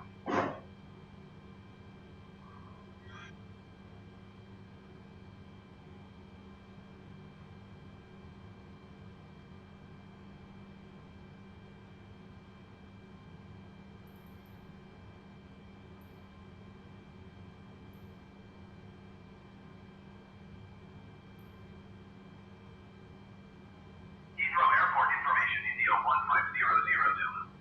Flight 324 at 7. Visibility, tree and heavy rain.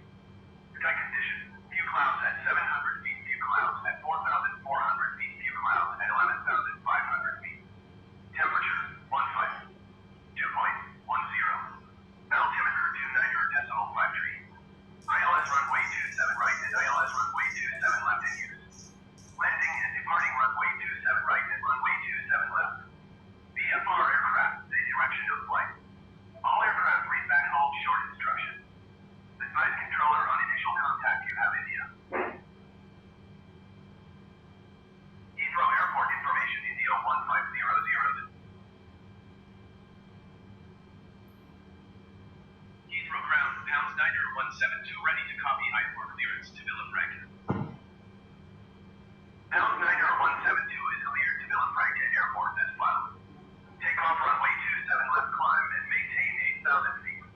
Departure frequency is 118.475 squawk 6033. Pound Niner 172 cleared to Villafranca Airport as filed.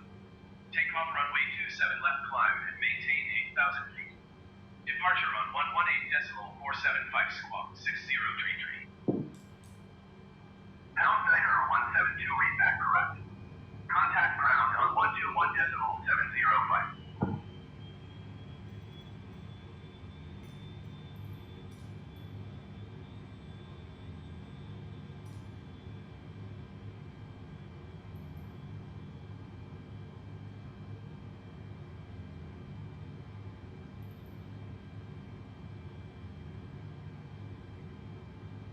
Heathrow ground, pound Niner 172. Could you please disconnect the jetway from the aircraft?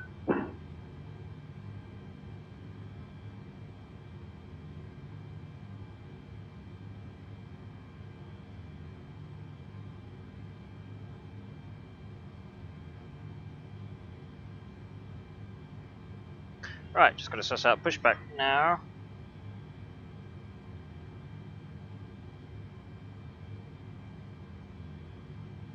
Air France 1280, hold position caution other traffic.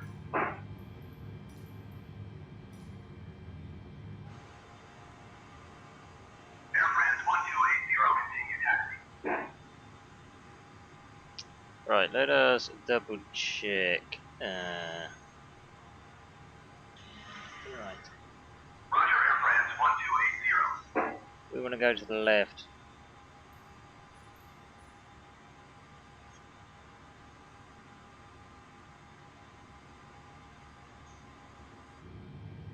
Alright, okay. Let's take our parking brake off. Beacon lights on. We'll get our pushback going. Heathrow ground, pound Niner 172 requesting pushback.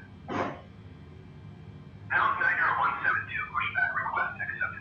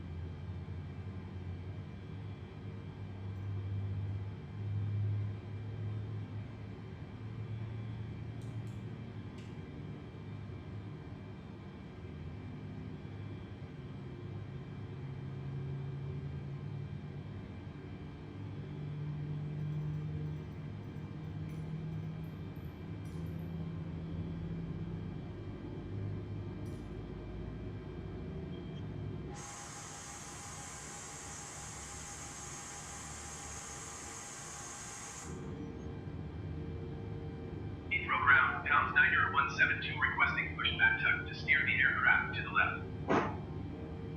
Now, Niner 172, your request has been transmitted to the operator.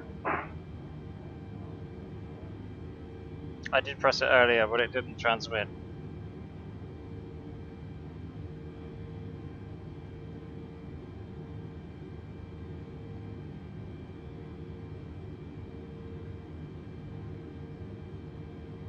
Heathrow ground, Pound Niner 172 requesting the end of pushback.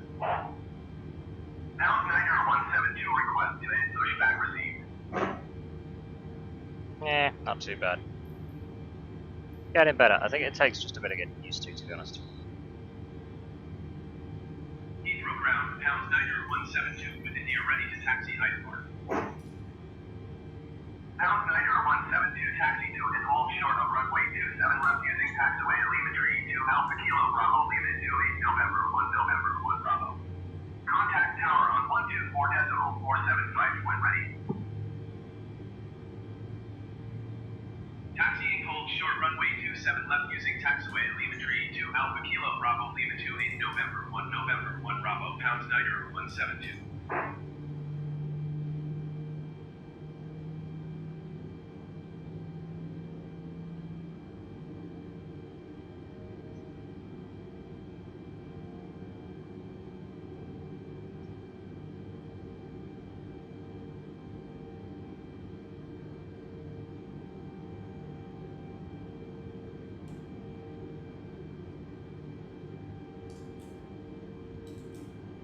Turn off the APU generator. We have to turn it off shortly.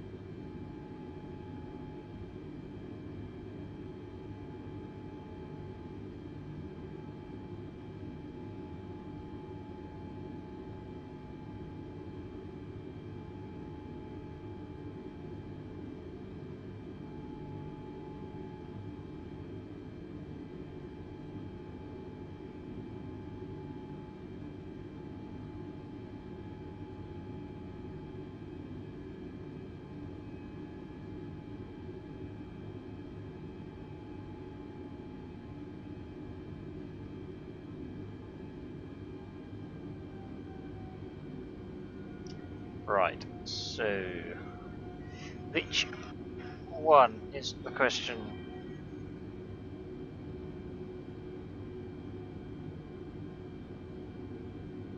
Alright, not the next one, not the one after, the one after that, I'd say. Yeah.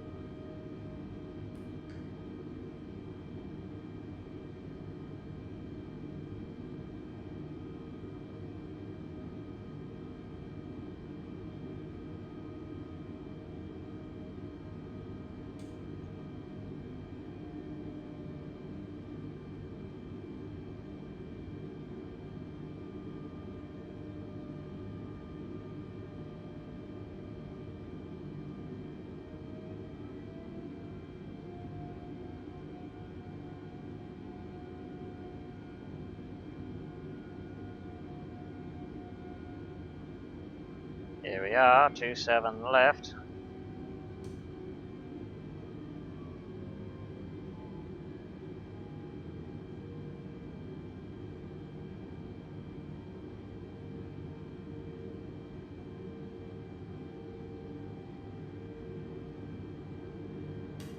Parking brake is set.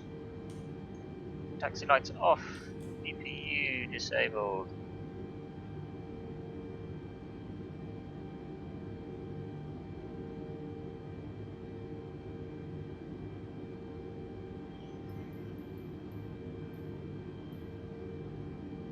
Heathrow Tower, pound Niner 172 ready for IFR departure runway 27 left. Pound Niner 172 cleared for takeoff runway 27 left.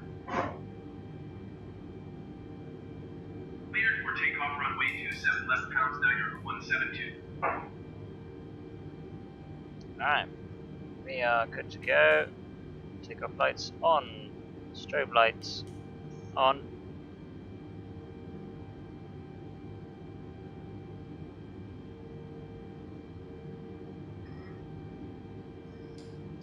Parking brake disabled.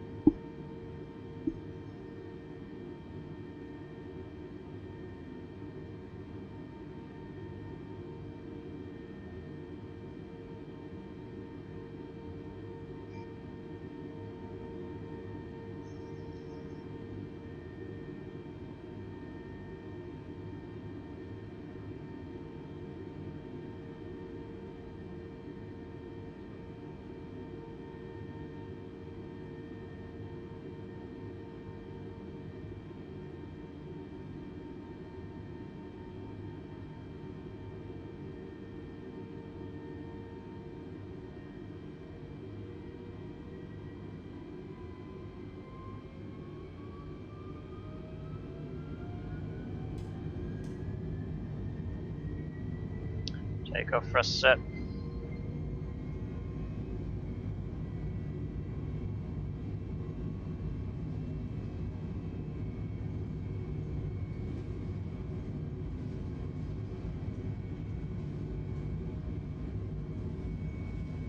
V1. V2.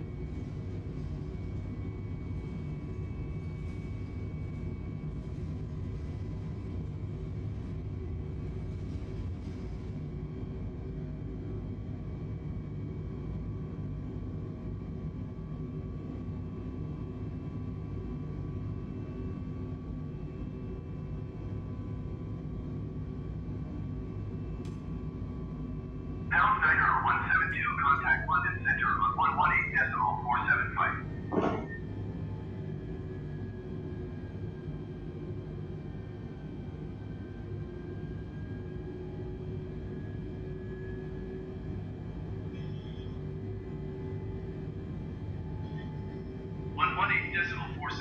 Pound Niner 172.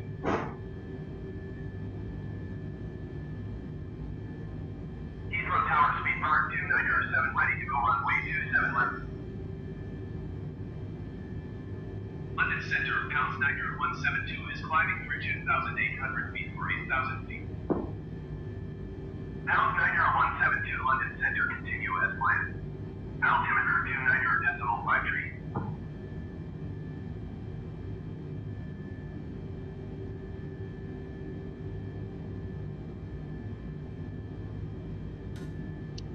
Flaps up.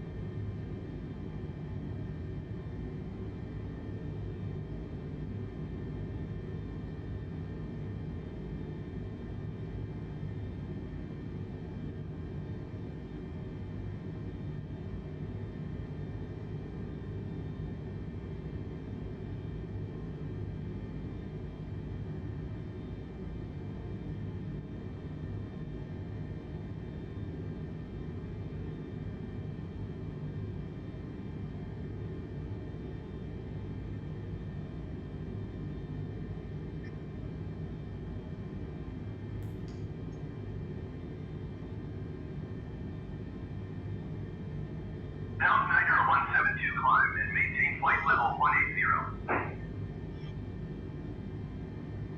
Climb and maintain flight level 180, pounds Niner 172.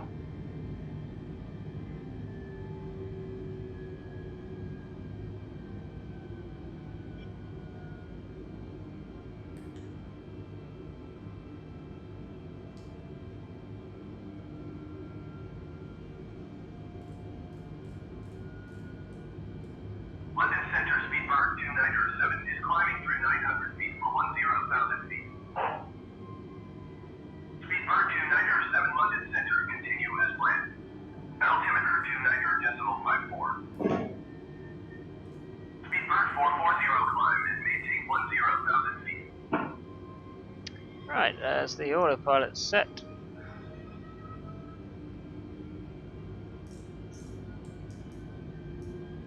Climb and maintain 10,000 feet, Speedbird 440.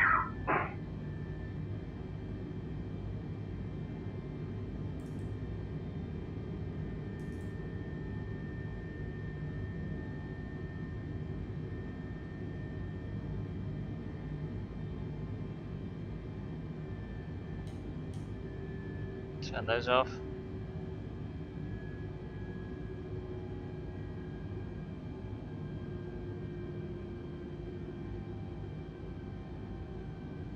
Speedbird 2907, please expedite your climb to 10,000 feet.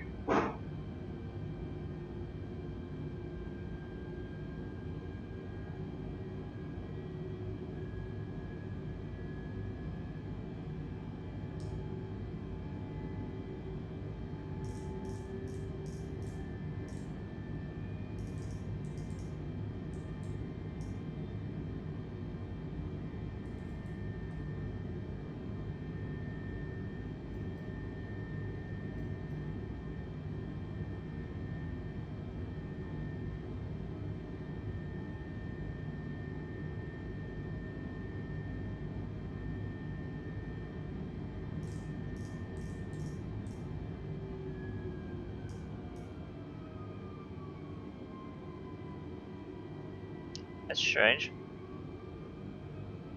How come my maximum is 280?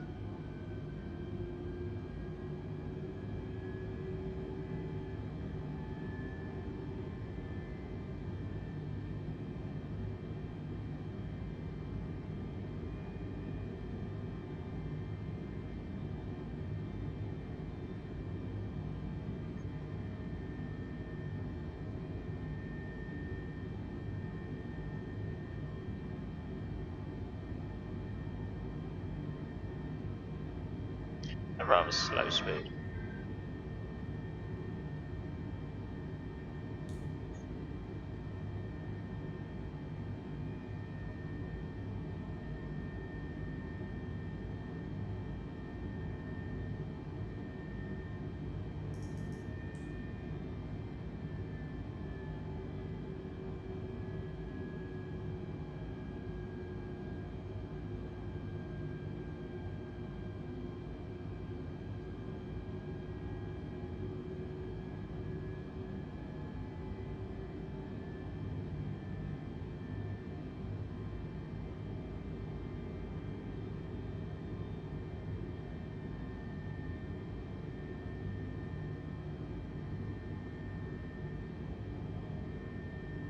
Strange. Very strange.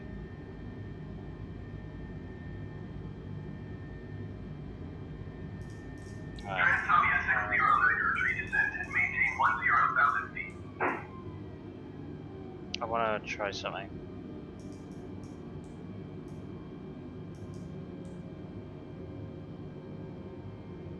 Descend and maintain 10,000 feet, Transavia 609, retreat.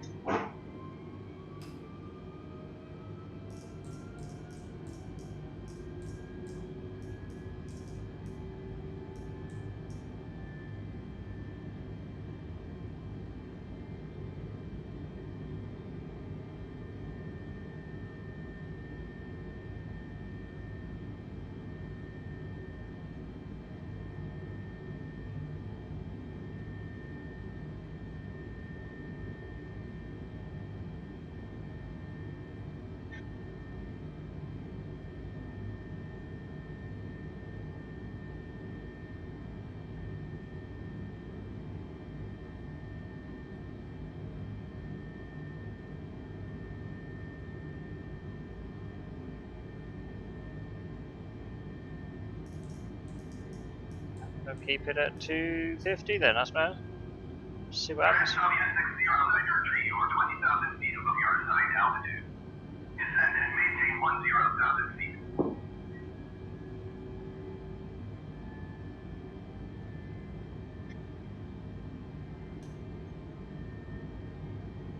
Descend and maintain 10,000 feet. Transavia 609er tree.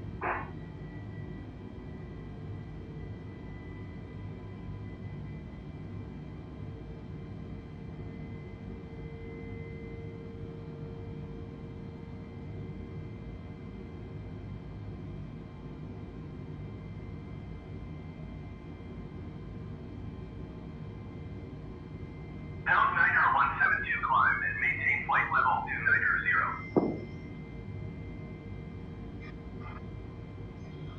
Climb and maintain flight level 290, pound Niner 172.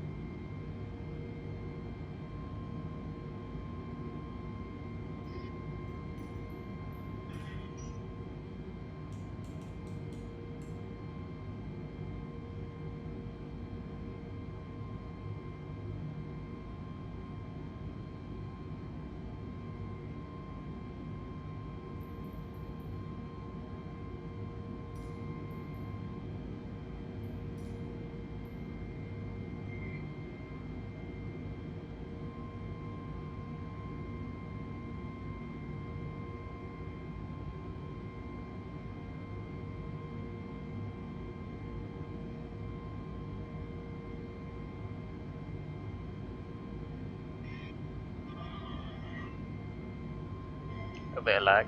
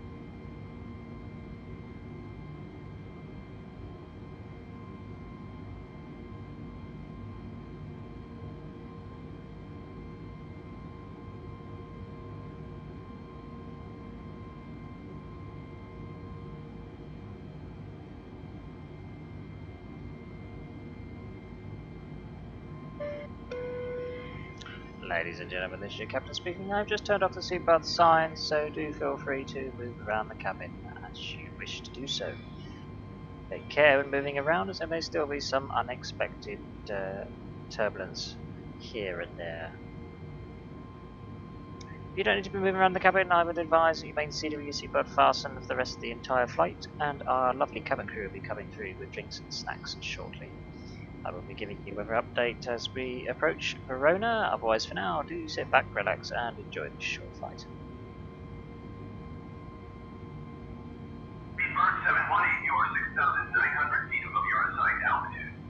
Descend and maintain 10,000 feet altimeter to Niter decimal 54. Pound Niter 172 climb and maintain flight level 350. 8878, you are 37 miles east. Climb and maintain 10,000 feet, expect ILS runway 26 left approach via Timba transition. Clear to Timba. Climb and maintain flight level 350, pounds Niter 172. Climb and maintain 10,000 feet, expect ILS runway 26 left approach via Timba transition. Clear to Timba, easy 8878. Right, we are going to reduce the rate of climb.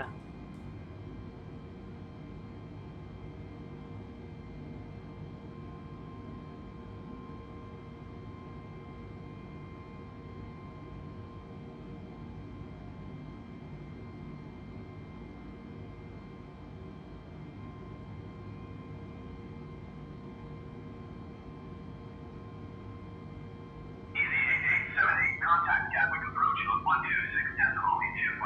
126.25. Just keep an eye on our screen. 046 descend and maintain 8,000 feet.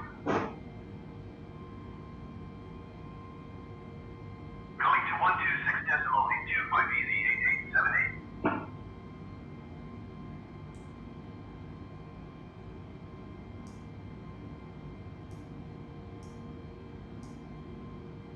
Descend and maintain 8,000 feet easy 2046.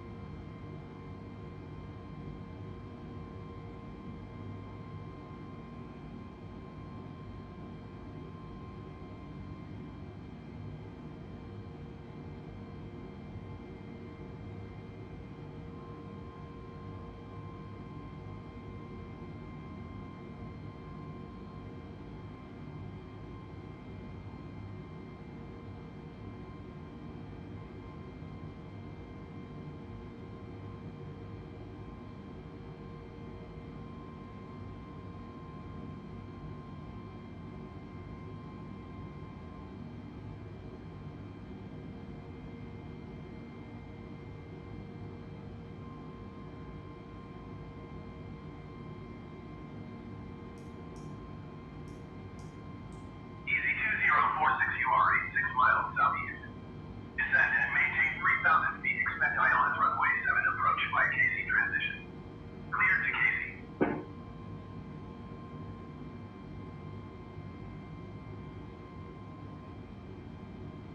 Easy 2046, descend and maintain 3,000 feet.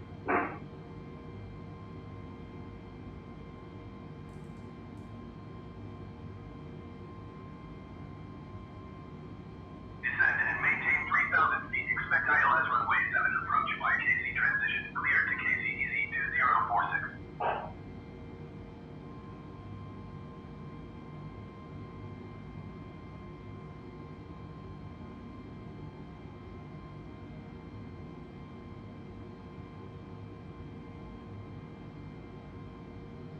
Two 2,000 feet to go. Passing through flight level 330 for flight level 350. Our cruising altitude is 35,000 feet.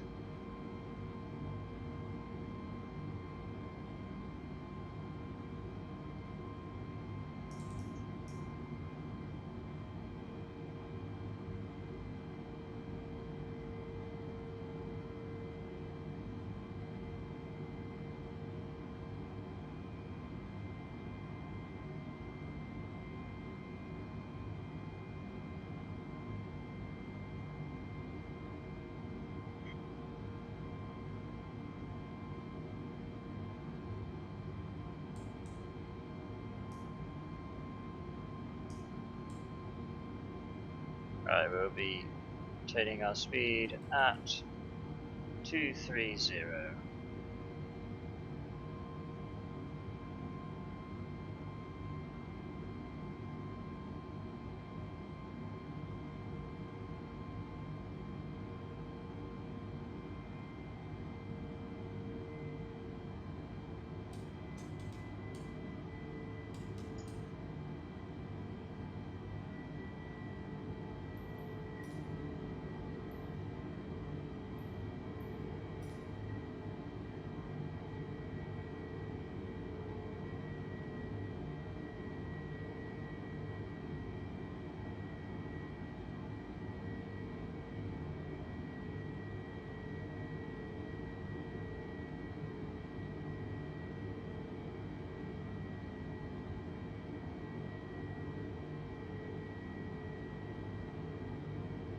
Pound Niner 172, contact Paris Center on 119.825. 119.825, Pound Niner 172.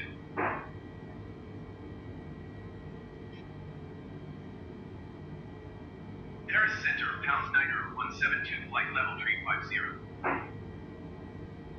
Pound Niner 172, Paris Center, continue to divert as planned.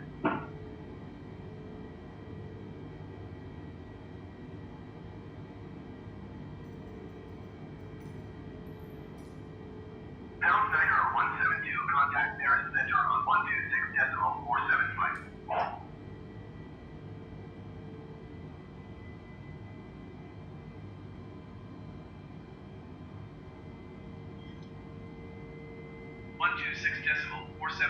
Pound Niner 172.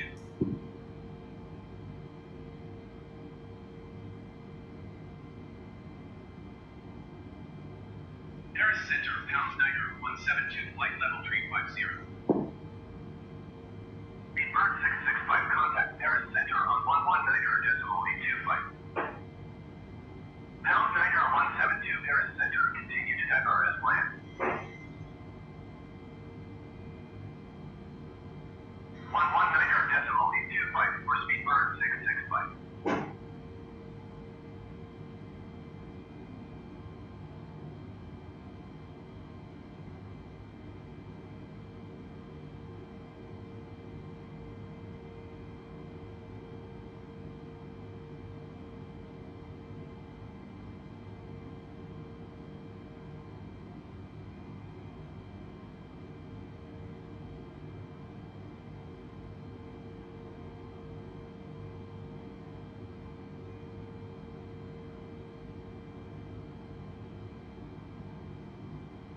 Pound Niner 172, you are 400 feet above your assigned altitude. Descend and maintain flight level 350.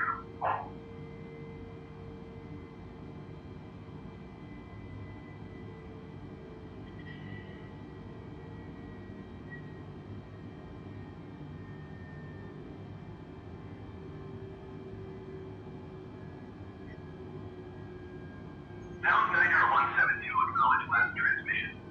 Yeah, alright, give me a chance. Descend and maintain flight level 350, Pound Niner 172.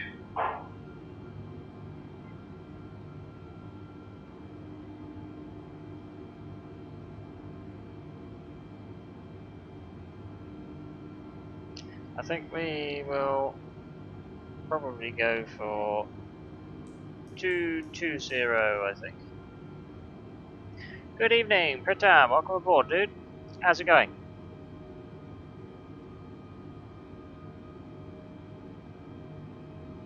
We've just arrived at a cruising altitude of 35,000 feet as we head over the coast of France.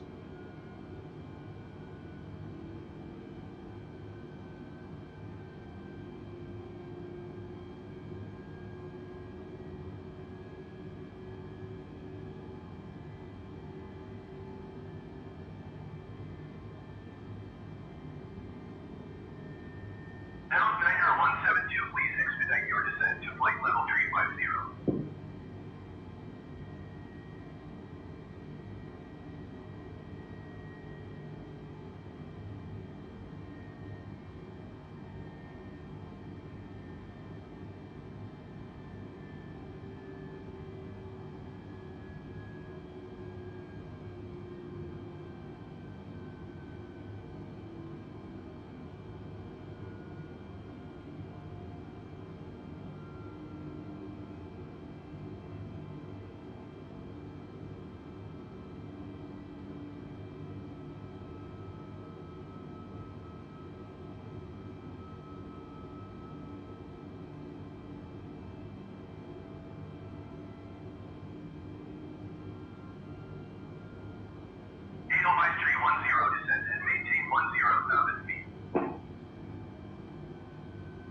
Alright, that's looking good.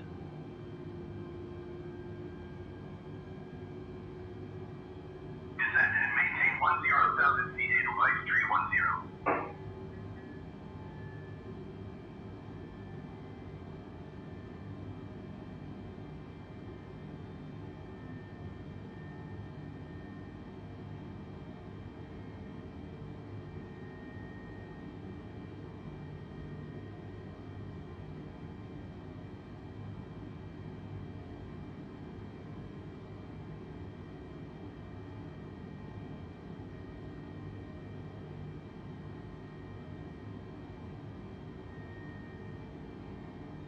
Right, good stuff.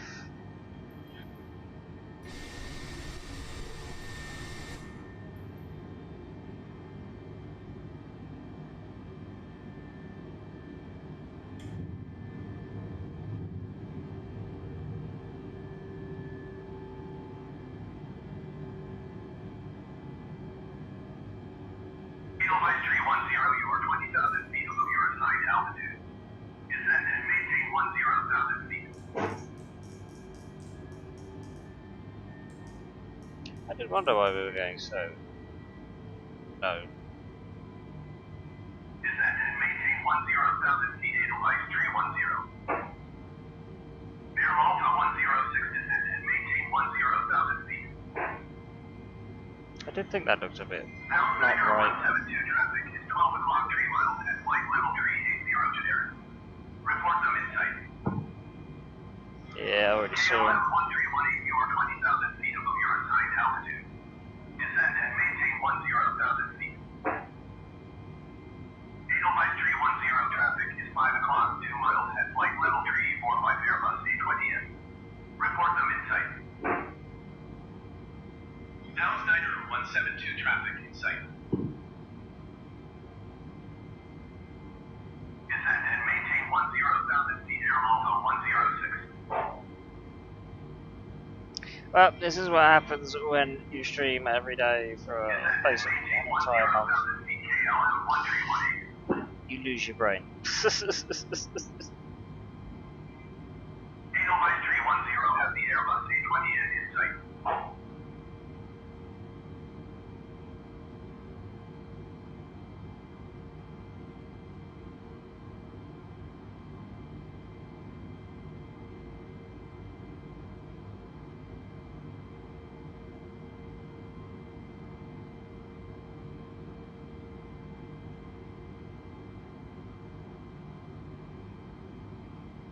Ryanair 5234 descend and maintain 3,000 feet. Air Malta 106 descend and maintain 2,100 feet.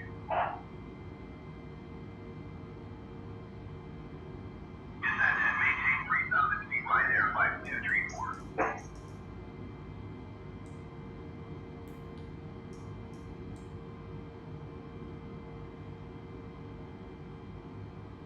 Descend and maintain 2,100 feet. Air Malta 106.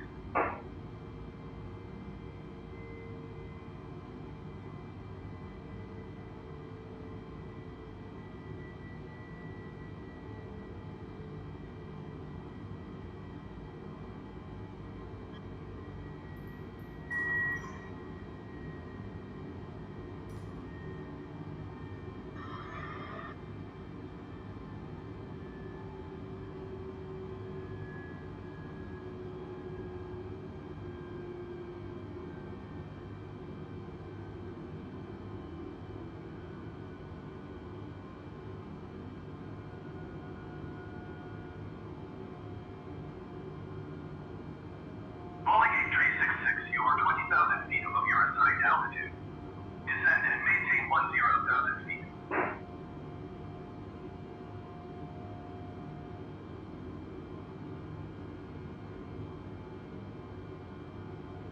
Descend and maintain 10,000 feet. Boeing 8366.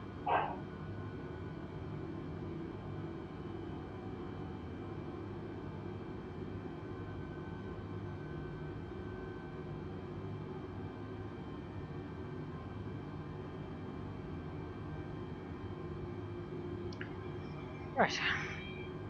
Now we're nice and settled.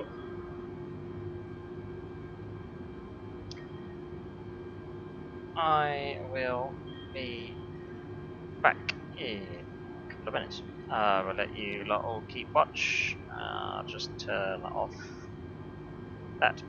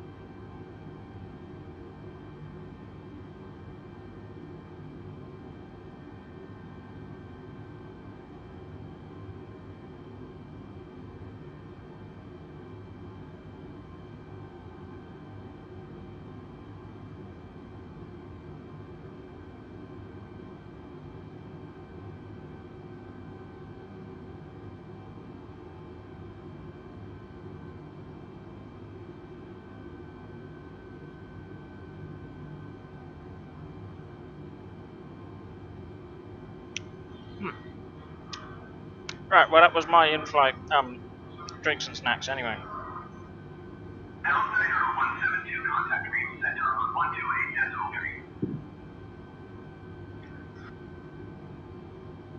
128 Decimal Tree for Pound Niner 172.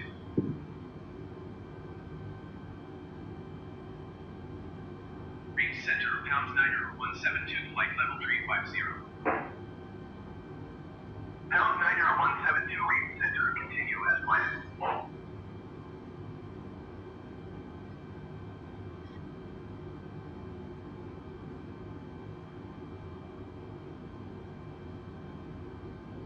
I know when we were flying a similar route earlier, in about 5 minutes time we got a bit of turbulence.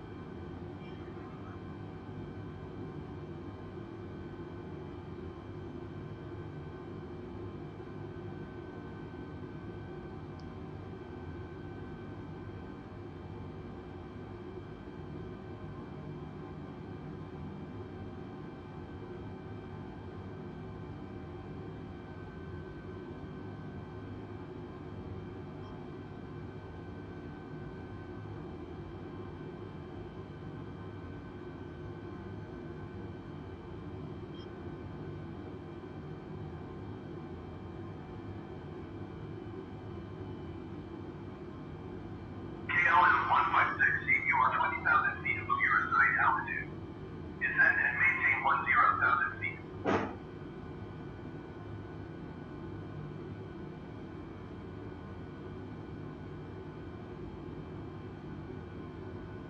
Descend and maintain 10,000 feet, KLM 1568.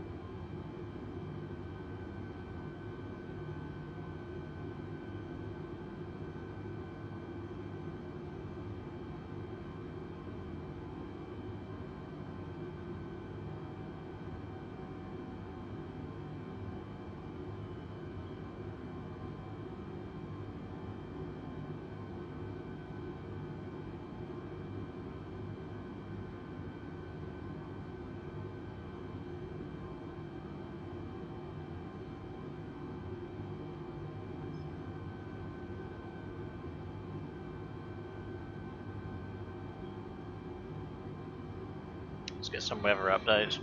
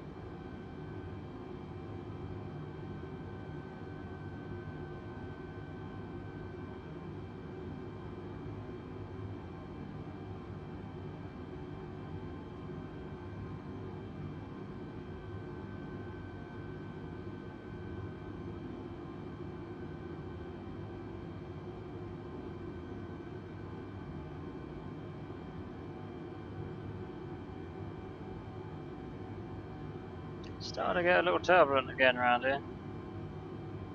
Kind of same area as what it was last time.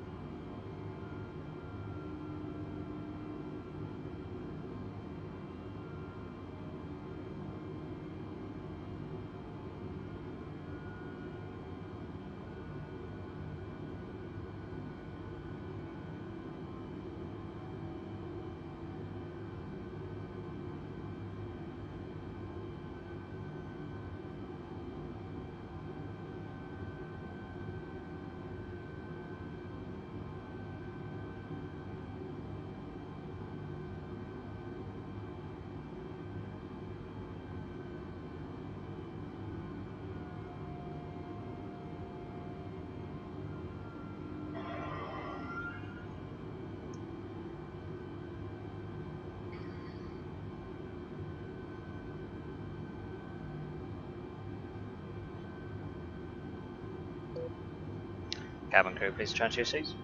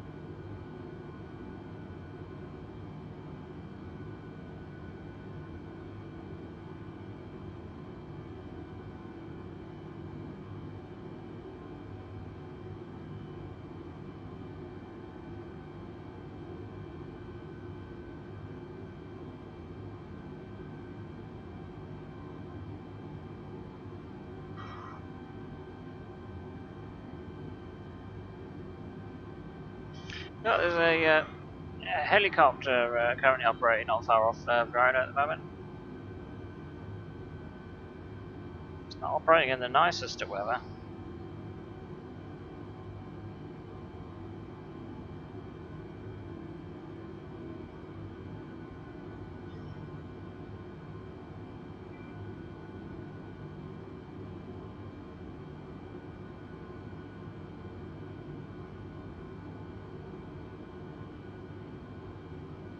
In fact, there's another one that just popped up.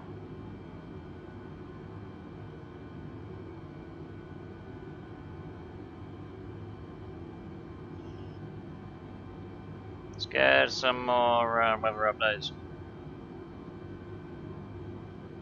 Pound Niner 172, contact Zurich Center on 126.225.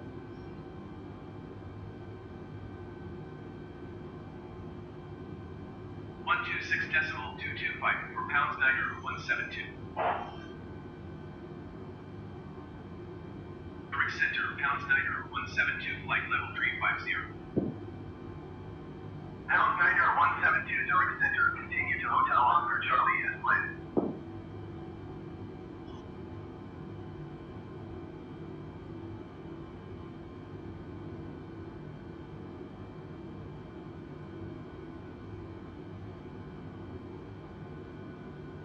You've got winds at 20 degrees at 13 knots. Very hit and miss around there at the moment. At least the thunderstorms kind of cleared for the time being.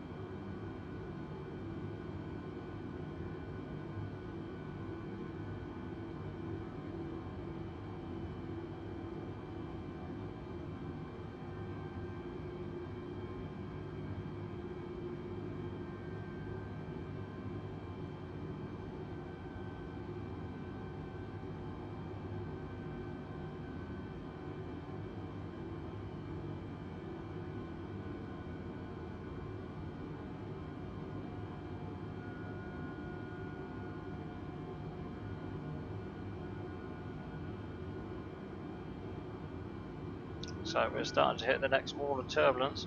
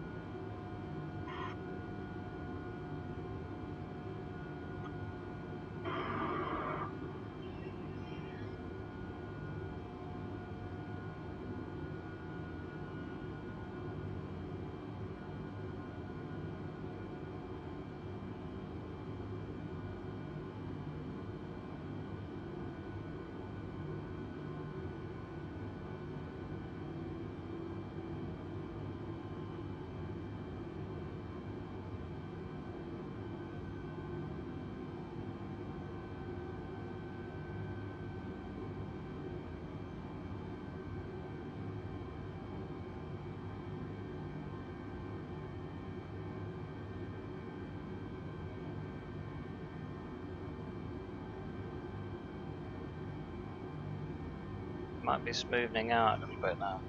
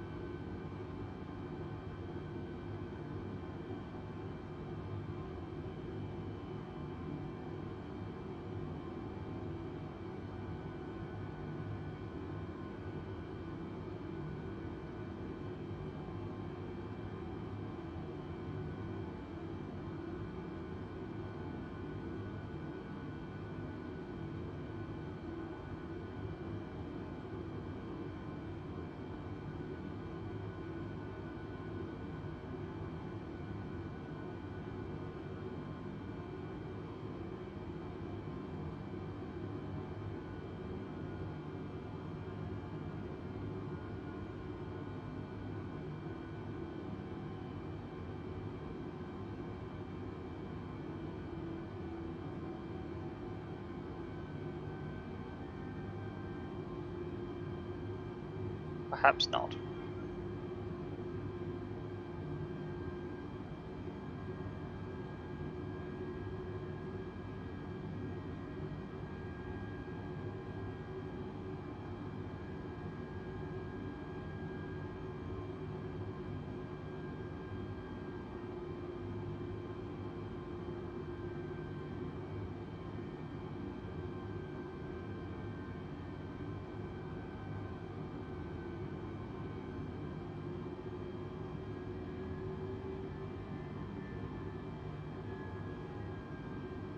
Speed burn 637, descend and maintain 10,000 feet.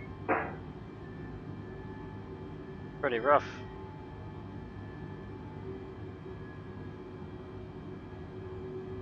Descend and maintain 10,000 feet. Speed burn 637.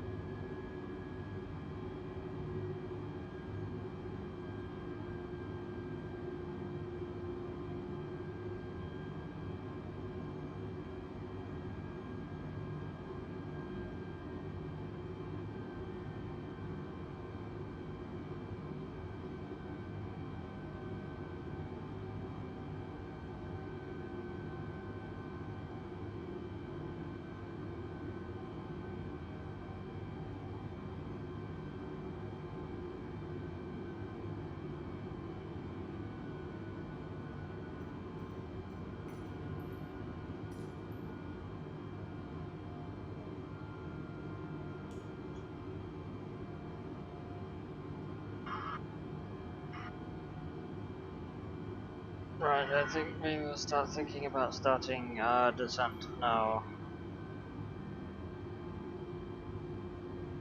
We will go down to 25,000. Zurich Center, Pounds Niner 172. Request flight level 250. Pounds Niner 172, descend and maintain flight level 250. Descend and maintain flight level 250, Pounds Niner 172.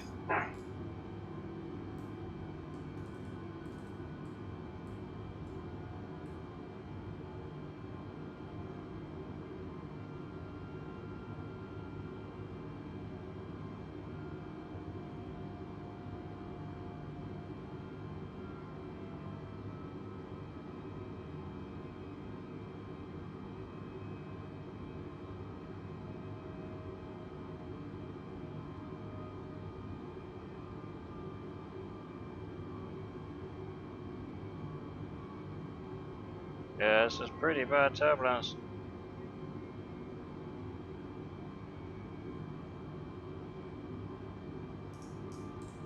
Increase our speed to 300.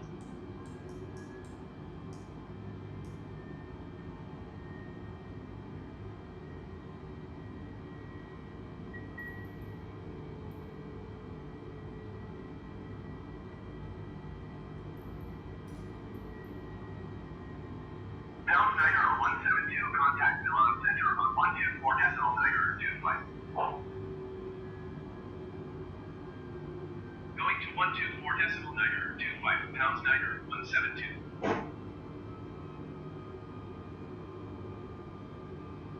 Milan Center, pounds Niner 172 is at flight level 340, descending flight level 250. Pound Niner 172, Milan Center, continue to Nemi as planned.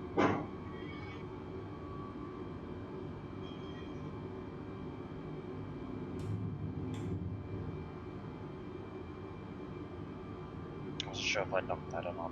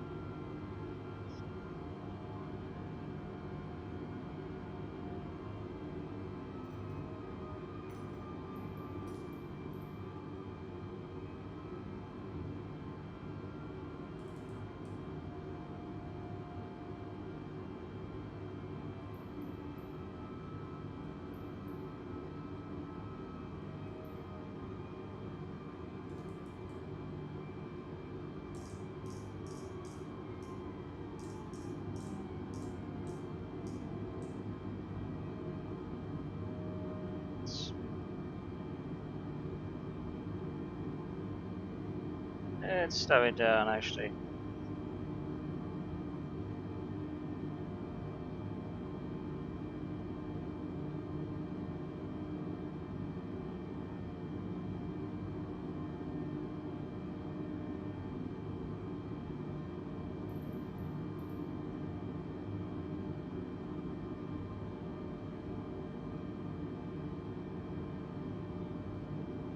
Milan Center, pounds Niner 172. Request 15,000 feet. Pound Niner 172 descended. Maintain flight level 250. Expect 15,000 feet.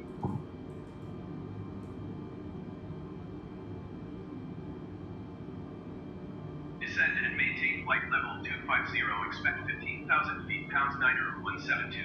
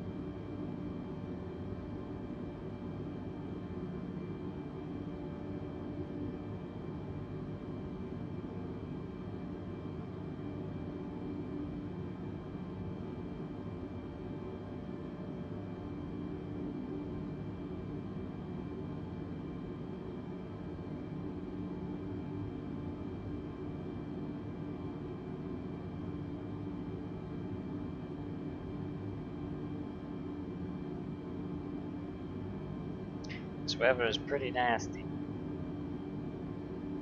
Let's get another weather update.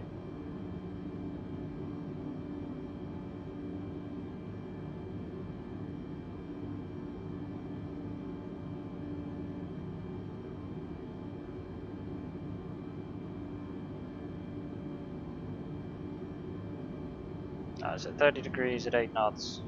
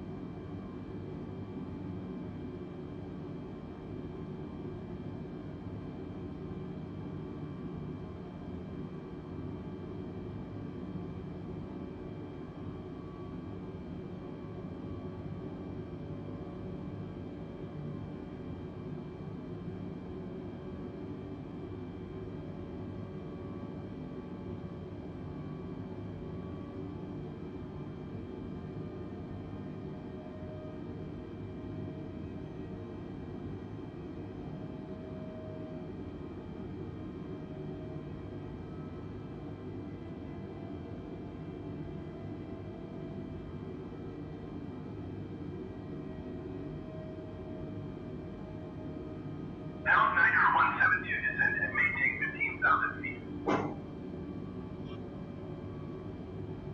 Descend and maintain 15,000 feet, pounds 90 172.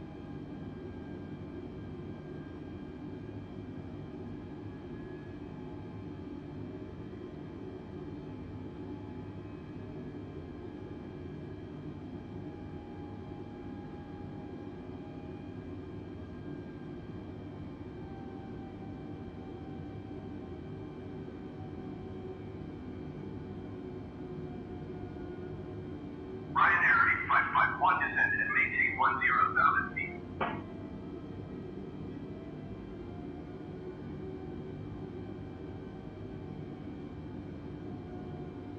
Turbulence is nasty. Descend and maintain 10,000 feet, Ryanair 8551.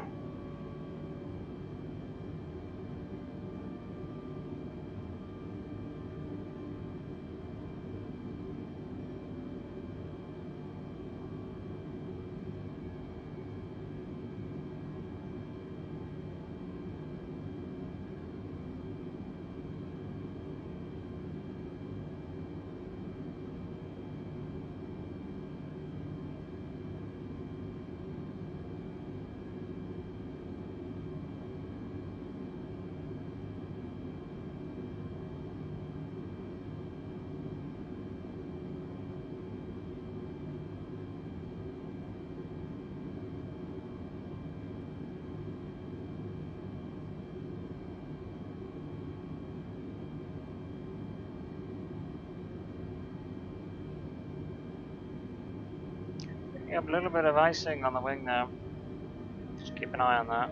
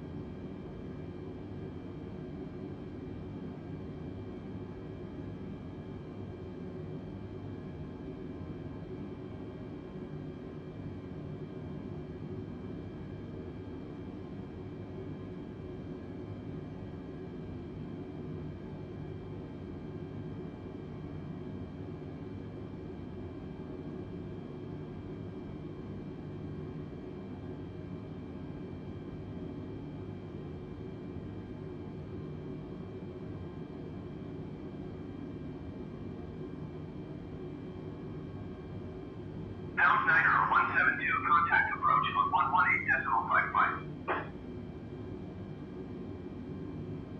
Going to 118.55, pounds 90 172. Approach pounds 90 172 is at 14,500 feet, climbing 15,000 feet. Pound Niner 172 approach continued to heavy as planned. Altimeter 29.75. Pound Niner 172 contact Milan Center on 124.925. 124.925 for Pound Niner 172.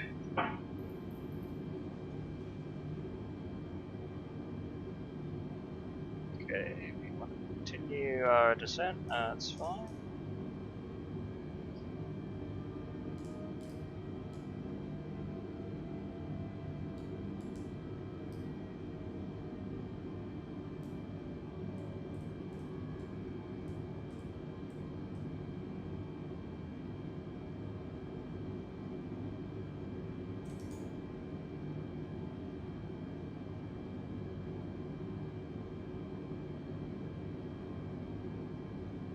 Milan Center, Pound Niner 172 is climbing through 11,100 feet for 15,000 feet. Pound Niner 172 Milan Center continue to drill as planned. Altimeter 29.74. Egypt Air 706 descend and maintain 10,000 feet. Pound Niner 172 contact approach on 118.55. Descend and maintain 10,000 feet. Egypt Air 706.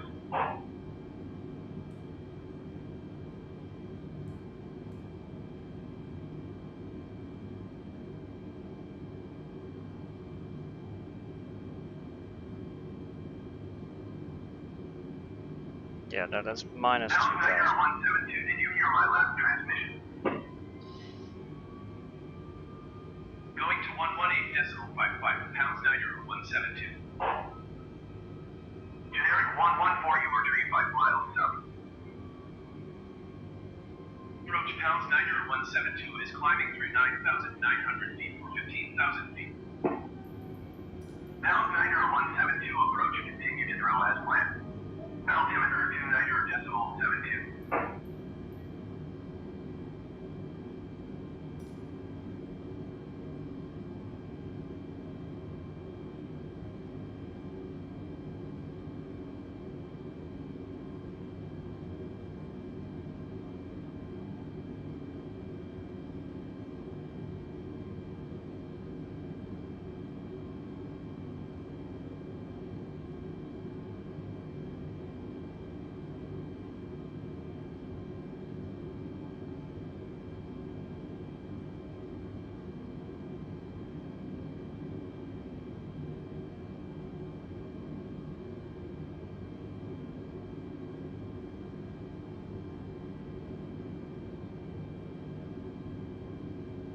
Pound Niner 172, you are 7,100 feet below your assigned altitude.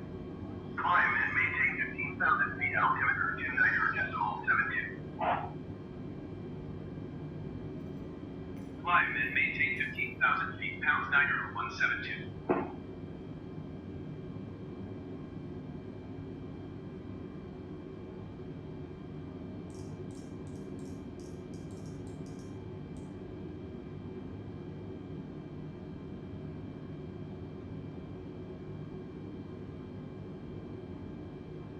Right, it's come down to 4,000.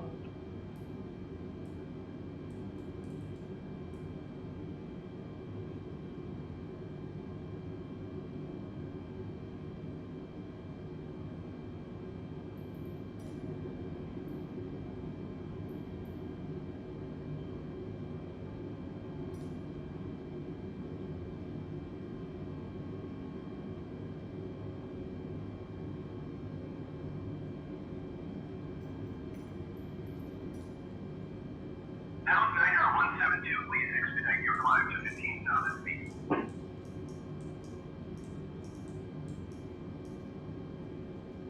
Bring the speed down to 220. Turn our lights on.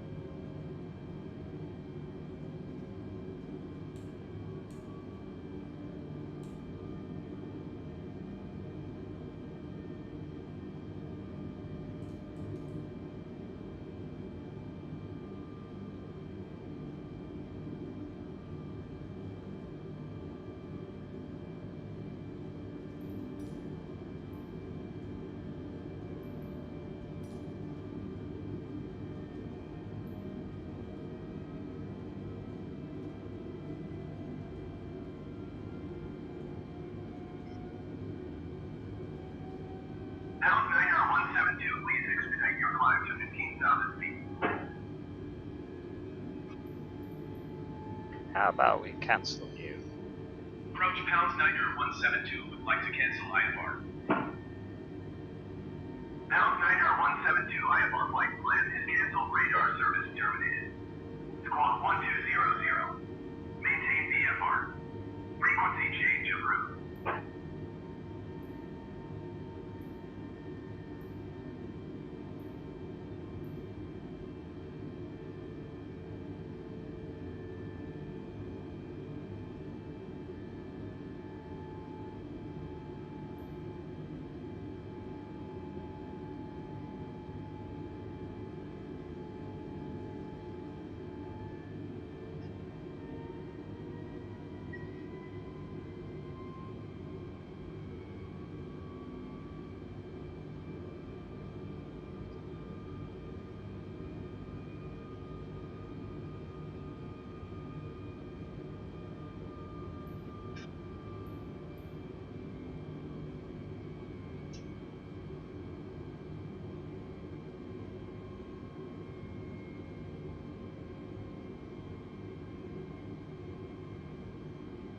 Villafranca Tower, Pounds Niner 172 is 25 miles southwest with Alpha to land.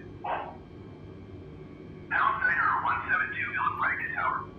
Fly straight to runway 4. Altimeter 29.68.088 at 5.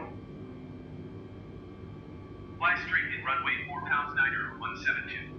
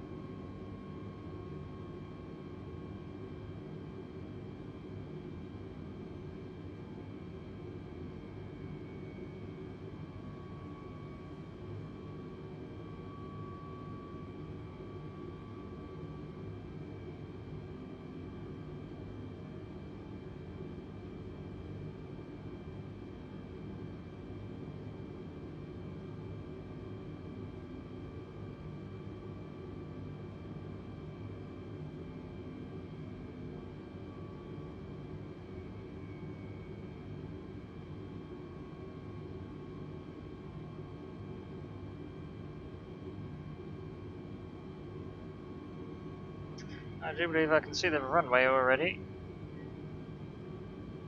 We are going to swap to approach mode.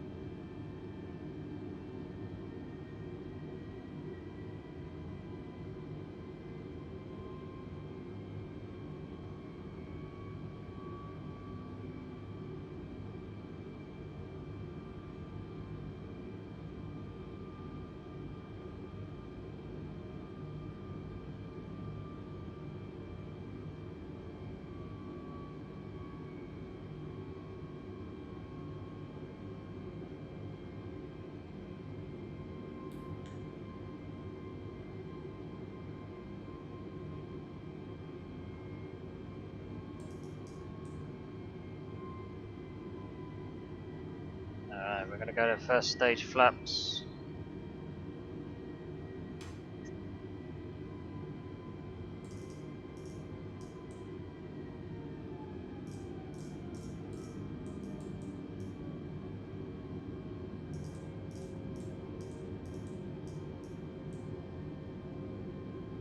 Go down to 170. And we're going to go up to stage 3 flaps.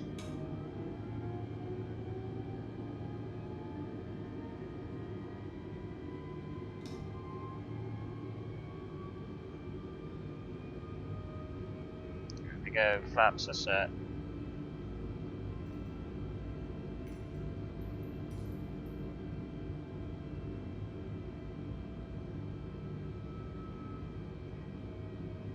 We should be attaching onto the localizer, but that doesn't appear to be happening, so we will now take manual control.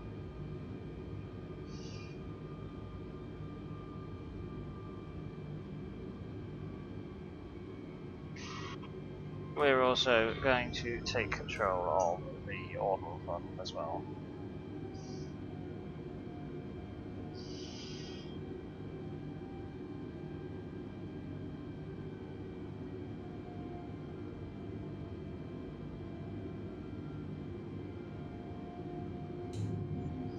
Get down.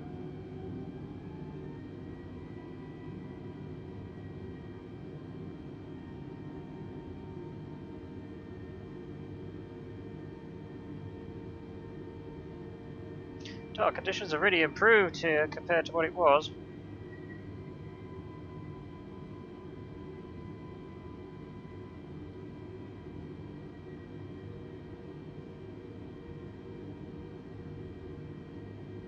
$1,500.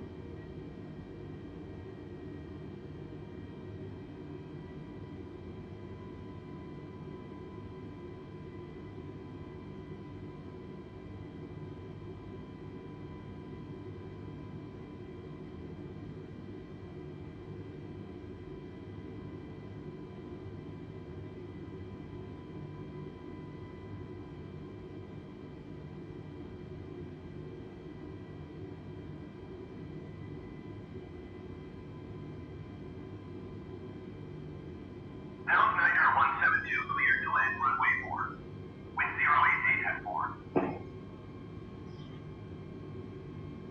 Cleared to land runway 4, Pound Niner 172.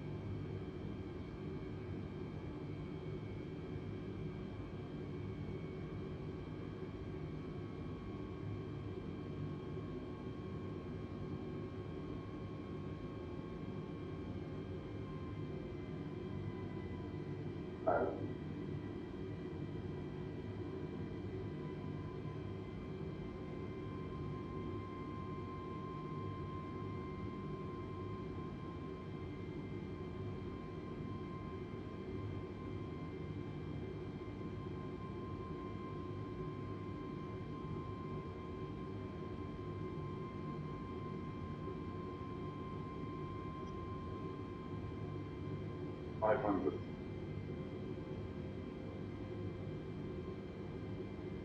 $400.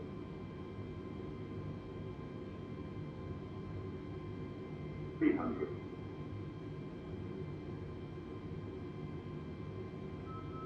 $200.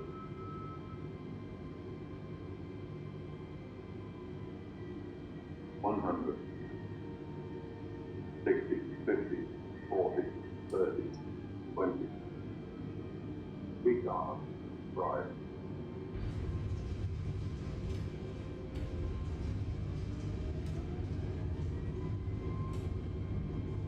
First thrust set.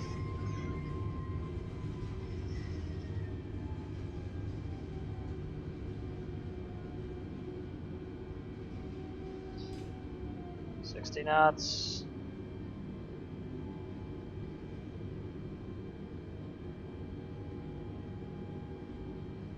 And we have a landing in Verona. Alexander 172, exit runway when able.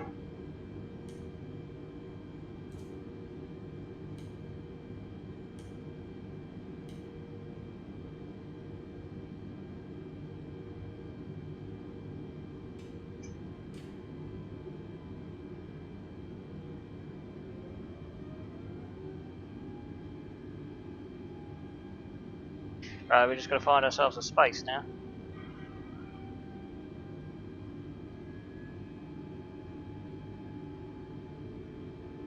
Pound Niner 172, turn next taxiway.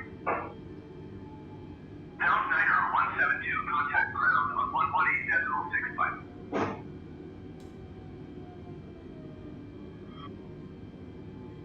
Going to 118.65, Pound Niner 172.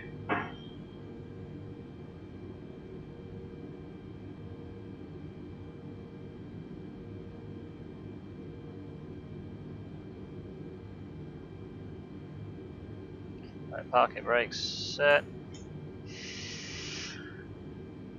Right, turn those off. Turn that one off. Strobe off. Start the APU. Get that started. Still in Frankie ground, Pound Niner 172, request taxi to party. Pound Niner 172, taxi to general aviation parking using taxiway cross runway 22 Alpha.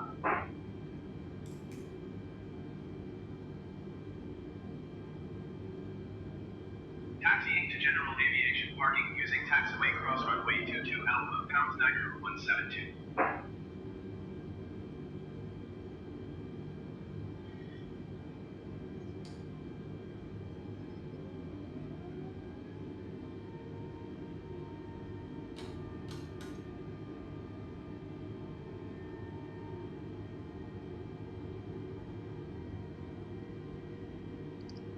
We'll find ourselves a spot.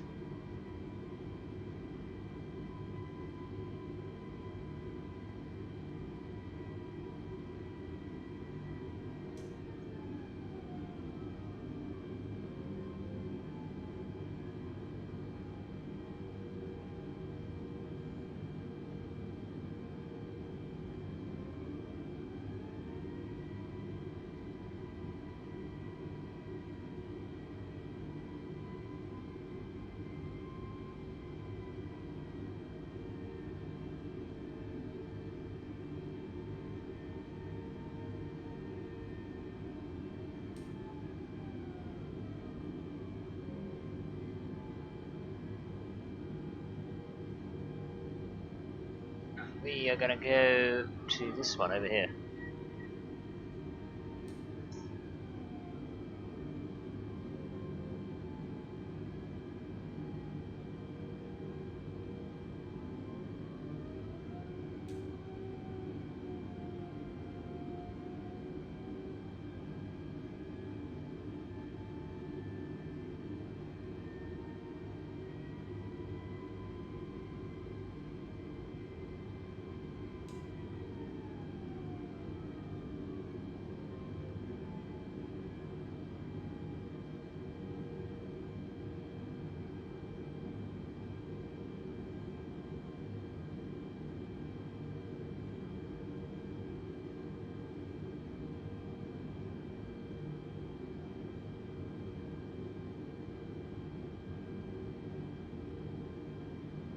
Not too bad.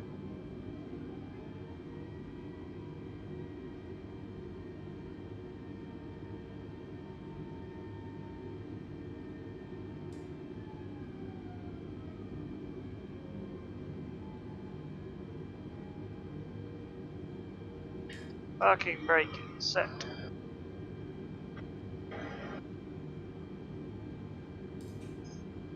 PU generator is running. Turn those ones off.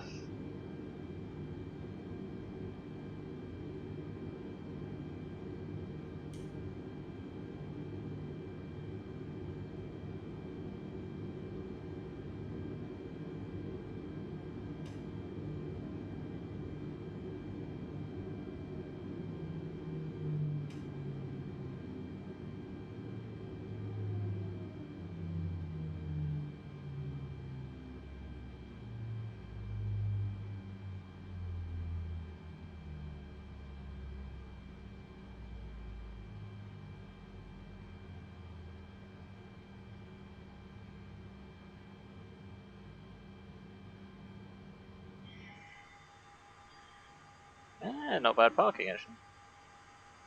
That's pretty nice.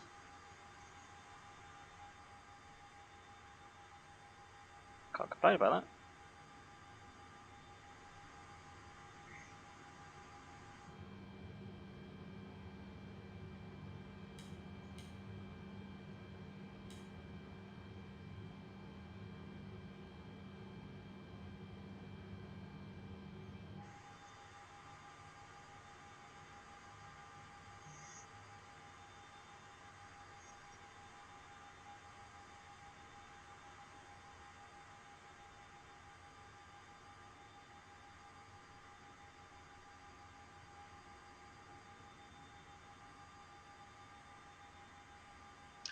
Alright, okay. I will do one more flight. I'll return back. We'll do a return back to London Heathrow, and then we will call it a day there. I'm feeling generous.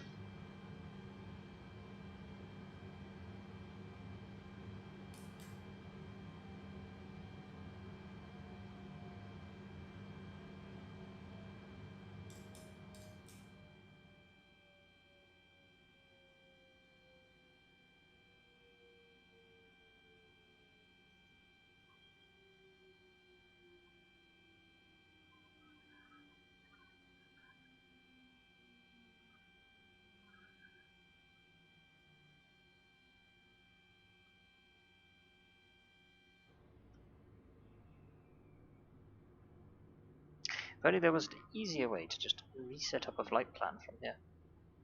That'd be so much easier. But it doesn't look like you can.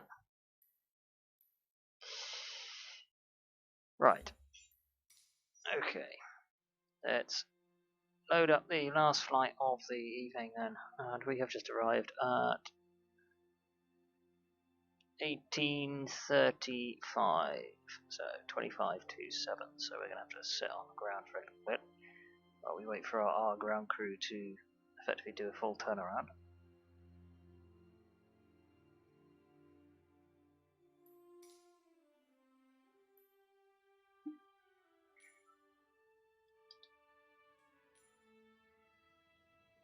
And we were in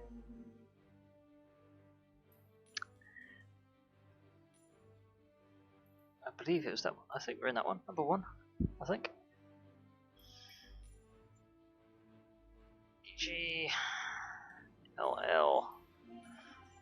No, I can't remember. I can't remember for the life of me what gate it was.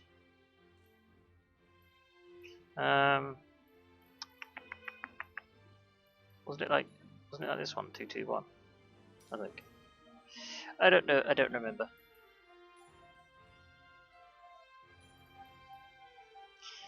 Right. So as far as departures go, we're going to want one from 04.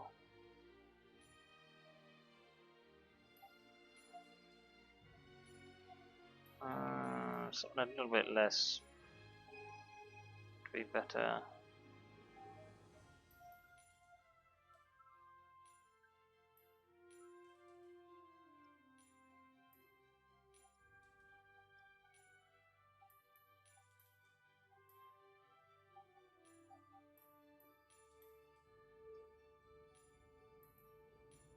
I just want to fly out a little more and have that.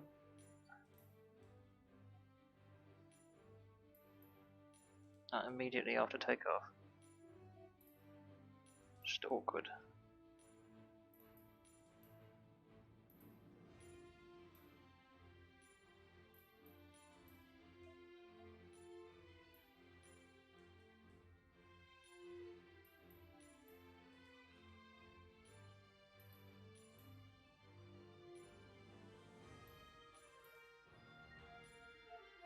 No, I don't think we are going to have that luxury by the looks of it.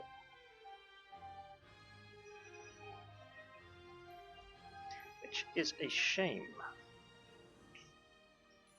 Alright, let's try and pick the best of the worst then.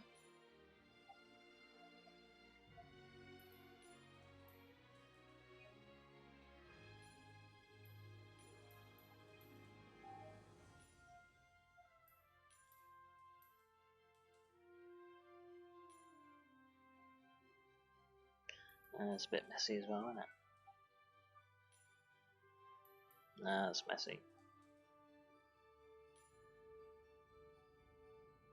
That one's not too bad.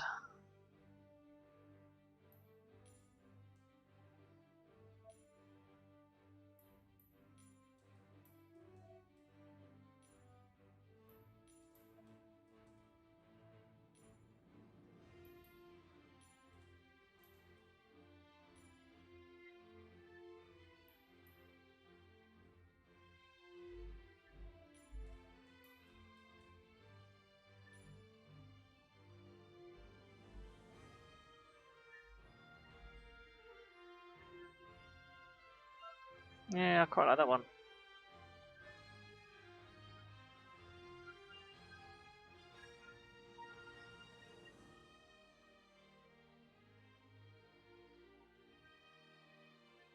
That would work.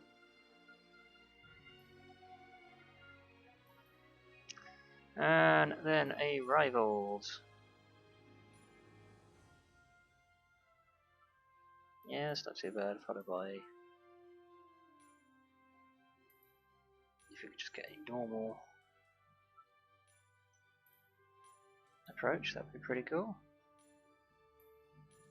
Right.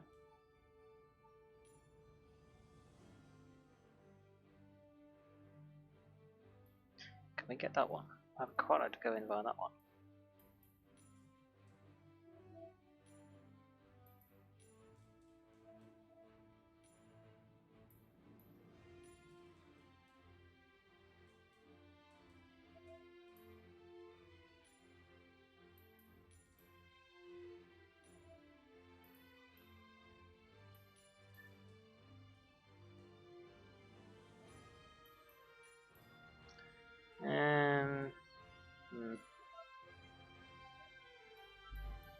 What about another approach in, maybe?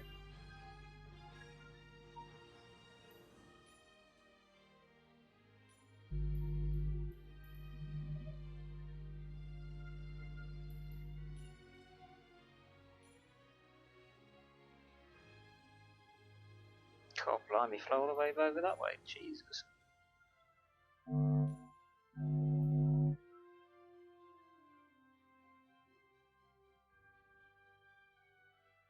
Oh, that don't look too bad. Yeah, we could do that.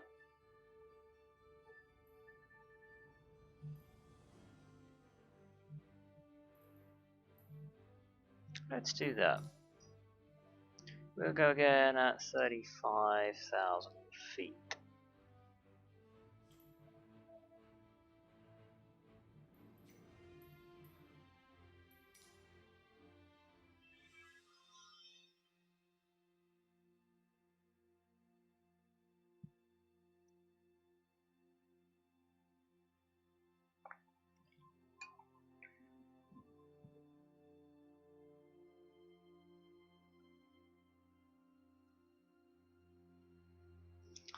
Right, let's shove this on to charge. So this should give us some really nice sightseeing coming into London.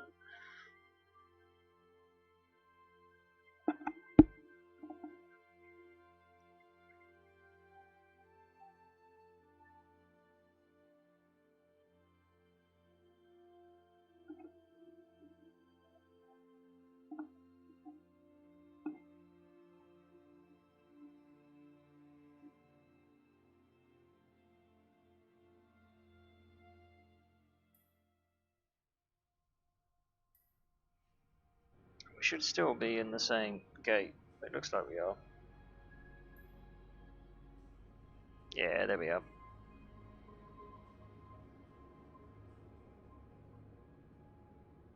Alright, fantastic. Right, so as we were before, we had the external power connected and everything, so that was all good. We had all these off. So we switched off all the pumps as well. Wow, it's busy around here.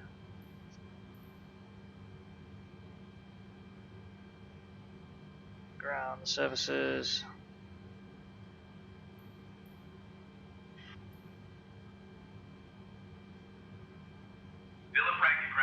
Pounds Niner 172, could you please send a ground power unit? Pound Niner 172, a ground power unit is on the road.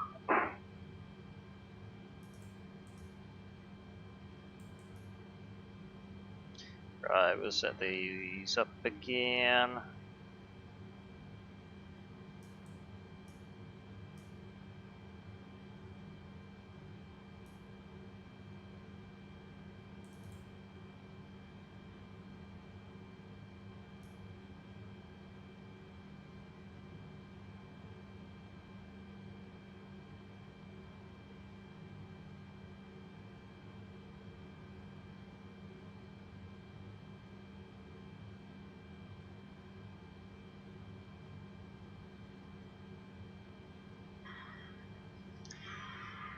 Right, we are going to want fuel and everything and all that good stuff.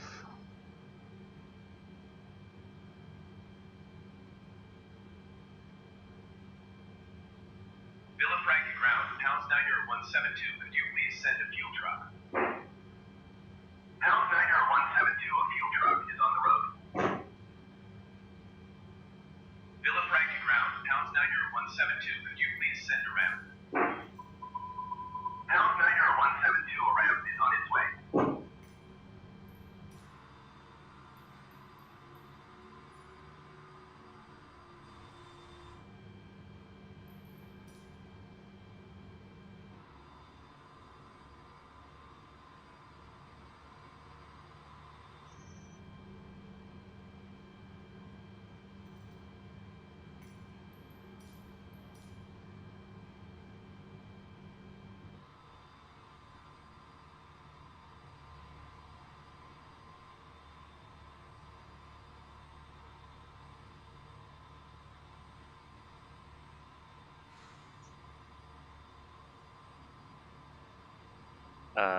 Close enough? Okay. Let's not talk about that.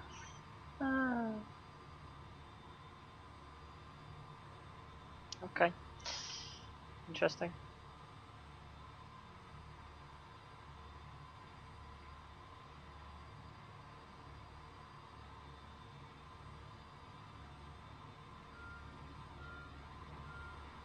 Blimey, that was quick.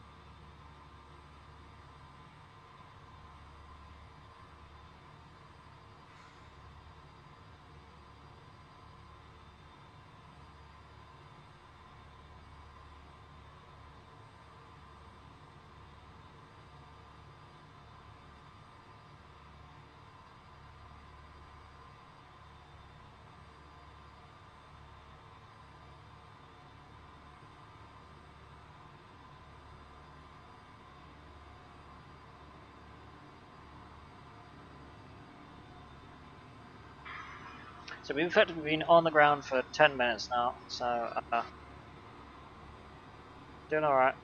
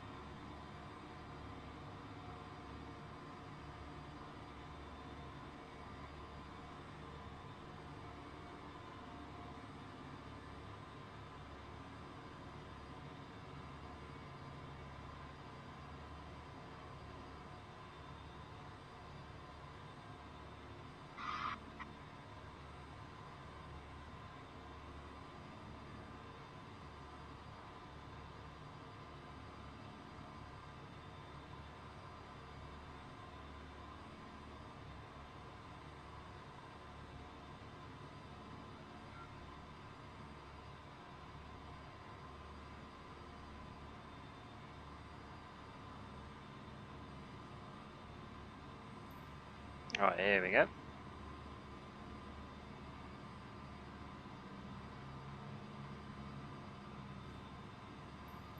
Our fuel is a bird.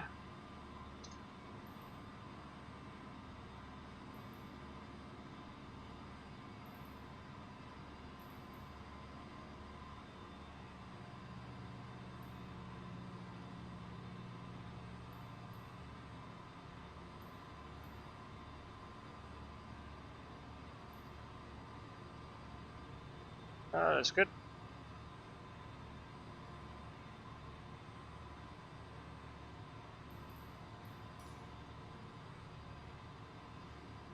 So we've been on the ground for about 15 minutes.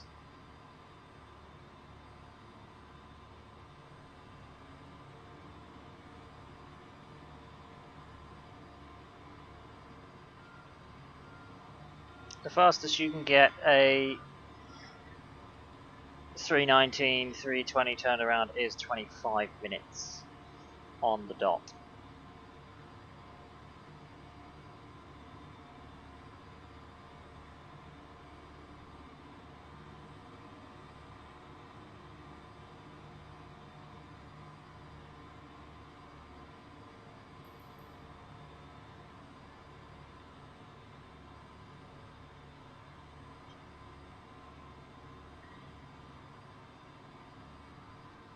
Bill of Ranking Ground, Pounds Niner 172, can you please send the catering truck? Pound Niner 172, the catering truck is on the road.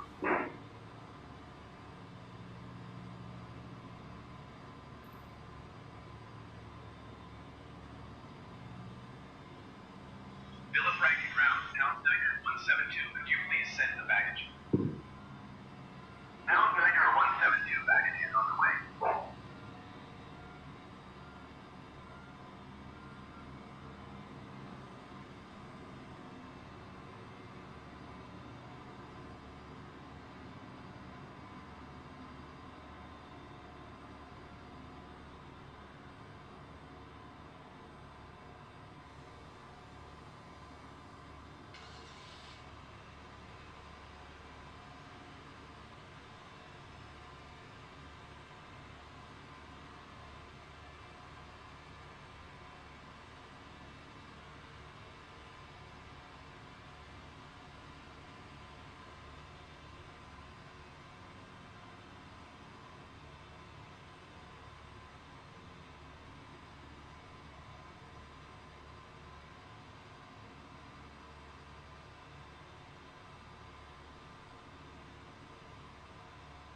Got an aircraft coming into land on 04.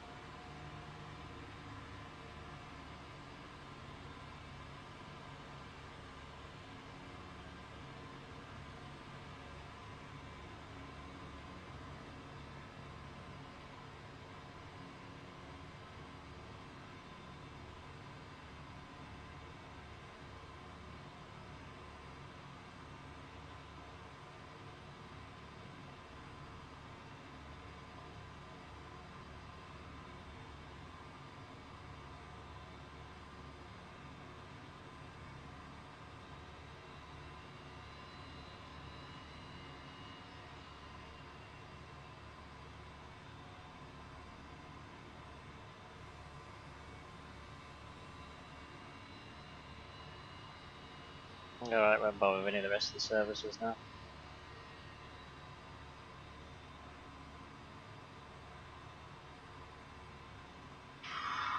Right, let's get ourselves set up now because we should be about ready to push back soon. So we're going to now shove our fuel pumps on. We are going to start our EPU. And once we've got that started, we can disconnect from the ground power. Altitude is going to be 35,000 feet. Speed 5. Set.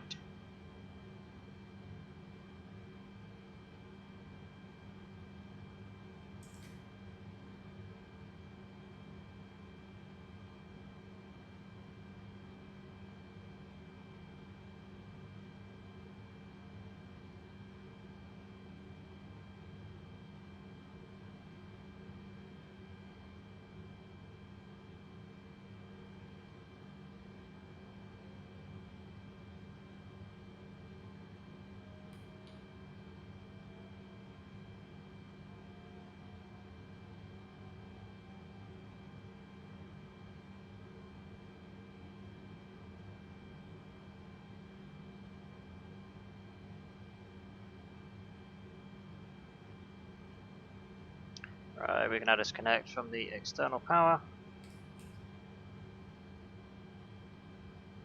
And send him away. Villafranca ground, Pounds Niner 172, I am done with power.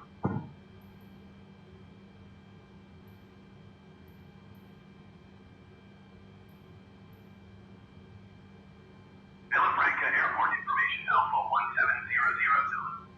Wind 069 at 5. Visibility, tree in heavy rain. Sky condition, few clouds at 900 feet, few clouds at 4,800 feet, few clouds at 12,100 feet. Temperature, 2.10. Altimeter, 29.71. ILS runway 4 in use. Landing and departing runway 4. VFR aircraft, the direction of flight. All aircraft read back hold short instructions. Advise controller on initial contact, you have Alpha. Villafranca Airport information, Alpha 1700 Zulu.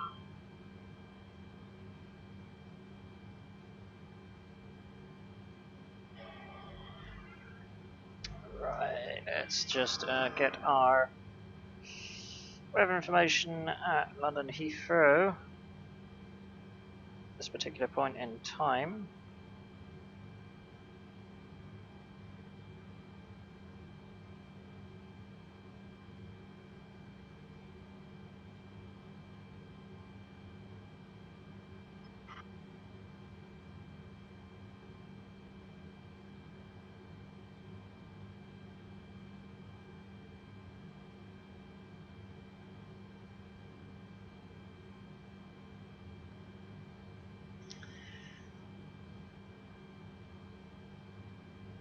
We swap that over for a sec.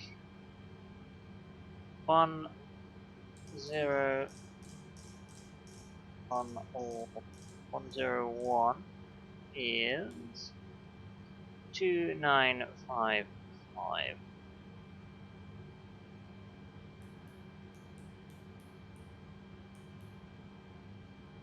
Temperature 15.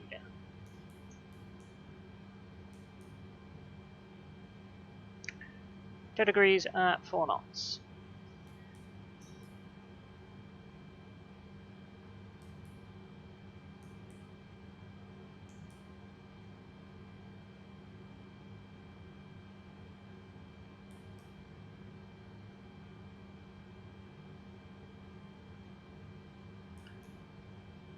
Right, lovely. Shove that on there, that's all good to go. Got to change that as and when we need to.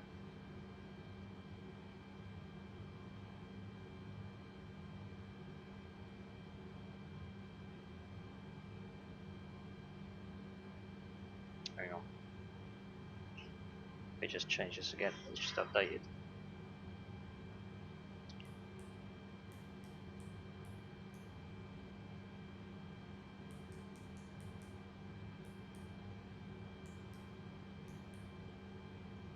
Cool.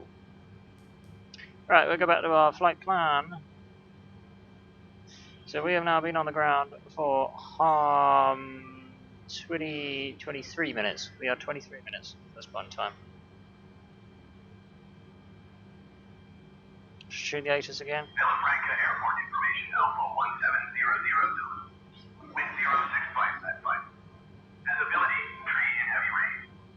Sky condition few clouds at 900 feet, few clouds at 4,800 feet, few clouds at 12,100 feet.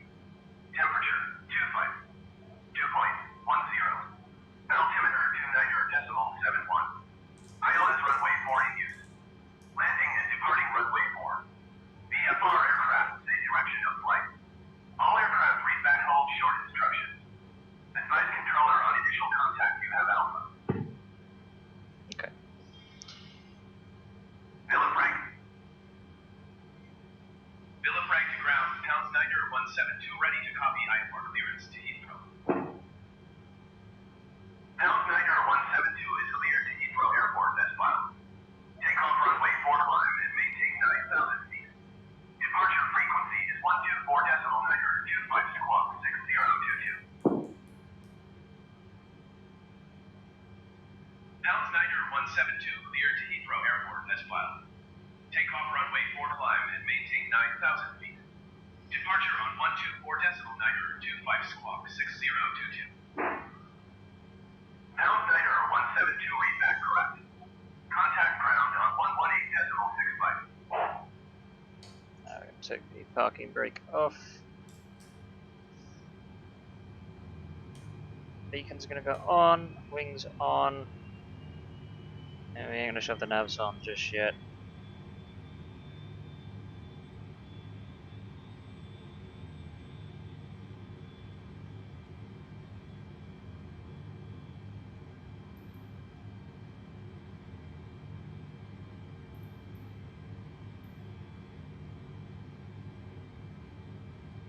Villafranca ground, Pound Snyder 172 requesting pushback.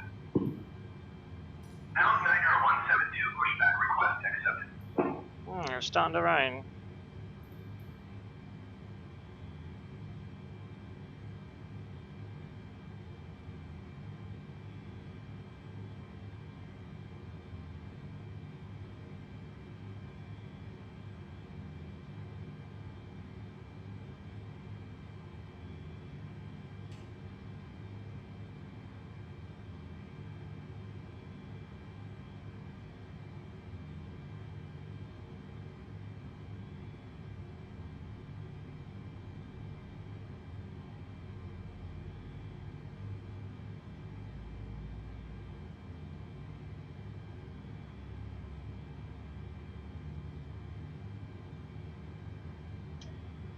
Right. Villafranca ground, Pound Snyder 172 requesting pushback tug to steer the aircraft to the right. Pound Snyder 172, your request has been transmitted to the operator. That could have been a bit early, but I'd rather be early than late, to be honest with it. That might not be too bad. We might have actually nailed it. I think we might have been a little off, but oh well.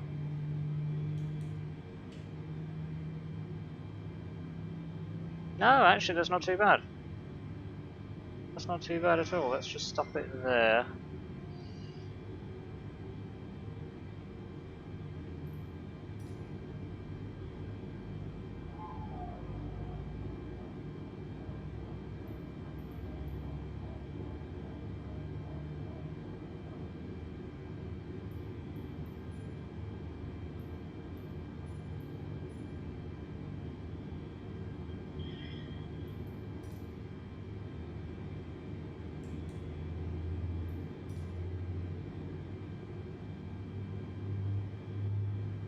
Chuck the navs on now. Pitot heat is going to be needed.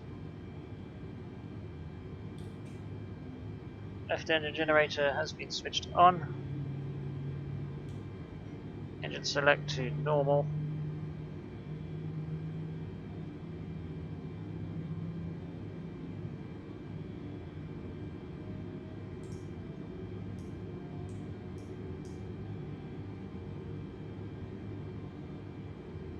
Both engines are running normal, that's good.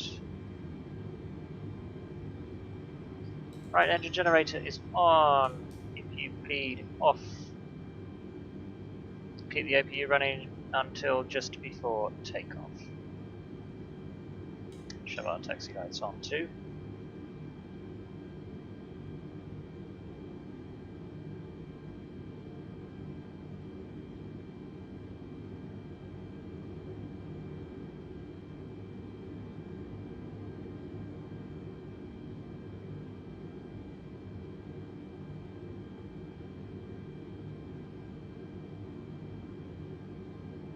Villa Frank to ground, Pounds Niner 172 with Bravo ready to taxi IFR. Pounds Niner 172 taxi to and hold short of runway 4 by taxiway Alpha. Contact tower on 121.75 when ready. Taxi to and hold short runway 4 by taxiway Alpha, Pounds Niner 172.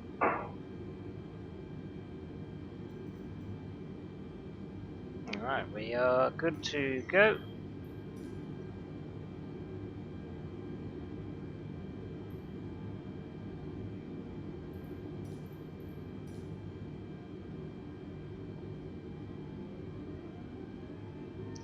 Just gonna try and suss out how to get there now. So we're gonna have to cross the runway. The question is, where do we do that? I'm guessing probably there.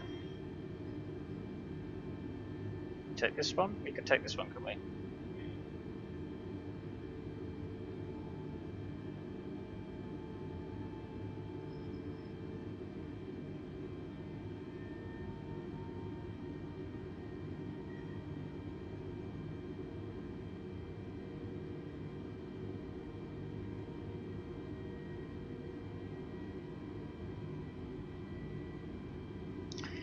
Right, so you could say that we have left gate at 19:05 to begin our taxi, which means we were a total of 30 minutes turnaround. That is a turnaround of 30 minutes. That's not bad, can't complain at that.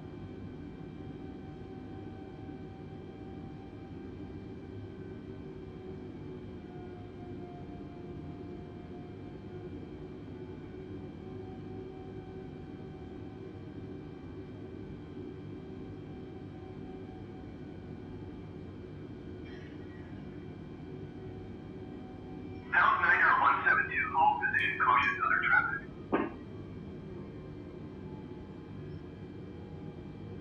Hold position, Pounds Niner 172.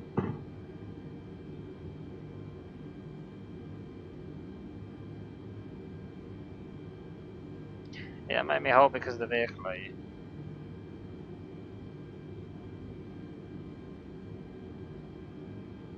Guys, I could be here all night.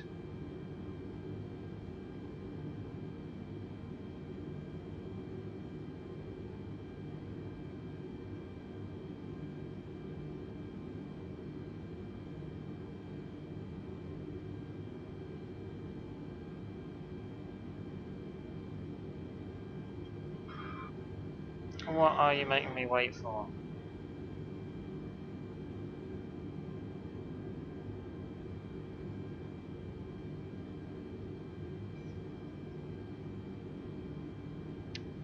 I don't see what the problem is, to be honest.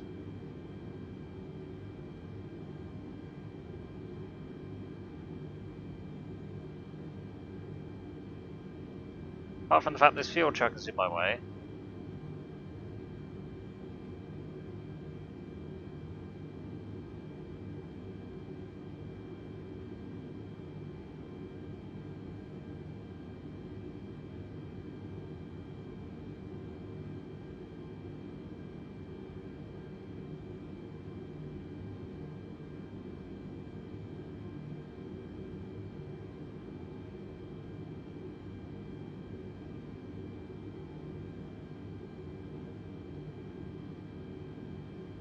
Not being funny, but I'm not waiting all day for a bunch of fuel trucks.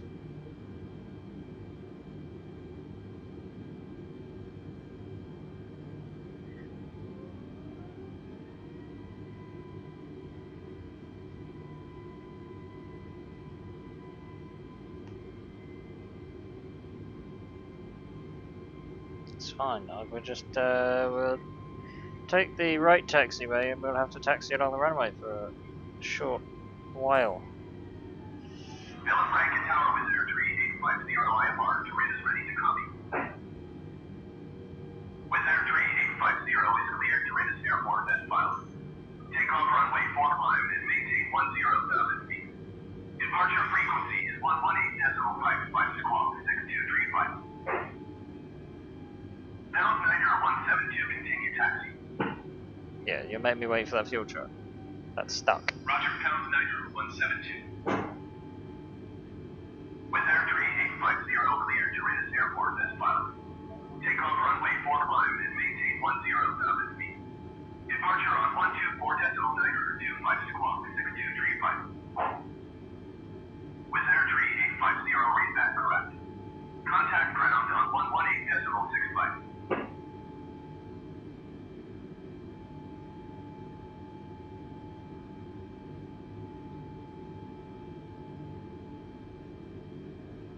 Philip Rankin ground with Air 3850 requesting pushback. With Air 3850 pushback request accepted.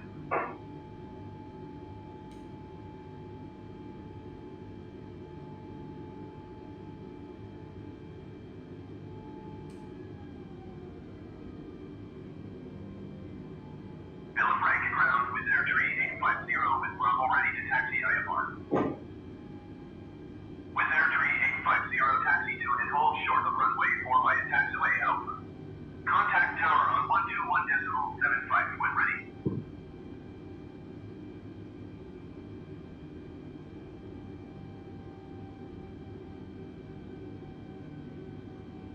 Taxi to and hold short runway 4 by taxiway Alpha with Air 3850.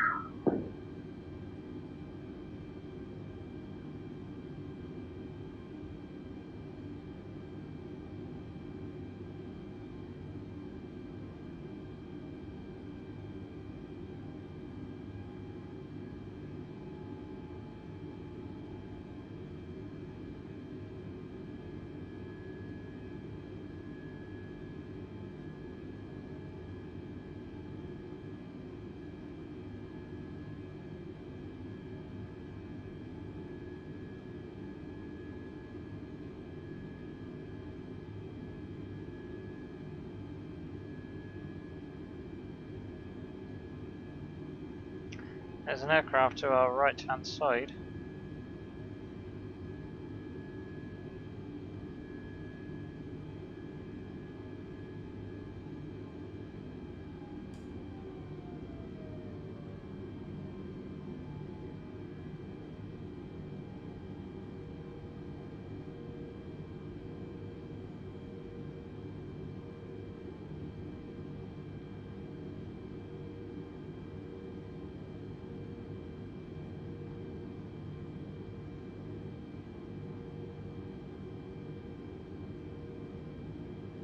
With Air 3850, hold position, caution other traffic. Okay, I was gonna let him go, but that's fine.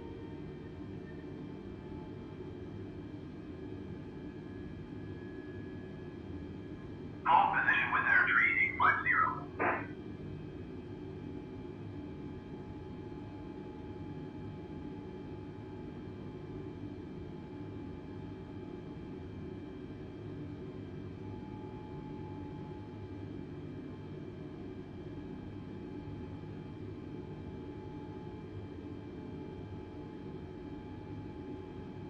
That Wizz Air does not look like a Wizz Air. That looks like a tiny little aircraft.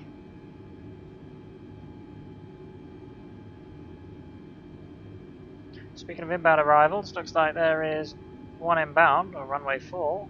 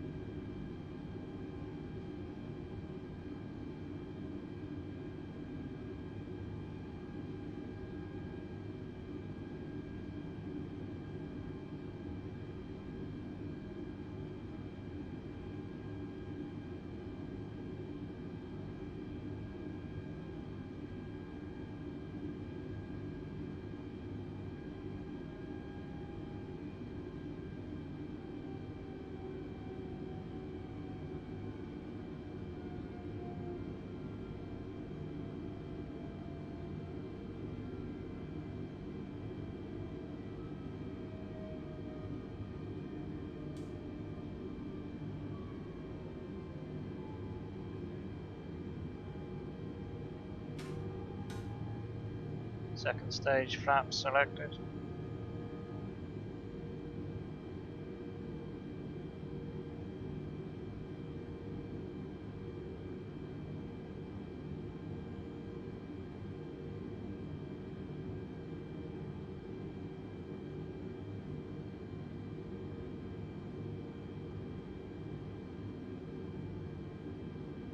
Let's tune the tower.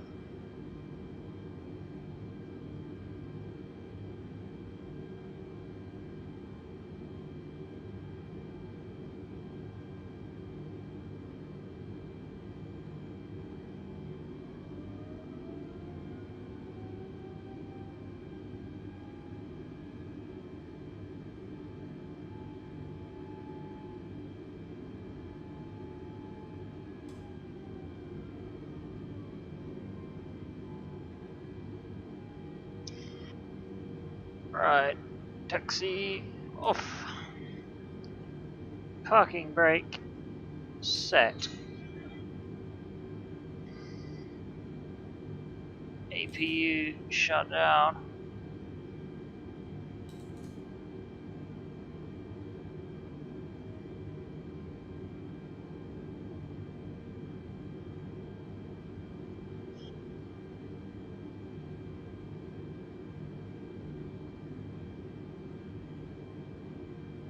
Yeah, we'll give this guy the opportunity to land.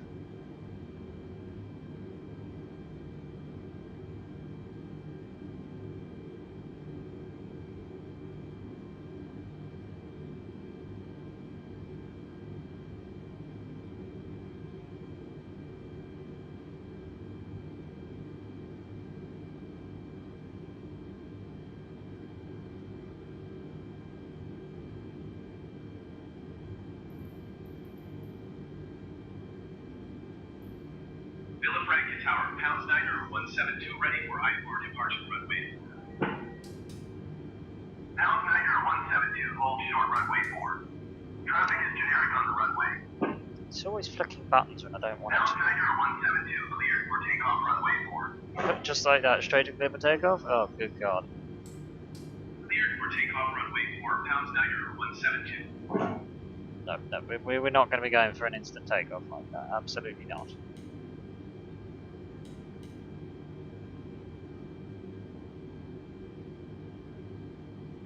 Okay, that's all good and set.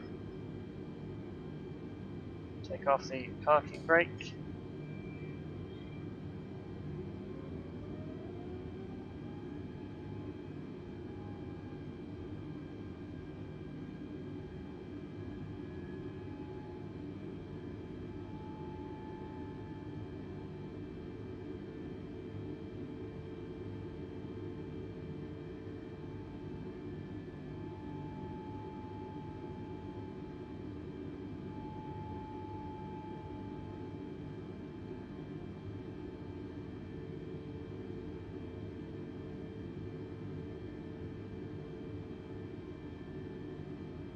Again, there is no point rushing. It was like an A340 land before us, so yeah.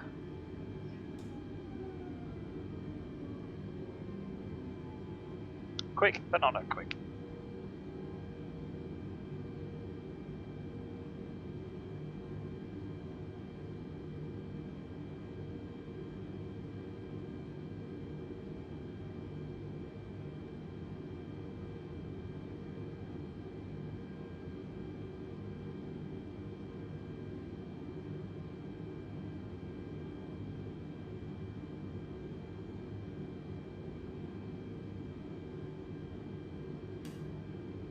Parking brake set.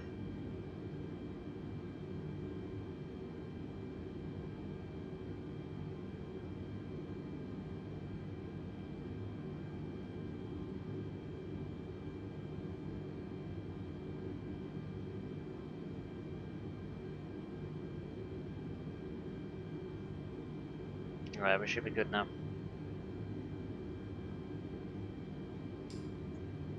I think it disappeared, that's why.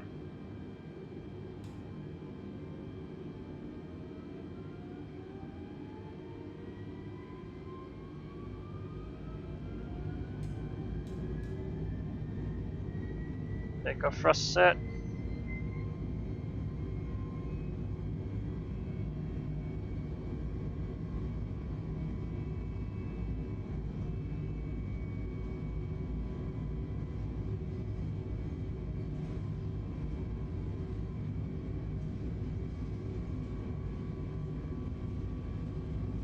V1. Rotate. V2.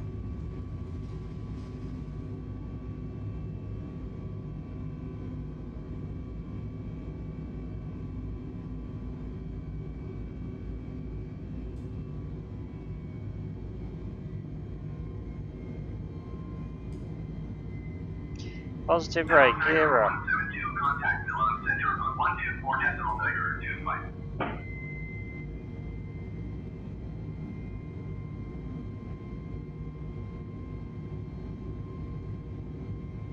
124.925 pounds 172.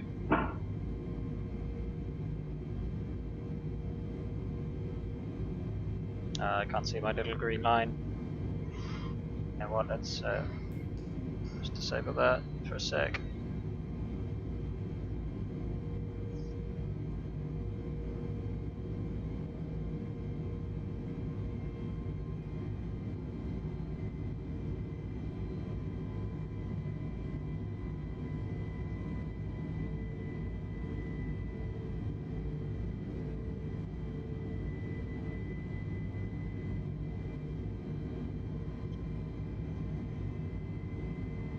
Milan Center, pounds 172 is climbing through 4,100 feet for 9,000 feet.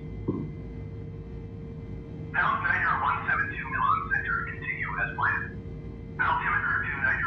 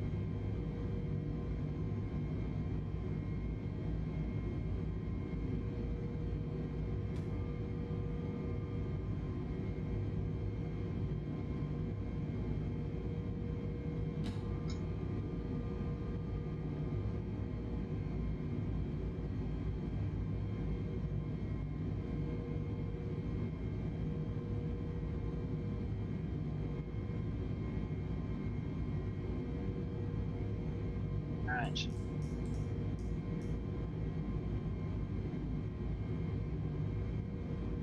Turn on the autopilot momentarily.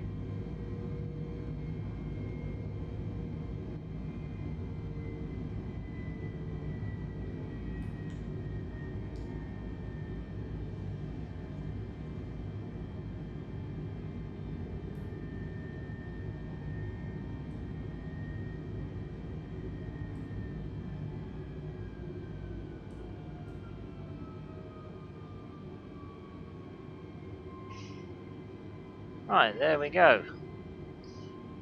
Nice. It's the autopilot taking over.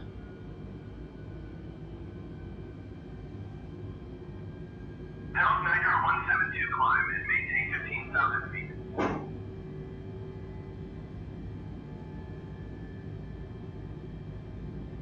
Climb and maintain 15,000 feet, pounds 172.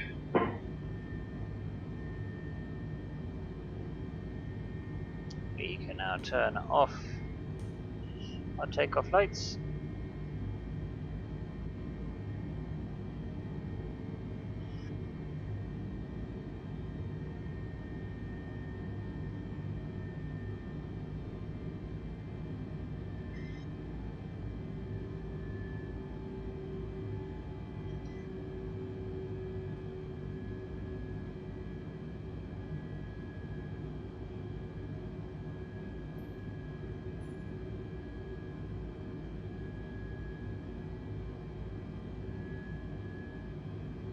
It's good to see our GPS is doing things that I like to see. We're now going to increase our speed to 285 knots. Going to bring our vertical speed down to 2000.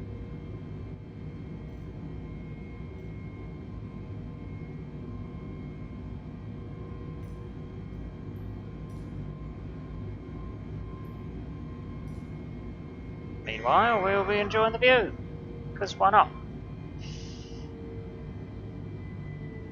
So yeah, I thought I'd do the round trip so we could actually do a little bit of nighttime flying, so...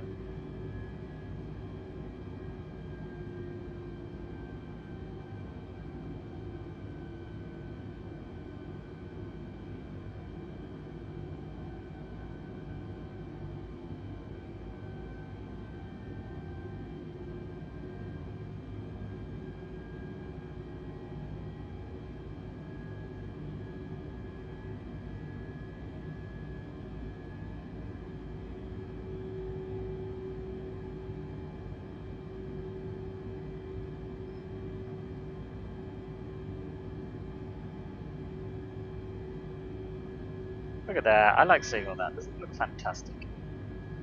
Absolutely fantastic.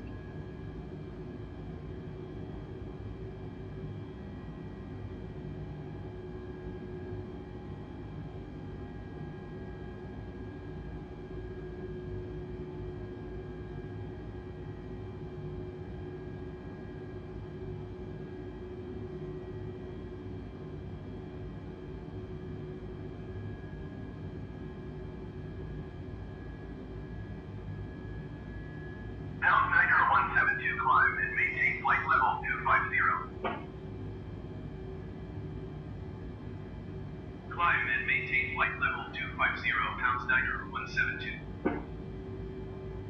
You have no idea how hard it is to refrain from trying to do the radio. It just sounds stupid if, like, you know, you just get a repeat of the same thing, because the simulator says it transmits the radio transmission from your aircraft, so it's just, yeah.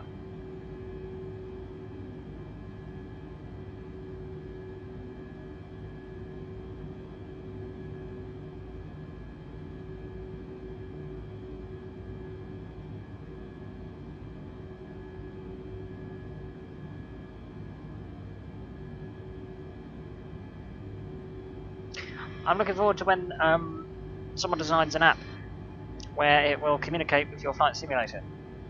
You know, one of those apps where it gives me access to the map, like a bit like the VFR map on the side here, along with altimeter, horizon indicator, speed, vertical speed, can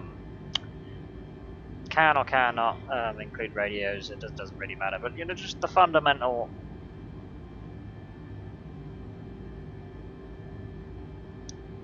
stuff to keep you flying, basically. The main instruments.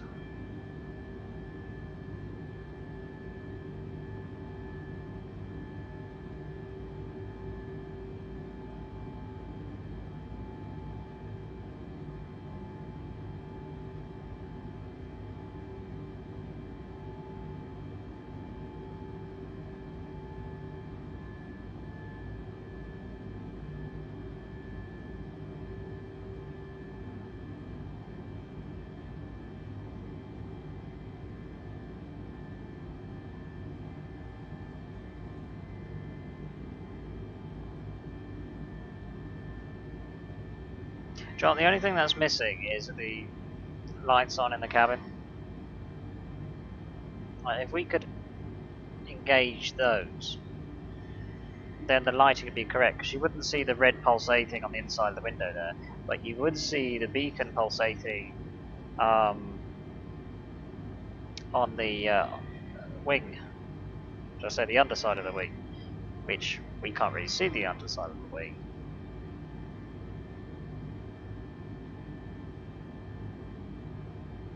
But you can still see a little bit off of the airflow stabilizer.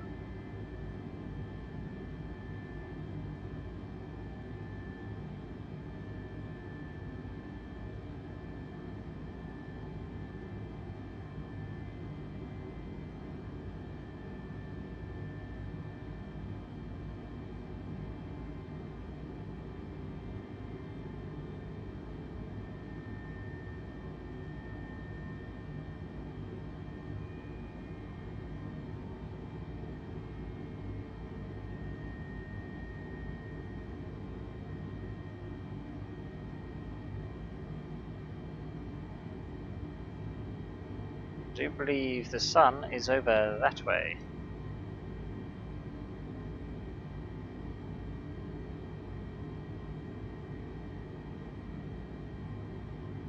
We're sort of heading in the right direction.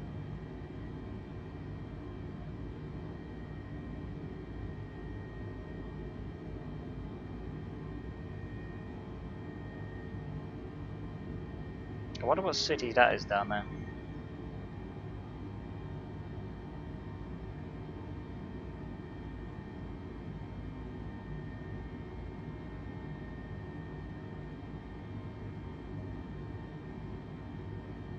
Right, that's us established on our cruise course now. We've just got to continue climbing to 35,000 feet.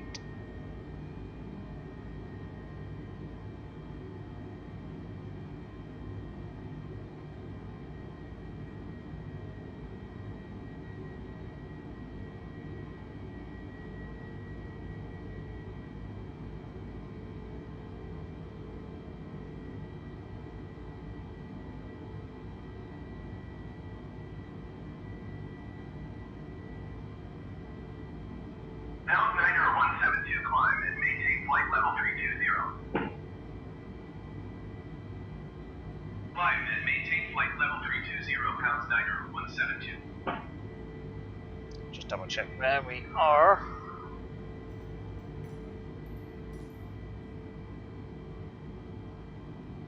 Still climbing nicely. Got another 10,000 feet to go, but I think we can think about turning off the seatbelt signs. It's relatively calm at the moment. Start getting some service aboard.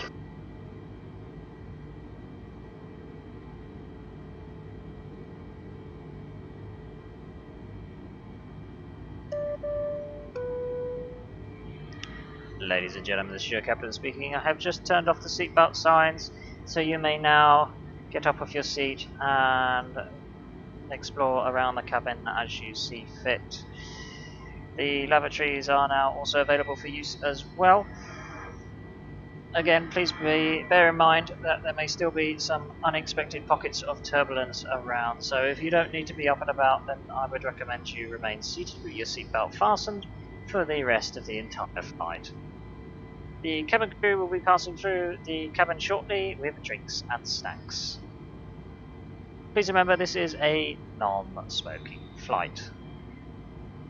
I'll be giving you a weather update as we approach into London Heathrow. Otherwise, for now, do sit back, relax, and enjoy the flight.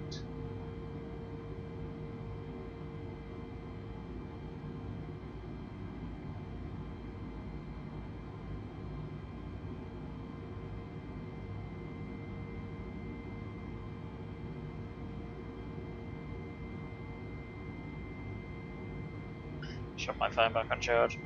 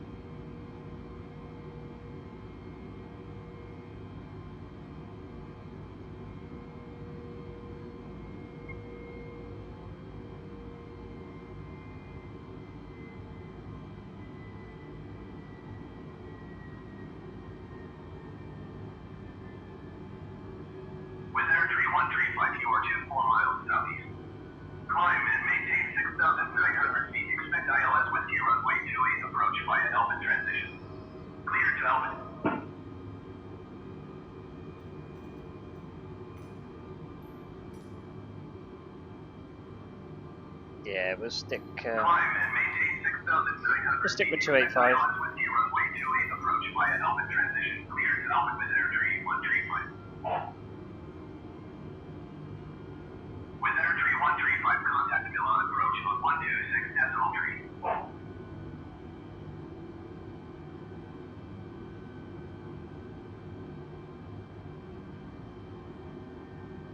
126 decimal tree with Airtree 135.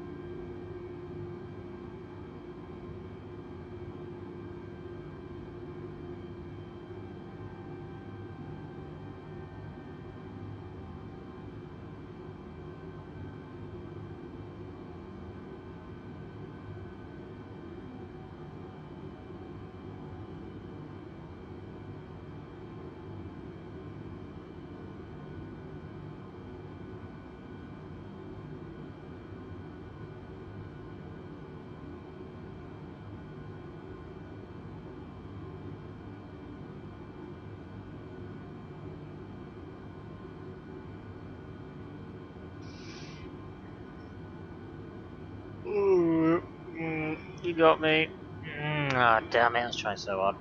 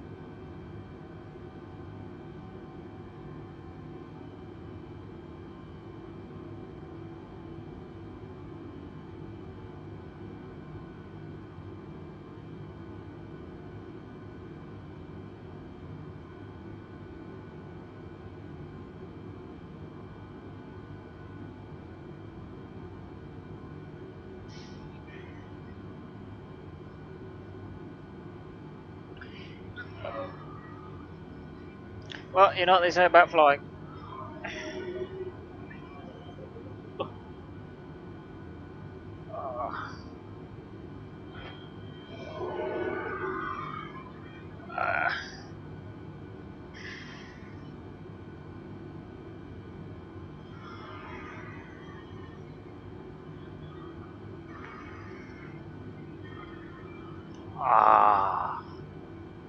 Yeah, that hits the spot. But a bit more behind now. Oh, yeah, that is the spot. Oh, yeah. That's better.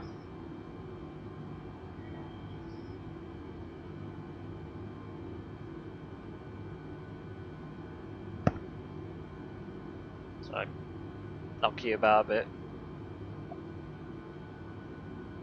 That's better. It's much better.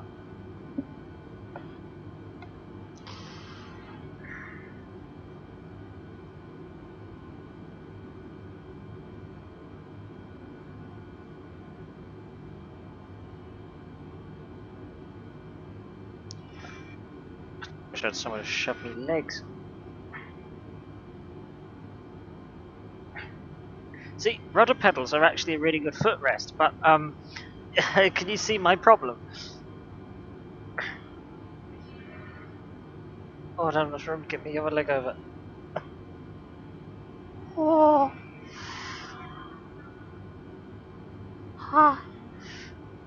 Alright, I mean...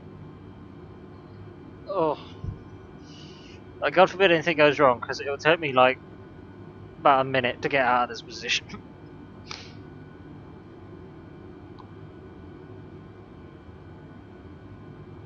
Oh, this is much better. I should have done this sooner.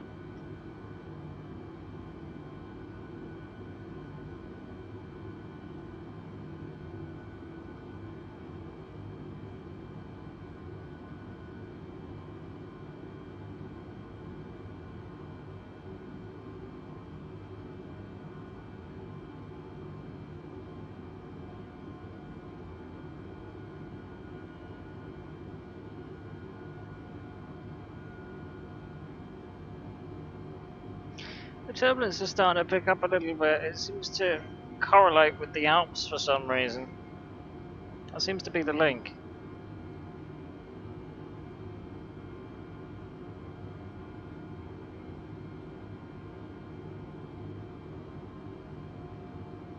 I mean, I've flown over it once. I don't recall it becoming as vicious as what it did earlier. Although I am going back like 7 years. Yeah, about 7 years. That's not too bad at the moment.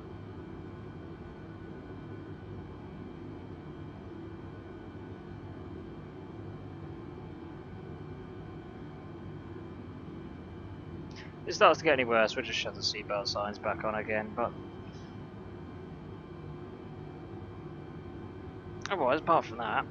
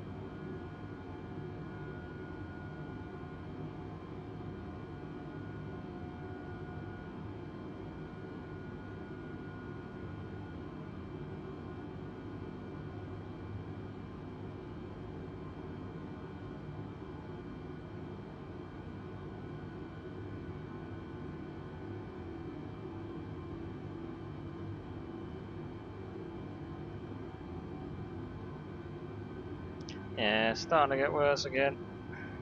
I know how bad it got last time.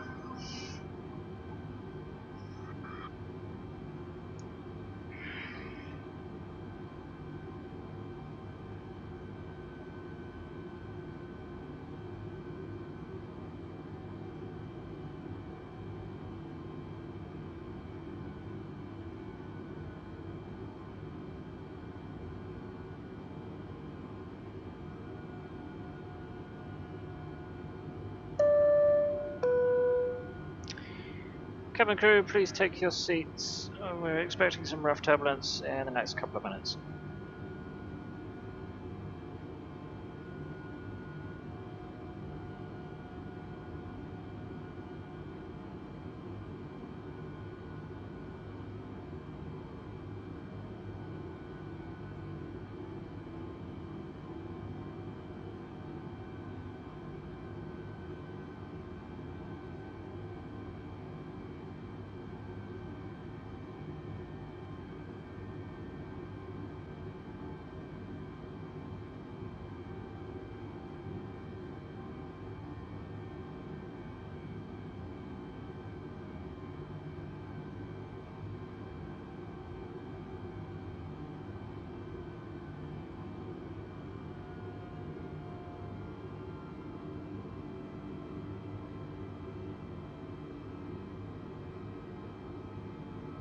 Here we go, almost right on cue.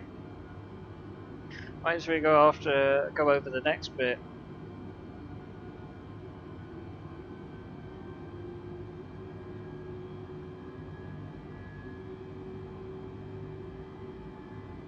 Bologna 257 Diner, descend and maintain 10,000 feet.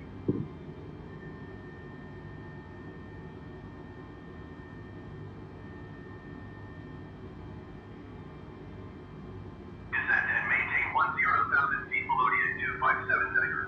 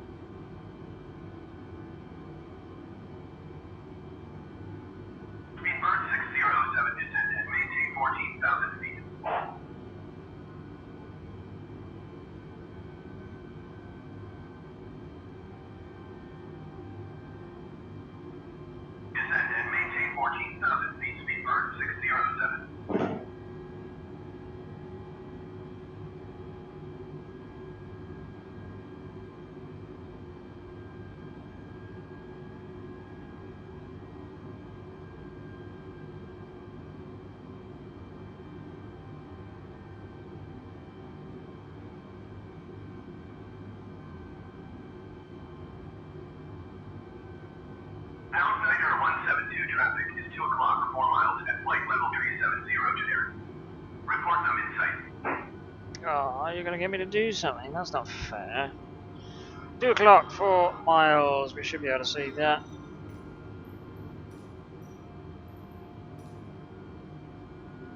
Pound Niner 172, contact Zurich Center on 126.225. Alright, okay. Going to 126.225, Pound Niner 172. Zurich Center, Pound Niner 172, flight level 350. Pound Niner 172, Zurich Center, continue as planned. Ryanair 7341, you are 20,000 feet above your assigned altitude.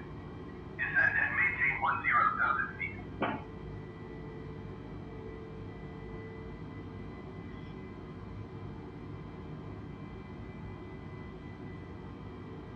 Descend and maintain 10,000 feet, Ryanair 7341.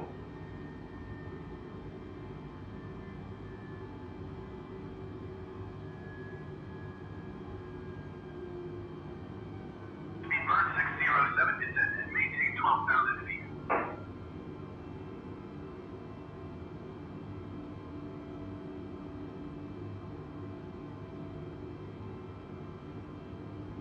Descend and maintain 12,000 feet, Speedbird 607.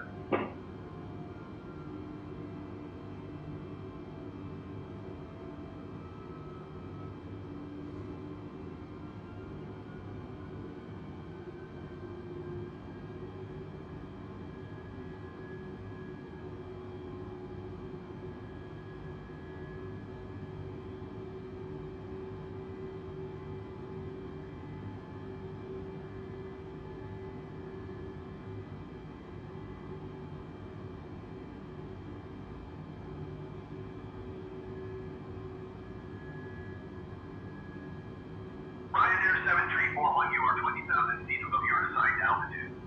Descend and maintain 10,000 feet. Condor 1543, you are 20,000 feet above your assigned altitude. Descend and maintain 10,000 feet. Descend and maintain 10,000 feet, Ryanair 7341. Descend and maintain 10,000 feet, Condor 1543.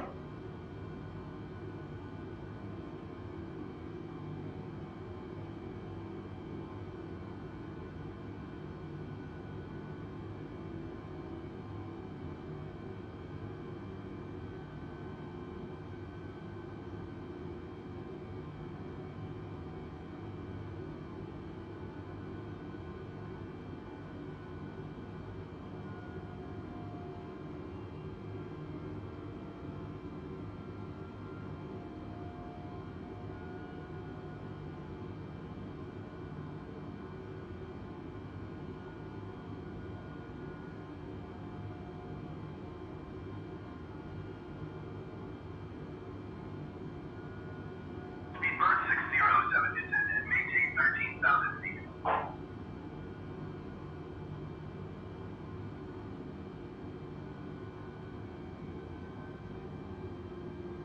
Descend and maintain 13,000 feet, Speedbird 607.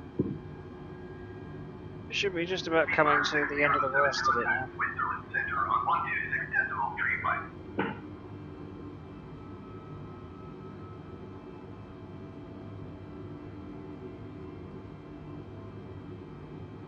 126.35 for Speedbird 607.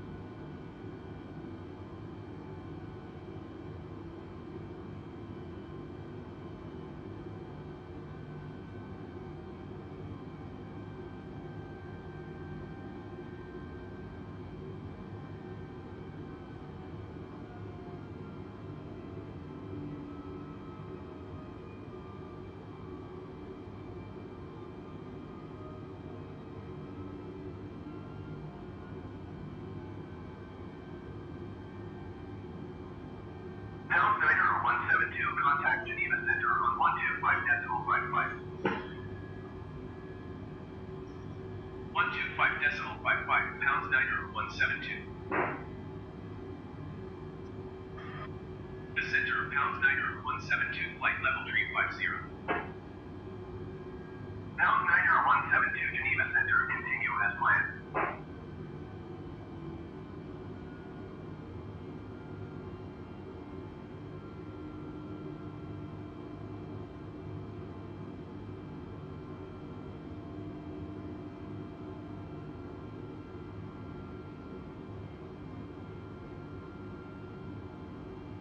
Speed bird 607, you are 20,000 feet above your assigned altitude. Descend and maintain 10,000 feet. Right, it should be the worst of it over now, so we can return back to normal service. Descend and maintain 10,000 feet. Speed bird 607. Ladies and gentlemen, this is Ship Captain speaking. I've just turned off the seatbelt signs again as we have now gotten past that area of turbulence. We should be expecting some smoother flying from here on out. Please still take care when moving around the cabin, as there may still be some unexpected pockets of turbulence. I sit back, relax, and enjoy the flight.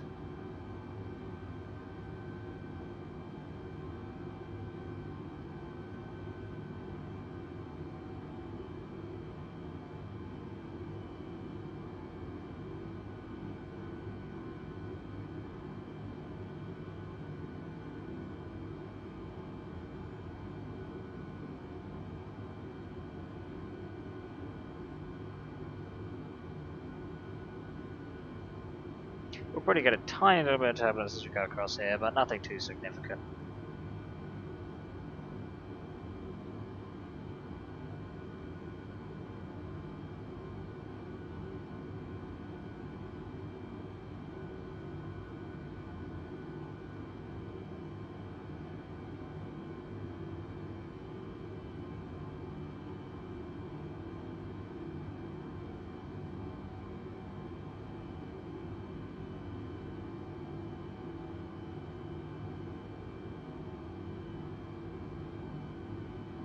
Swift 281 Niner, you are 6,000 feet above your assigned altitude. Descend and maintain 10,000 feet. Altimeter 2 Niner decimal 70.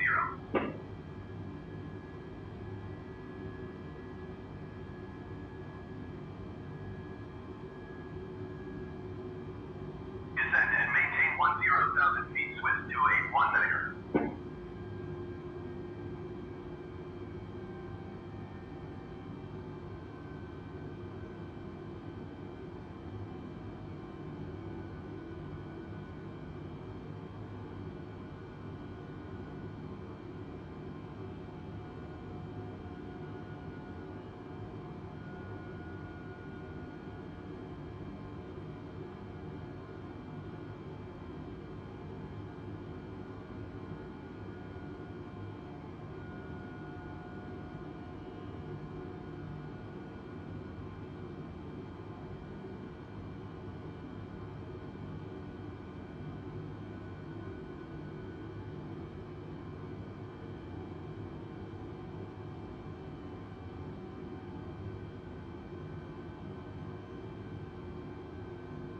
Let's see how the weather is doing at London Heathrow.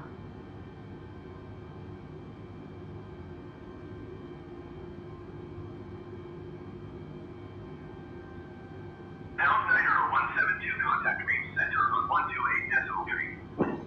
I swear to God, it waits. It actually waits. 128.3 for pounds Niner 172. Reef Center, pounds Niner 172, flight level 350. Pound Niner 172, Reef Center, continue as planned. Alright, let's try again.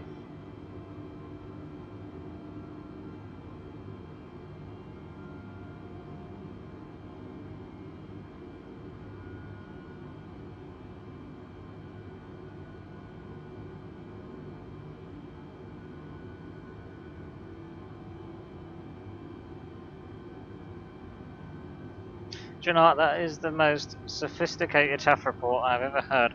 Probable 40% from tomorrow 1700 to day after tomorrow 0100.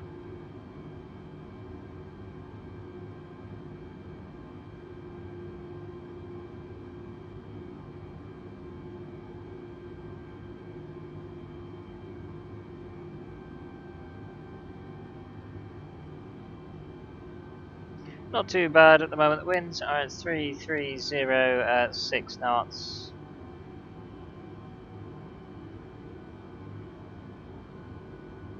Clouds broken at 4100. Temperature 14, dew point 12.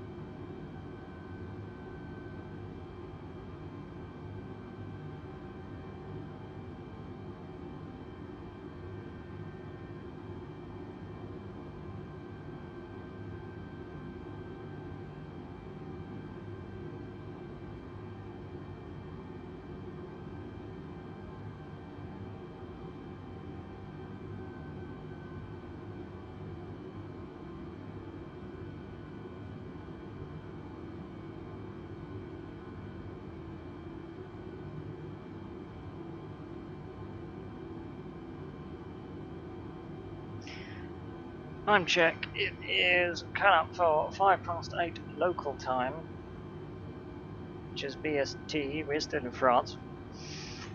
So that's the equivalent to 9:05, where we are at the moment.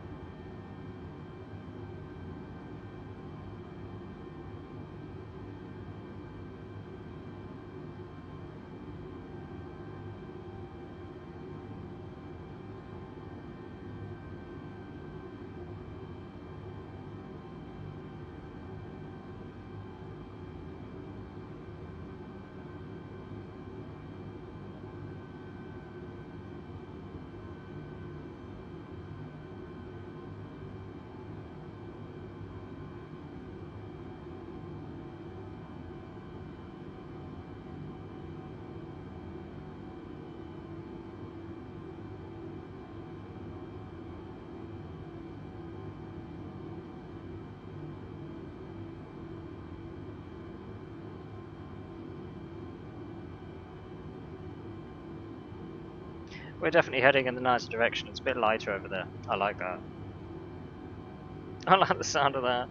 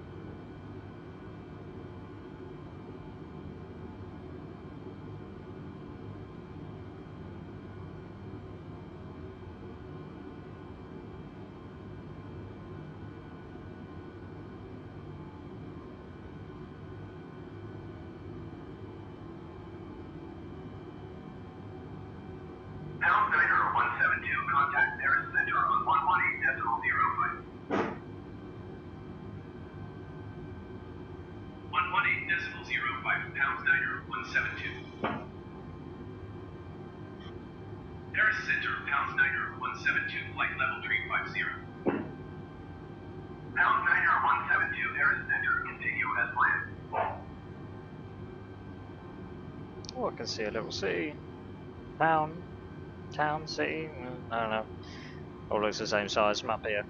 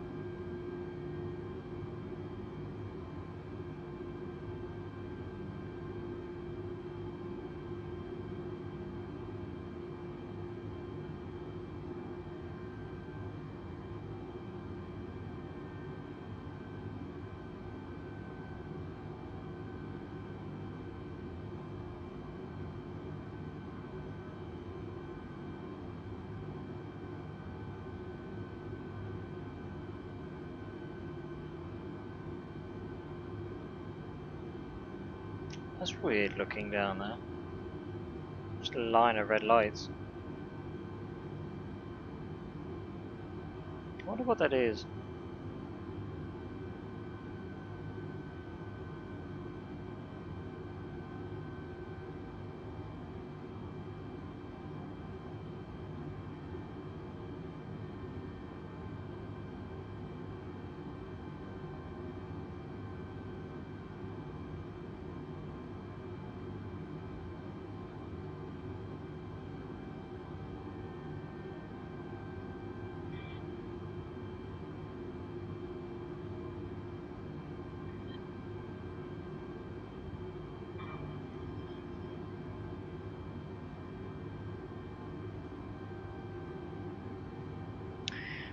We are heading to London Heathrow.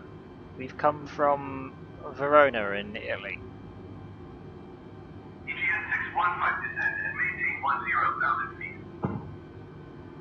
I believe we left the Alps like about 10 minutes ago.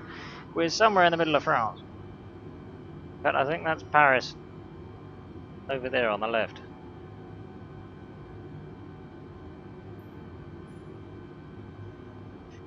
We've still got a little way to go.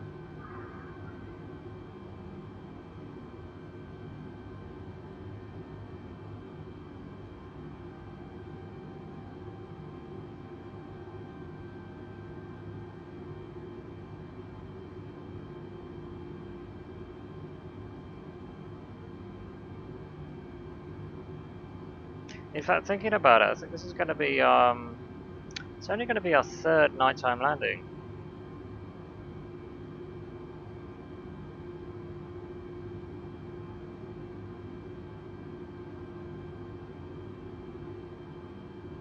We could actually fly anywhere in the world. So, yeah, we certainly can fly to Asia. Although we won't be doing it tonight, though. This is going to be my final flight. We've been going for the past, like, 8 hours. But I'll have another Microsoft Flight Simulator stream, not tomorrow, but the day after, so on Sunday, from 12 BST again, so If you got anywhere in particular you want us to fly, then just let me know.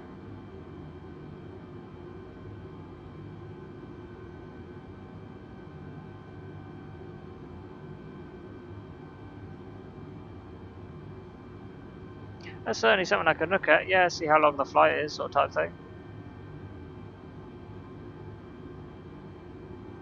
I believe that's Paris down there. It looks big enough to be Paris. Sort of around the right area, I think.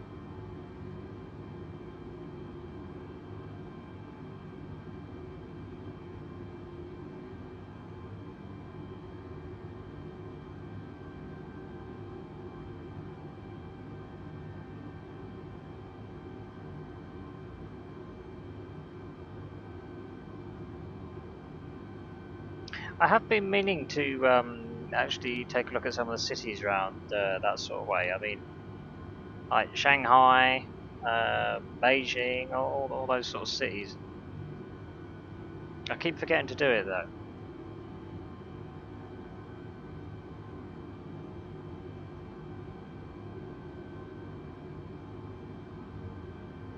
I wonder what all the red lights are down there.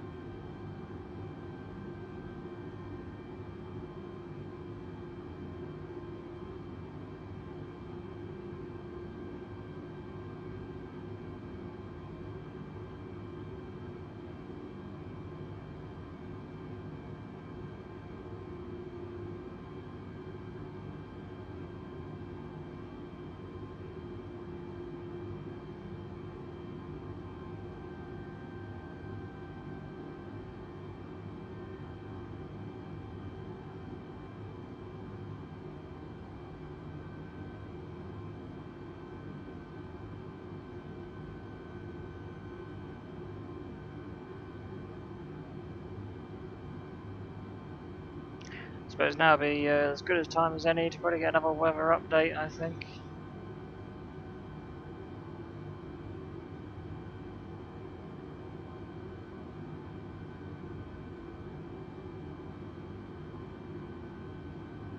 Right, winds 330 at 6 knots, that's the same.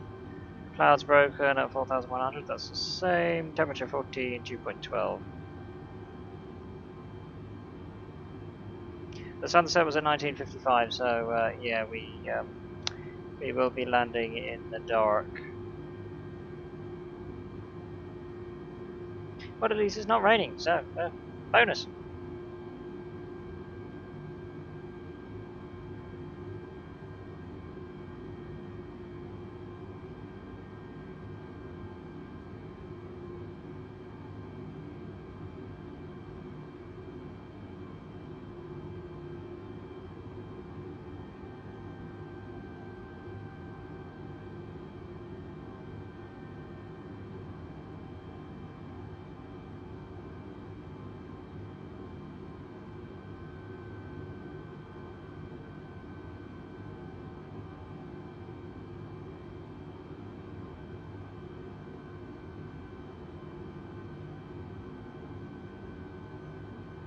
In fact, actually, if we have a look at some of the other airports around, we can actually get a better picture of what the weather's like around there.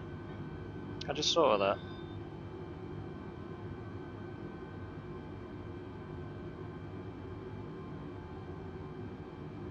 Speedbird 719, you are 20,000 feet above your assigned altitude.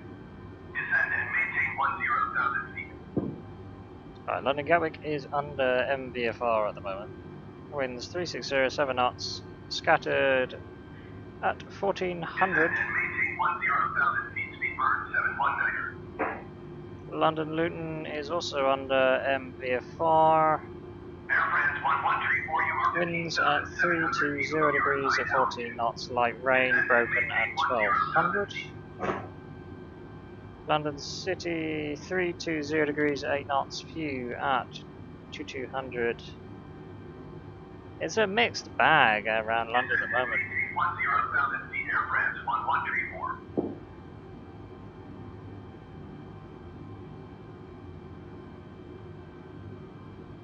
Yeah, very mixed bag.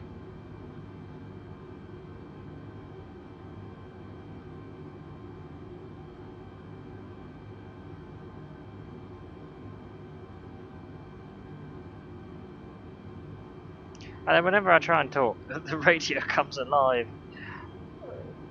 That's been like 2-3 times that's happened now.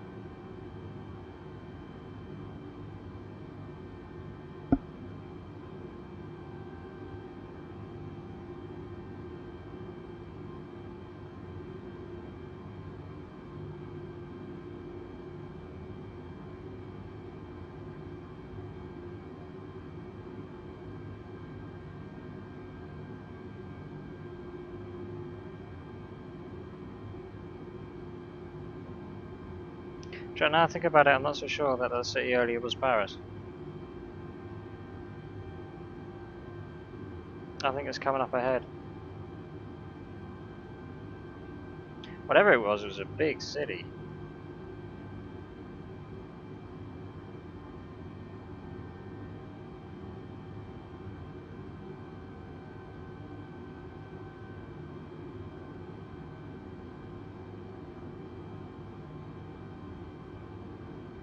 I'm getting a little bit of turbulence around it. It's not too bad at the moment.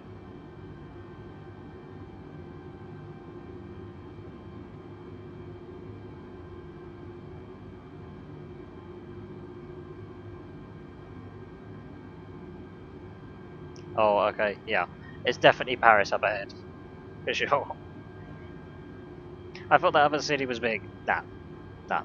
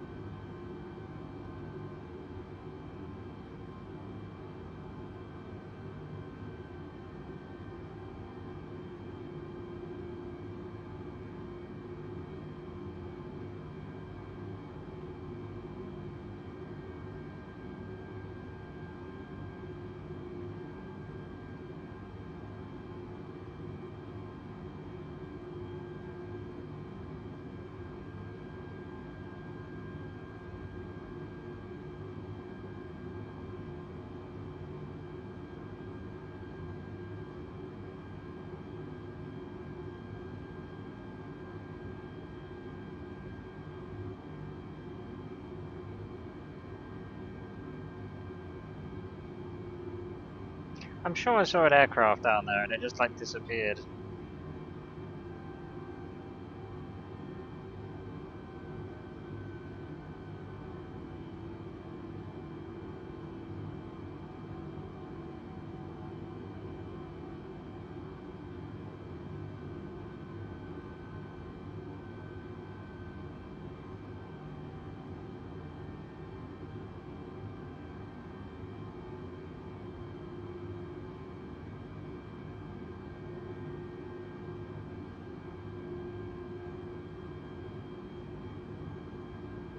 That is definitely Paris over there.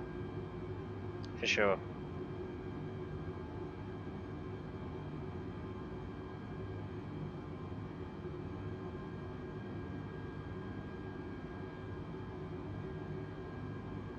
Air France 1134, you are 17,600 feet above your assigned altitude. Descend and maintain 10,000 feet.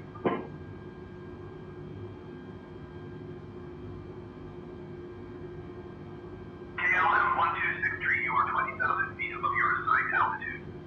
Descend and maintain 10,000 feet.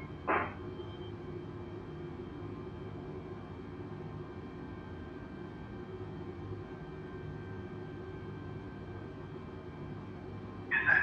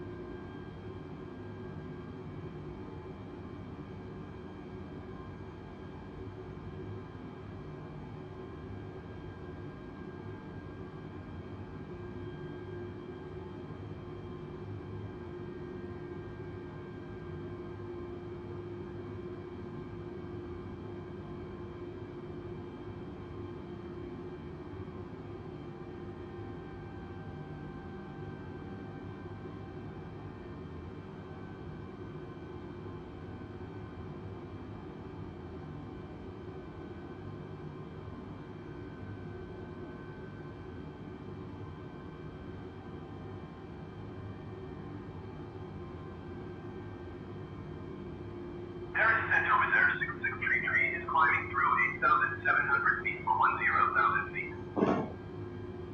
With Air 6633 Paris Center, continue to Bravo Victor as planned.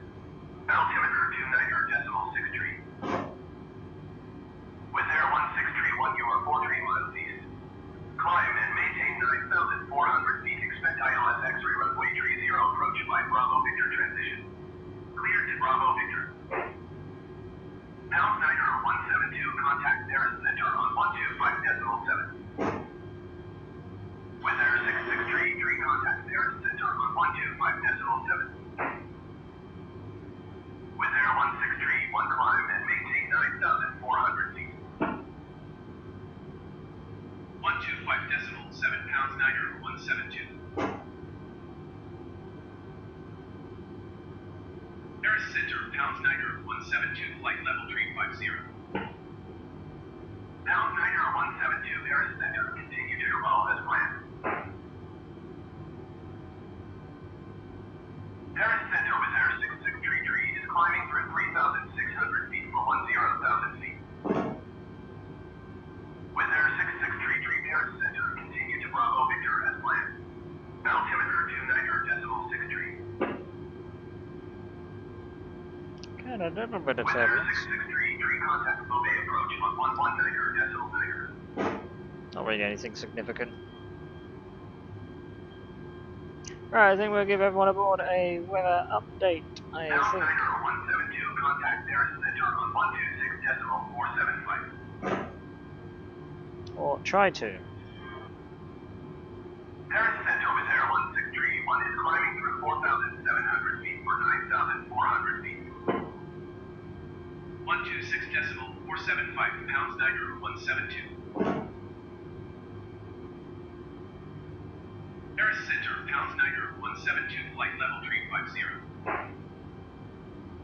Pound Niner 172, Paris Center, continue to Raval as planned.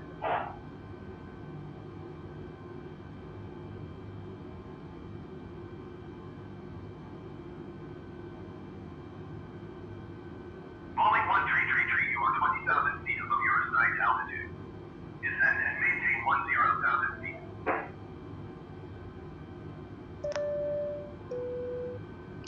Ladies and gentlemen, this is your captain speaking. I'm here with an. Whoa! Look at that! 172 traffic is 9 o'clock, 4 miles at flight level 355 generic. Report them in sight. I'm sorry, I didn't realise they'd shoved supersonics in the yeah, I saw it. How can I miss it? Pounds Niner 172 have the traffic. Jesus. Okay, right. Let's try that one again. Take two. Paris Center speed mark 607 is at flight level 365, descending 10,000 feet. Speed mark 607. Ladies and gentlemen, this is your captain speaking. I'm here bringing you a weather update from the flight deck at London Heathrow. Currently the winds are coming in from the northwest, very slight breeze. It's mostly overcast at the moment with temperatures of 14 degrees and a humidity level of 88%.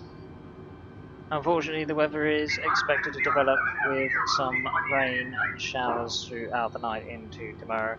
But apart from that, it's typically British, fairly dull, and I would say not cold but comfortable for this time of year. That's all I got for you. We'll be landing in the next 15 minutes or so, so if you have got any last minute bits and bobs you need to be doing around the cabin, then I suggest you probably think about doing so shortly. That's going to be it from us. We will see you on the ground. Descend and maintain 10,000 feet.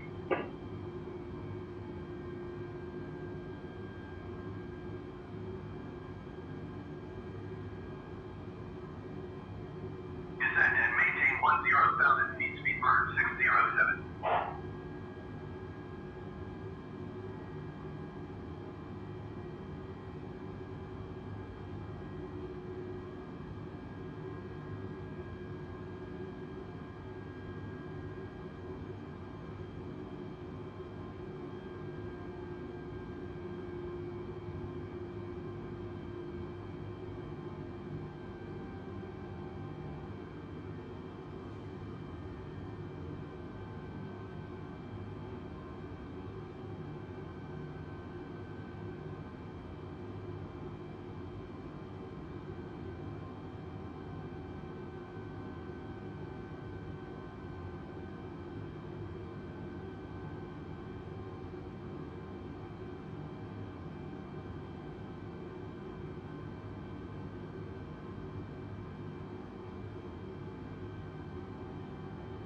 We'll be starting our descent shortly, guys.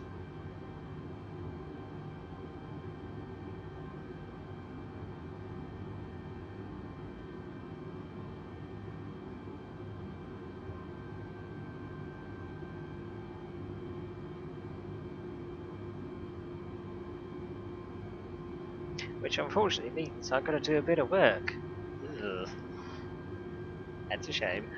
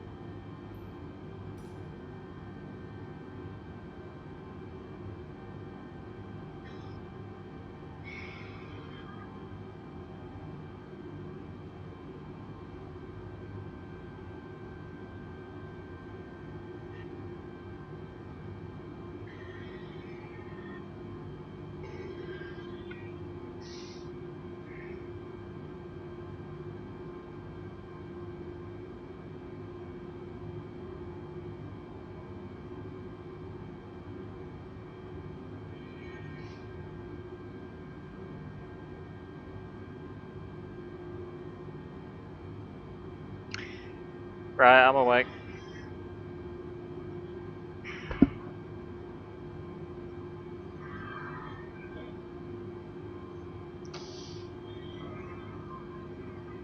Pound Niner 172 traffic is 5 o'clock, 4 miles at flight level 370 generic.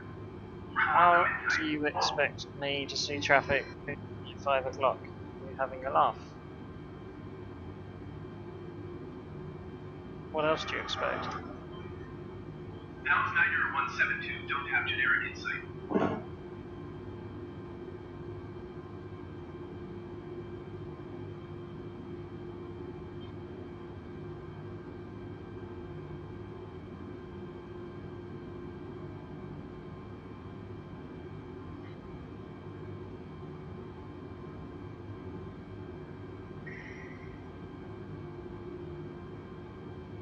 Pound Niner 172, contact Paris Center on 119.825.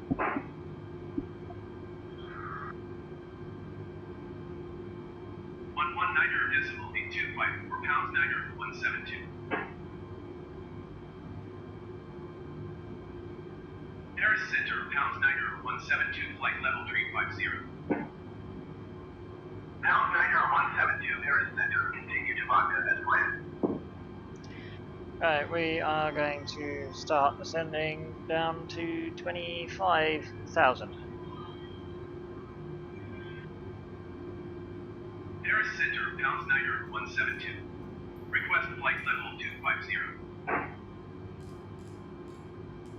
Pound Niner 172, descend and maintain flight level 250.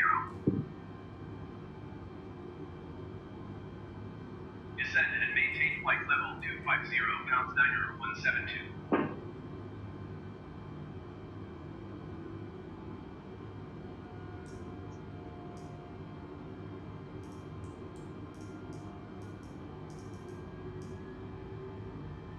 We're going to push our luck and go to 300 knots. Overspeed. It's not overspeed. Overspeed. Overspeed. Overspeed. Overspeed. Overspeed. Overspeed. Overspeed. Overspeed. Overspeed. Overspeed. Overspeed. Overspeed. Overspeed. Overspeed. If it was in the red, it would be an overspeed. It's not an overspeed, I can assure you. Overspeed. Overspeed. Overspeed. Overspeed. Overspeed. Overspeed. Overspeed. Overspeed. Overspeed.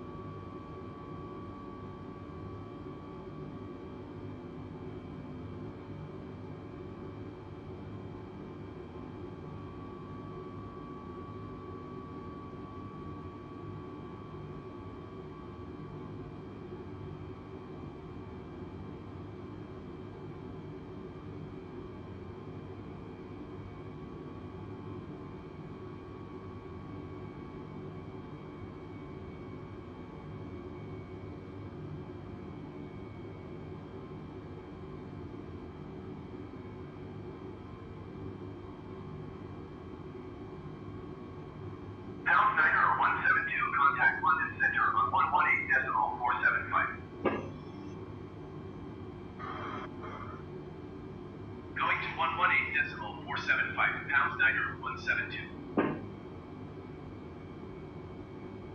London Center, pounds Niner 172 is out of flight level 2 Niner 54, flight level 250. Pound Niner 172, London Center, continue to Magda as planned.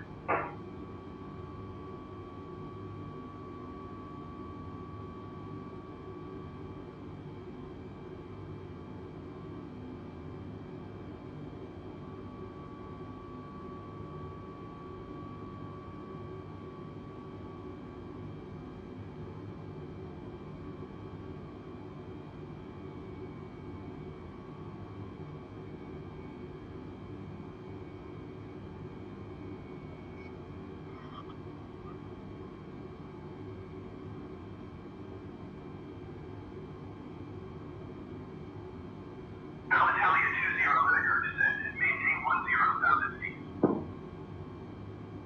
Swiss 407, descend and maintain 10,000 feet. Descend and maintain 10,000 feet, Alitalia 20 Niner.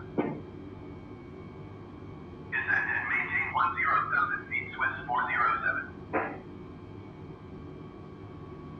Swiss 407, contact Paris Center on 119.25.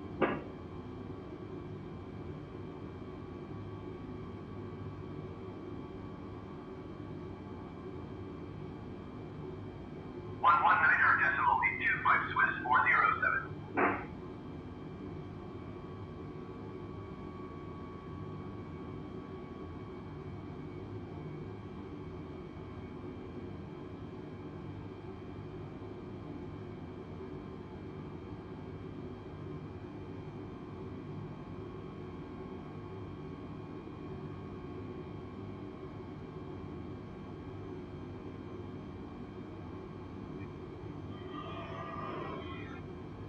Alitalia 20 Niner, you are 20,000 feet above your assigned altitude. Descend and maintain 10,000 feet.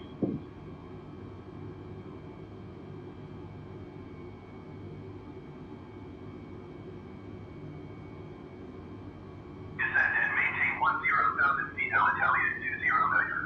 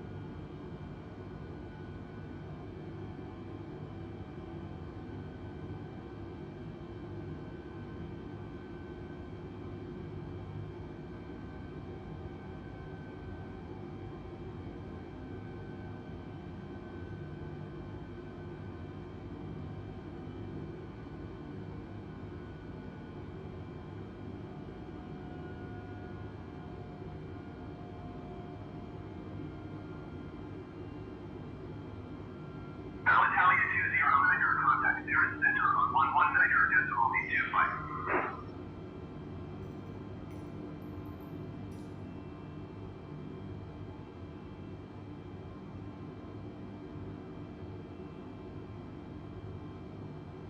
Right, we're going to begin our approach descent.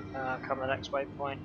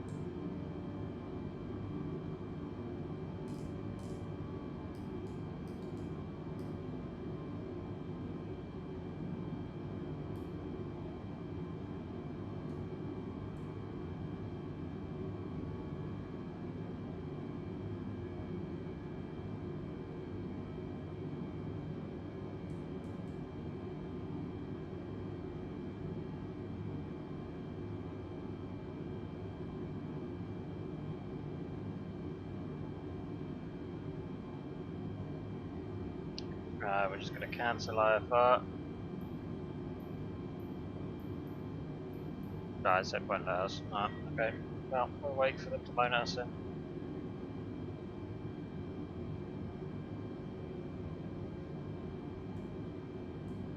KLM 16907, you are 20,000 feet above your assigned altitude. Descend and maintain 10,000 feet.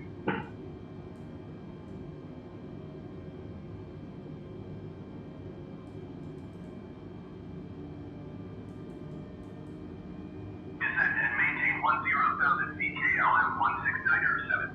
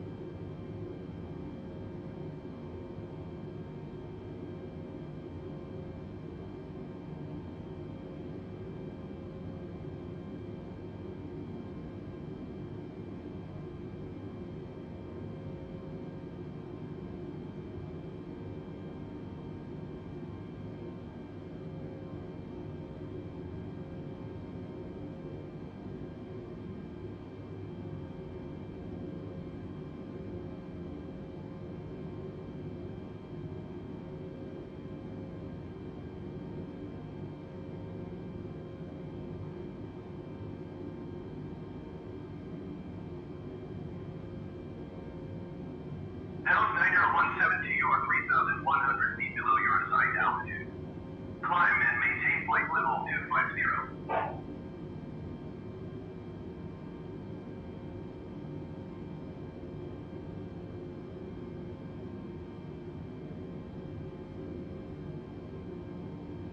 Ryanair 1183, climb and maintain 10,000 feet.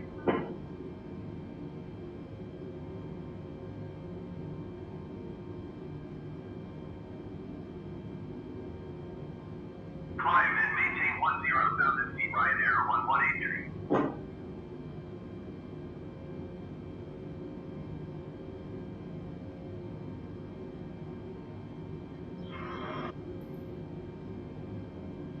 Generic 588, descend and maintain 10,000 feet.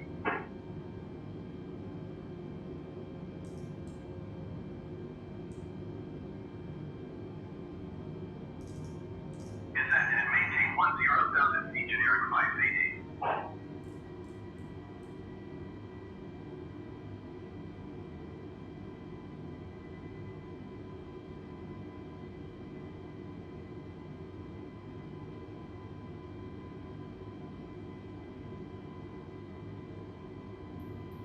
Down Niner 172, did you hear my last transmission?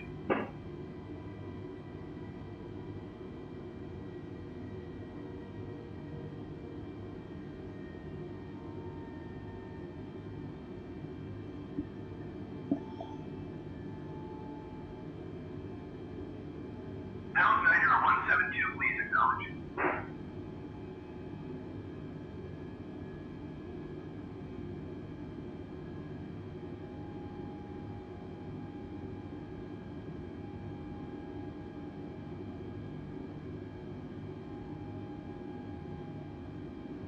Down Niner 172, acknowledge last transmission.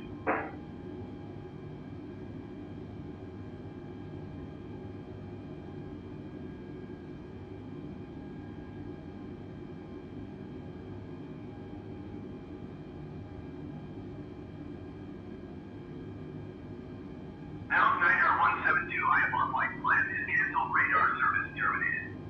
Squawk 7000. Maintain VFR. Frequency change.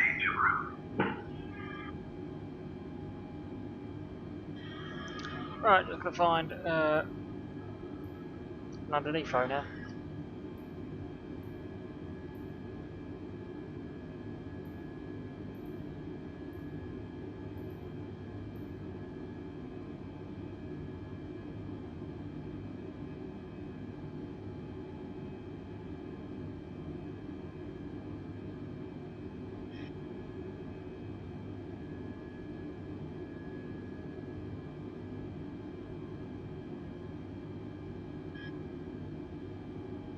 Heathrow Tower, pounds 90 172 is 290 miles south of India to land.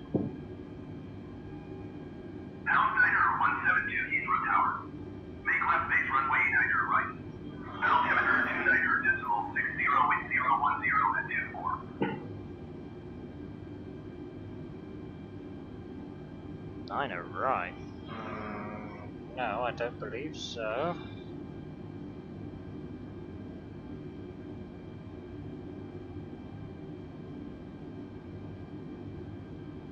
Yeah, no, we're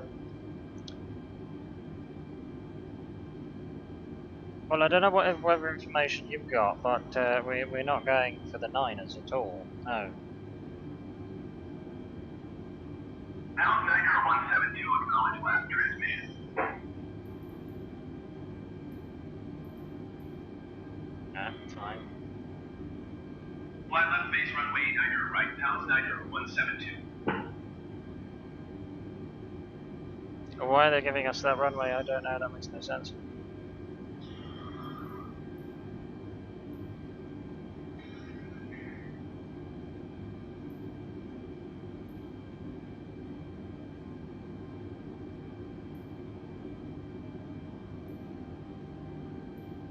Yeah, we'll just cancel that intention then.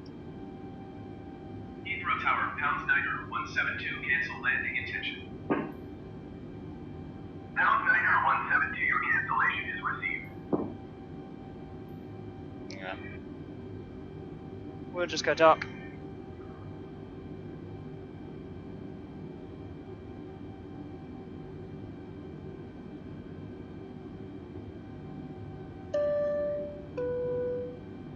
Cabin crew, 10 minutes landing.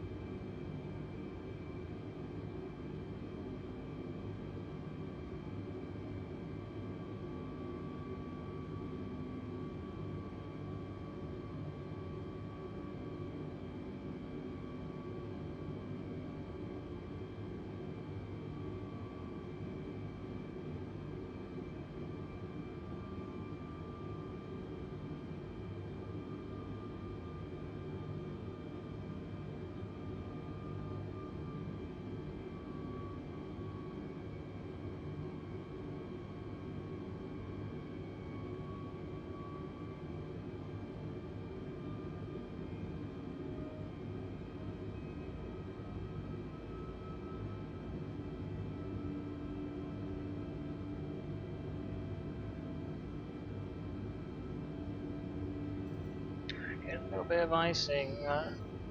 Wouldn't expect icing, to be honest with you, in these sort of conditions. So, yeah, a bit strange.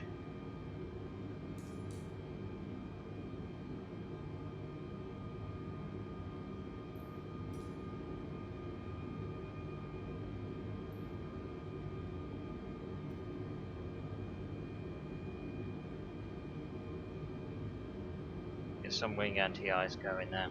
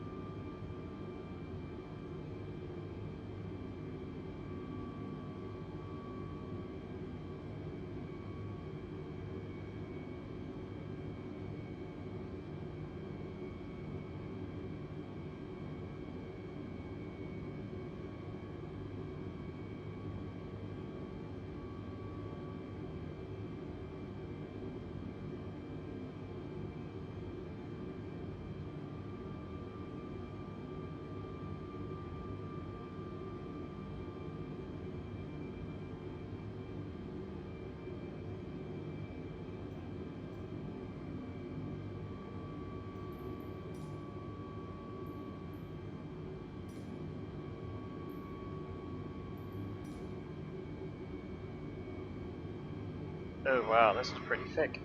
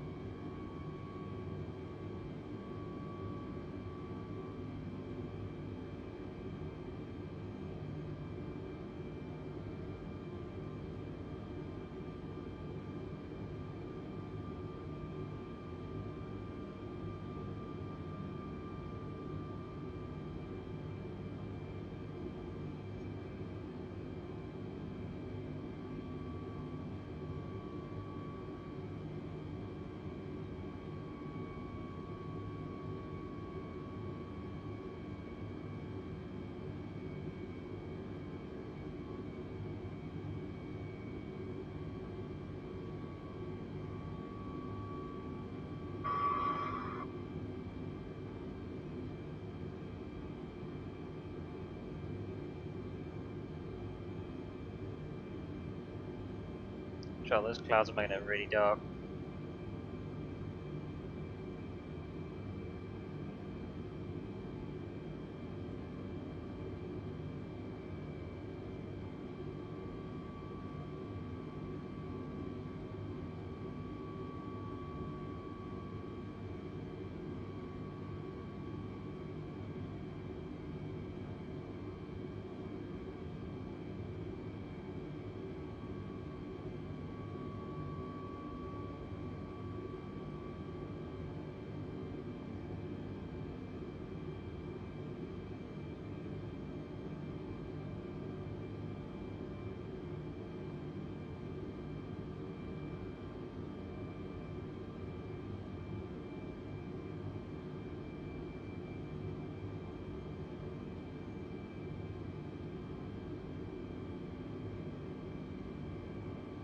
Right, I think I'll have just enough time to get one more weather update from London Heathrow before we come into land.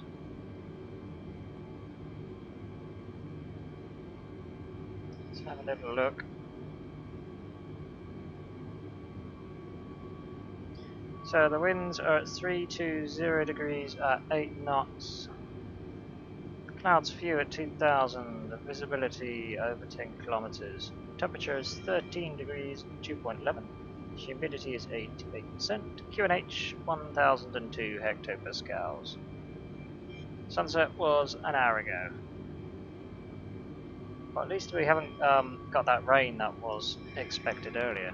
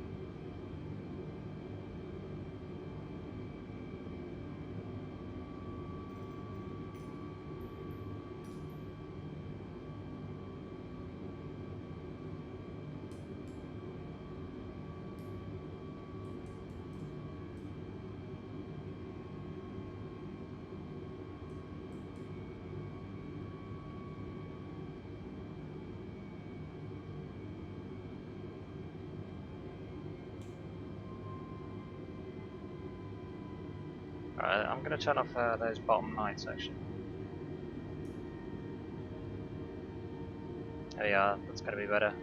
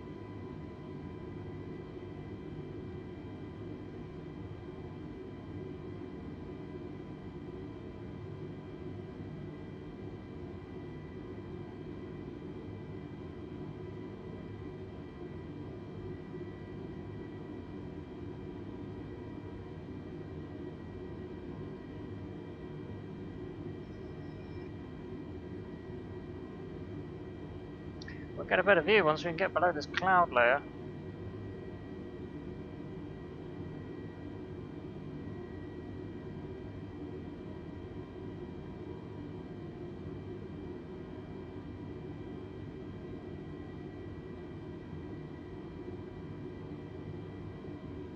It's gone dark again. Lights out.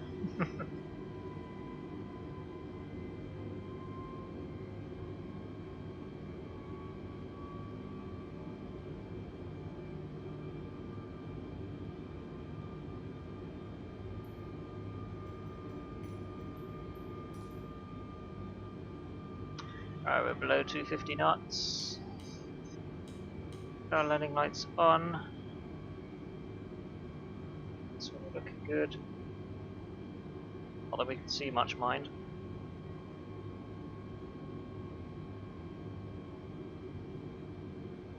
My Zune stopped working again. It's doing this rubbish again. Ah, that's better.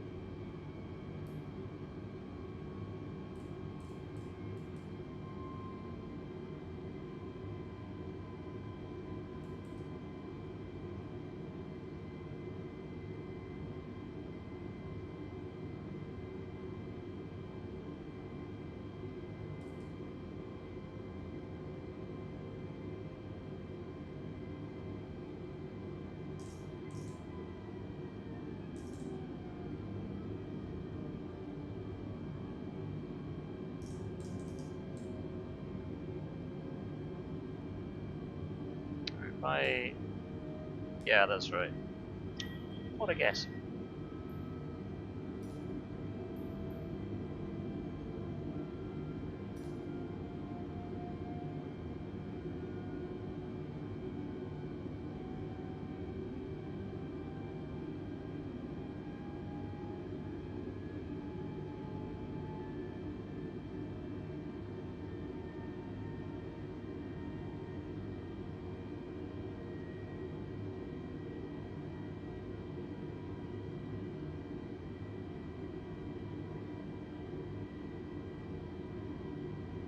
Just so few clouds, doesn't it? I mean,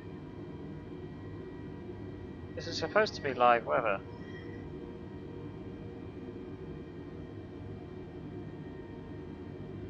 Yep, fewer 2,000, that's what it says. I wouldn't call this just a few clouds, personally.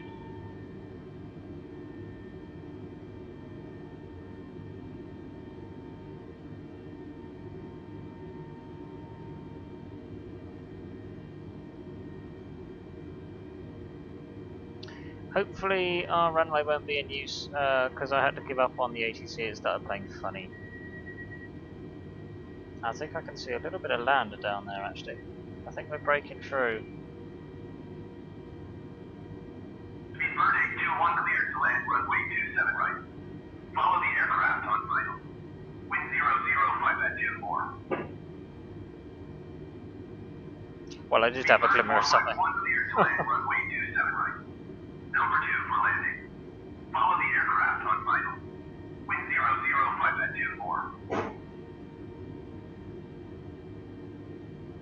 Cleared to land runway 27 right, Speedbird 821.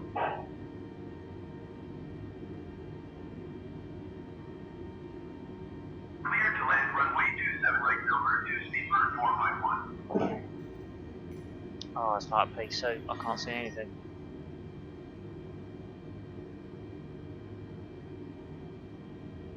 We're still on target, so that's fine.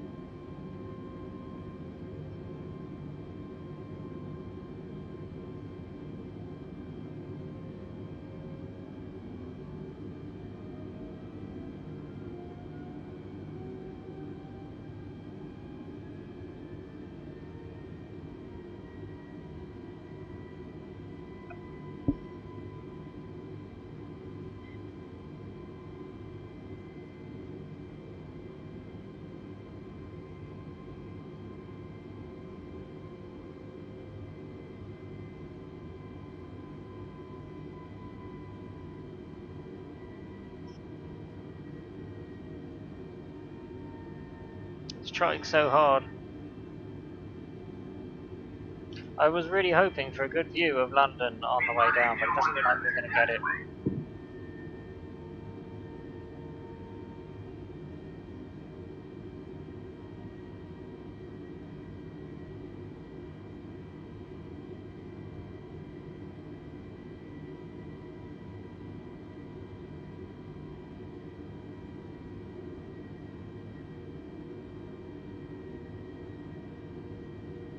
That is a shame.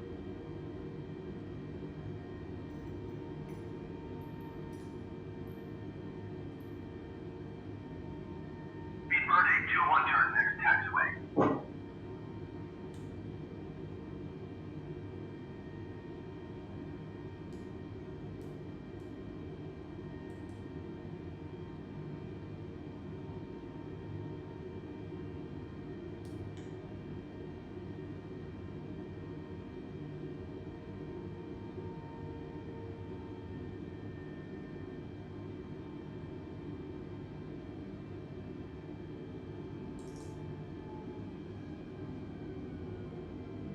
Speedbird 821, contact ground on 121.905.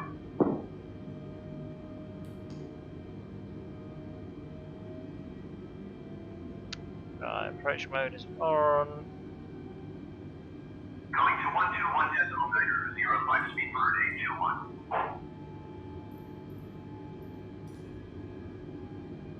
Oh, now I can see London. Now that we... Now it's basically too late.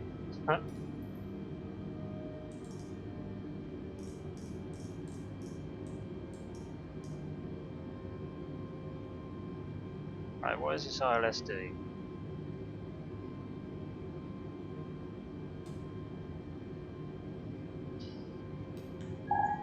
Ah, there it is. Okay, gotcha. We're gonna need a little bit of speed brake. Overspeed. Overspeed. Overspeed. Yes, I will agree with you. It is an overspeed that time. Overspeed.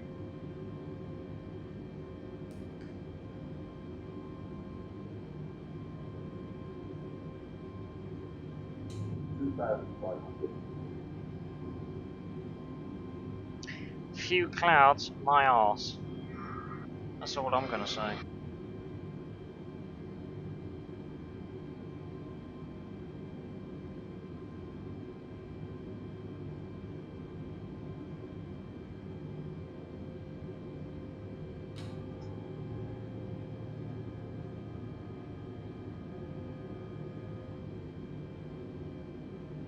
Alright, that'll do.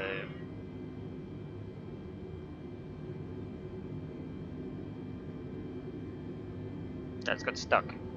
Oh, oh, oh, yeah. Don't get stuck on me now.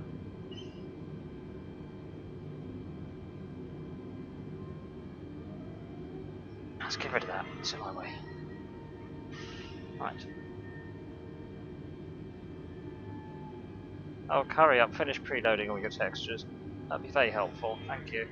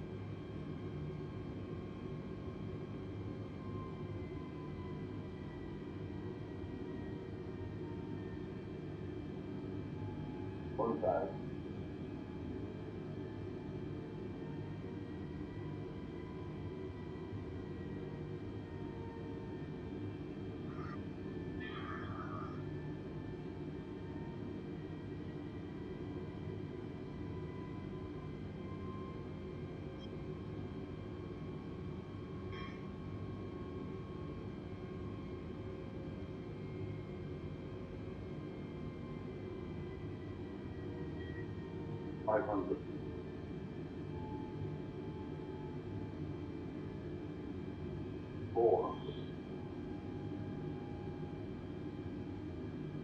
300. 200.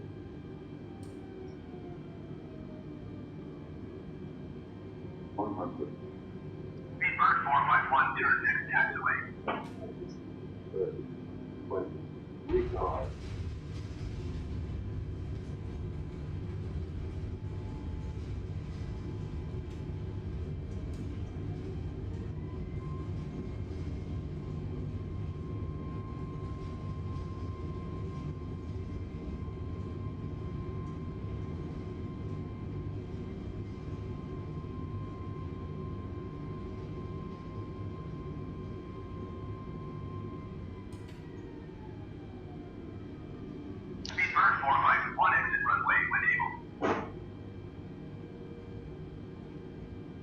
Weren't too bad.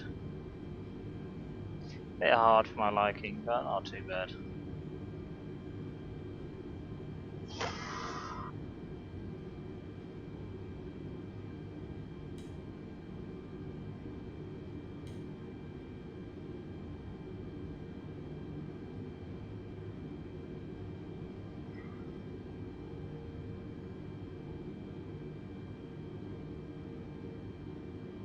Speedbird 451, turn 6 taxiway.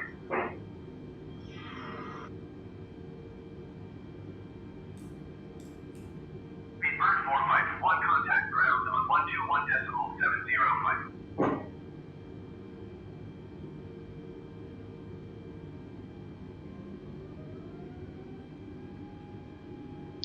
Hey, Yama, how's it doing, bud? Speedbird 451.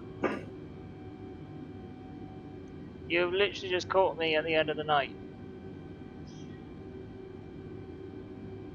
Yeah, not bad, not bad.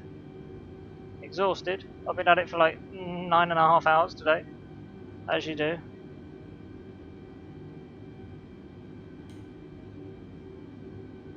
And we're going to try and suss out where our gate is now. Oh, what fun.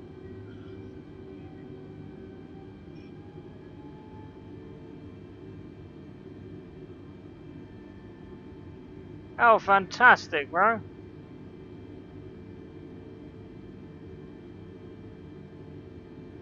That's really going to make a difference.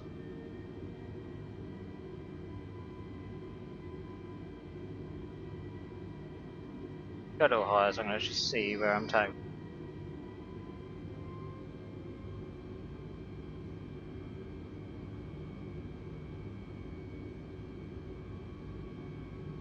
It is basically 20 past 9 in the evening at the moment.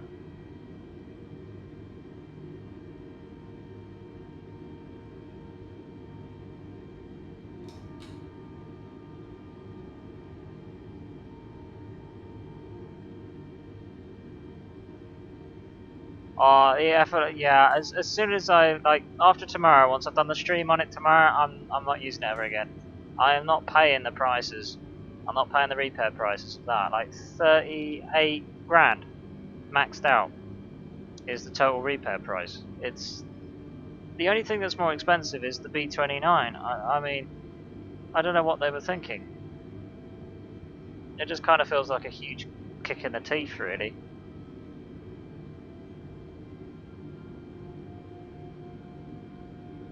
I should also let you know I got a confirmation that you know that bug that you found, that exploit, that's been passed on to the development team.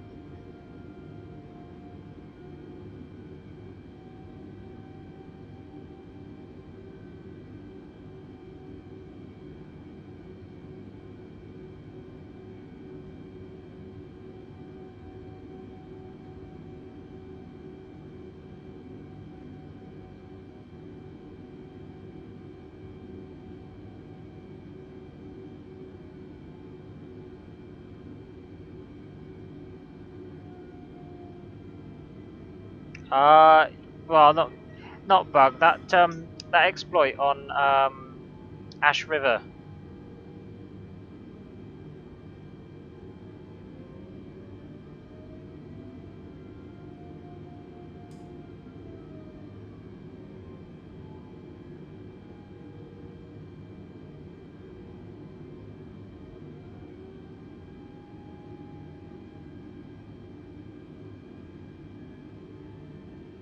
Right, now I think it was one of these ones around here, but I can't remember. It all looks the same.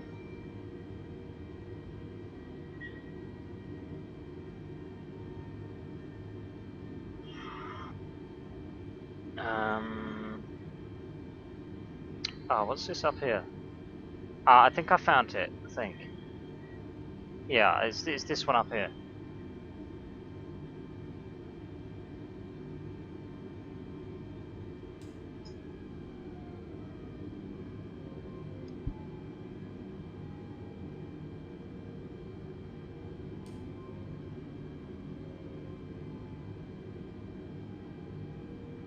Alright, not this one. The next one, I believe. Let's get rid of that. Get that out of my way.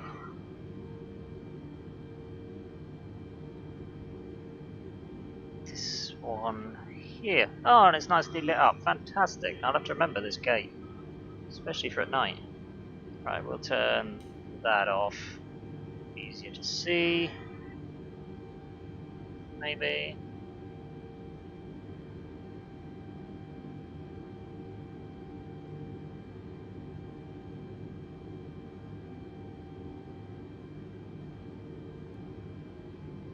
I could go a little more.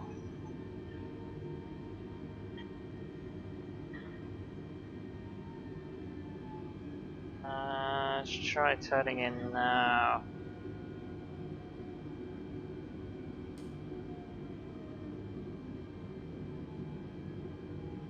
There we are. That looks good.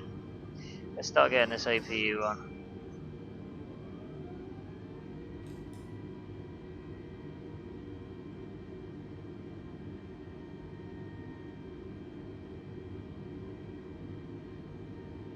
There we are. I actually remember the gate for once. How did I manage that? Right. Keep going, keep going, keep going, keep going, keep going, keep going, keep going, keep going, keep going, keep going, keep going, keep going, and about there.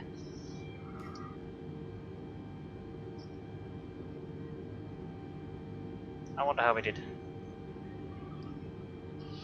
Right, APU generator is on. Let's turn these ones off. Turn that off. Turn that one off. Keep those on for a sec.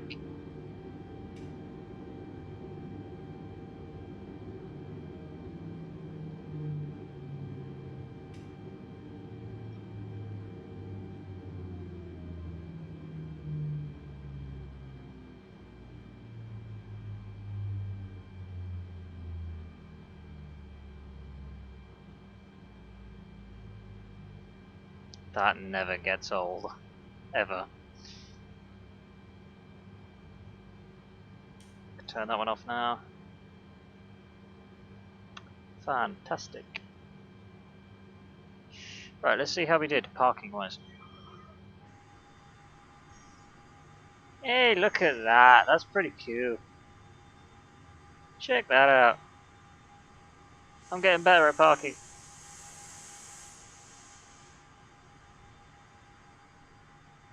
Nice.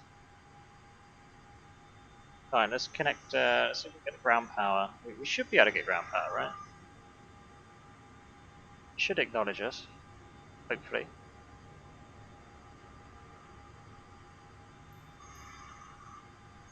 Six ground services.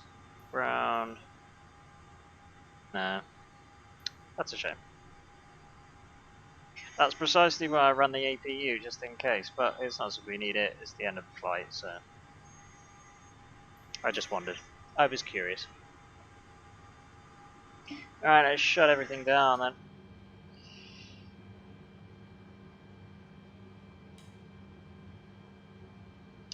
It flicks switches when you don't want to flick switches.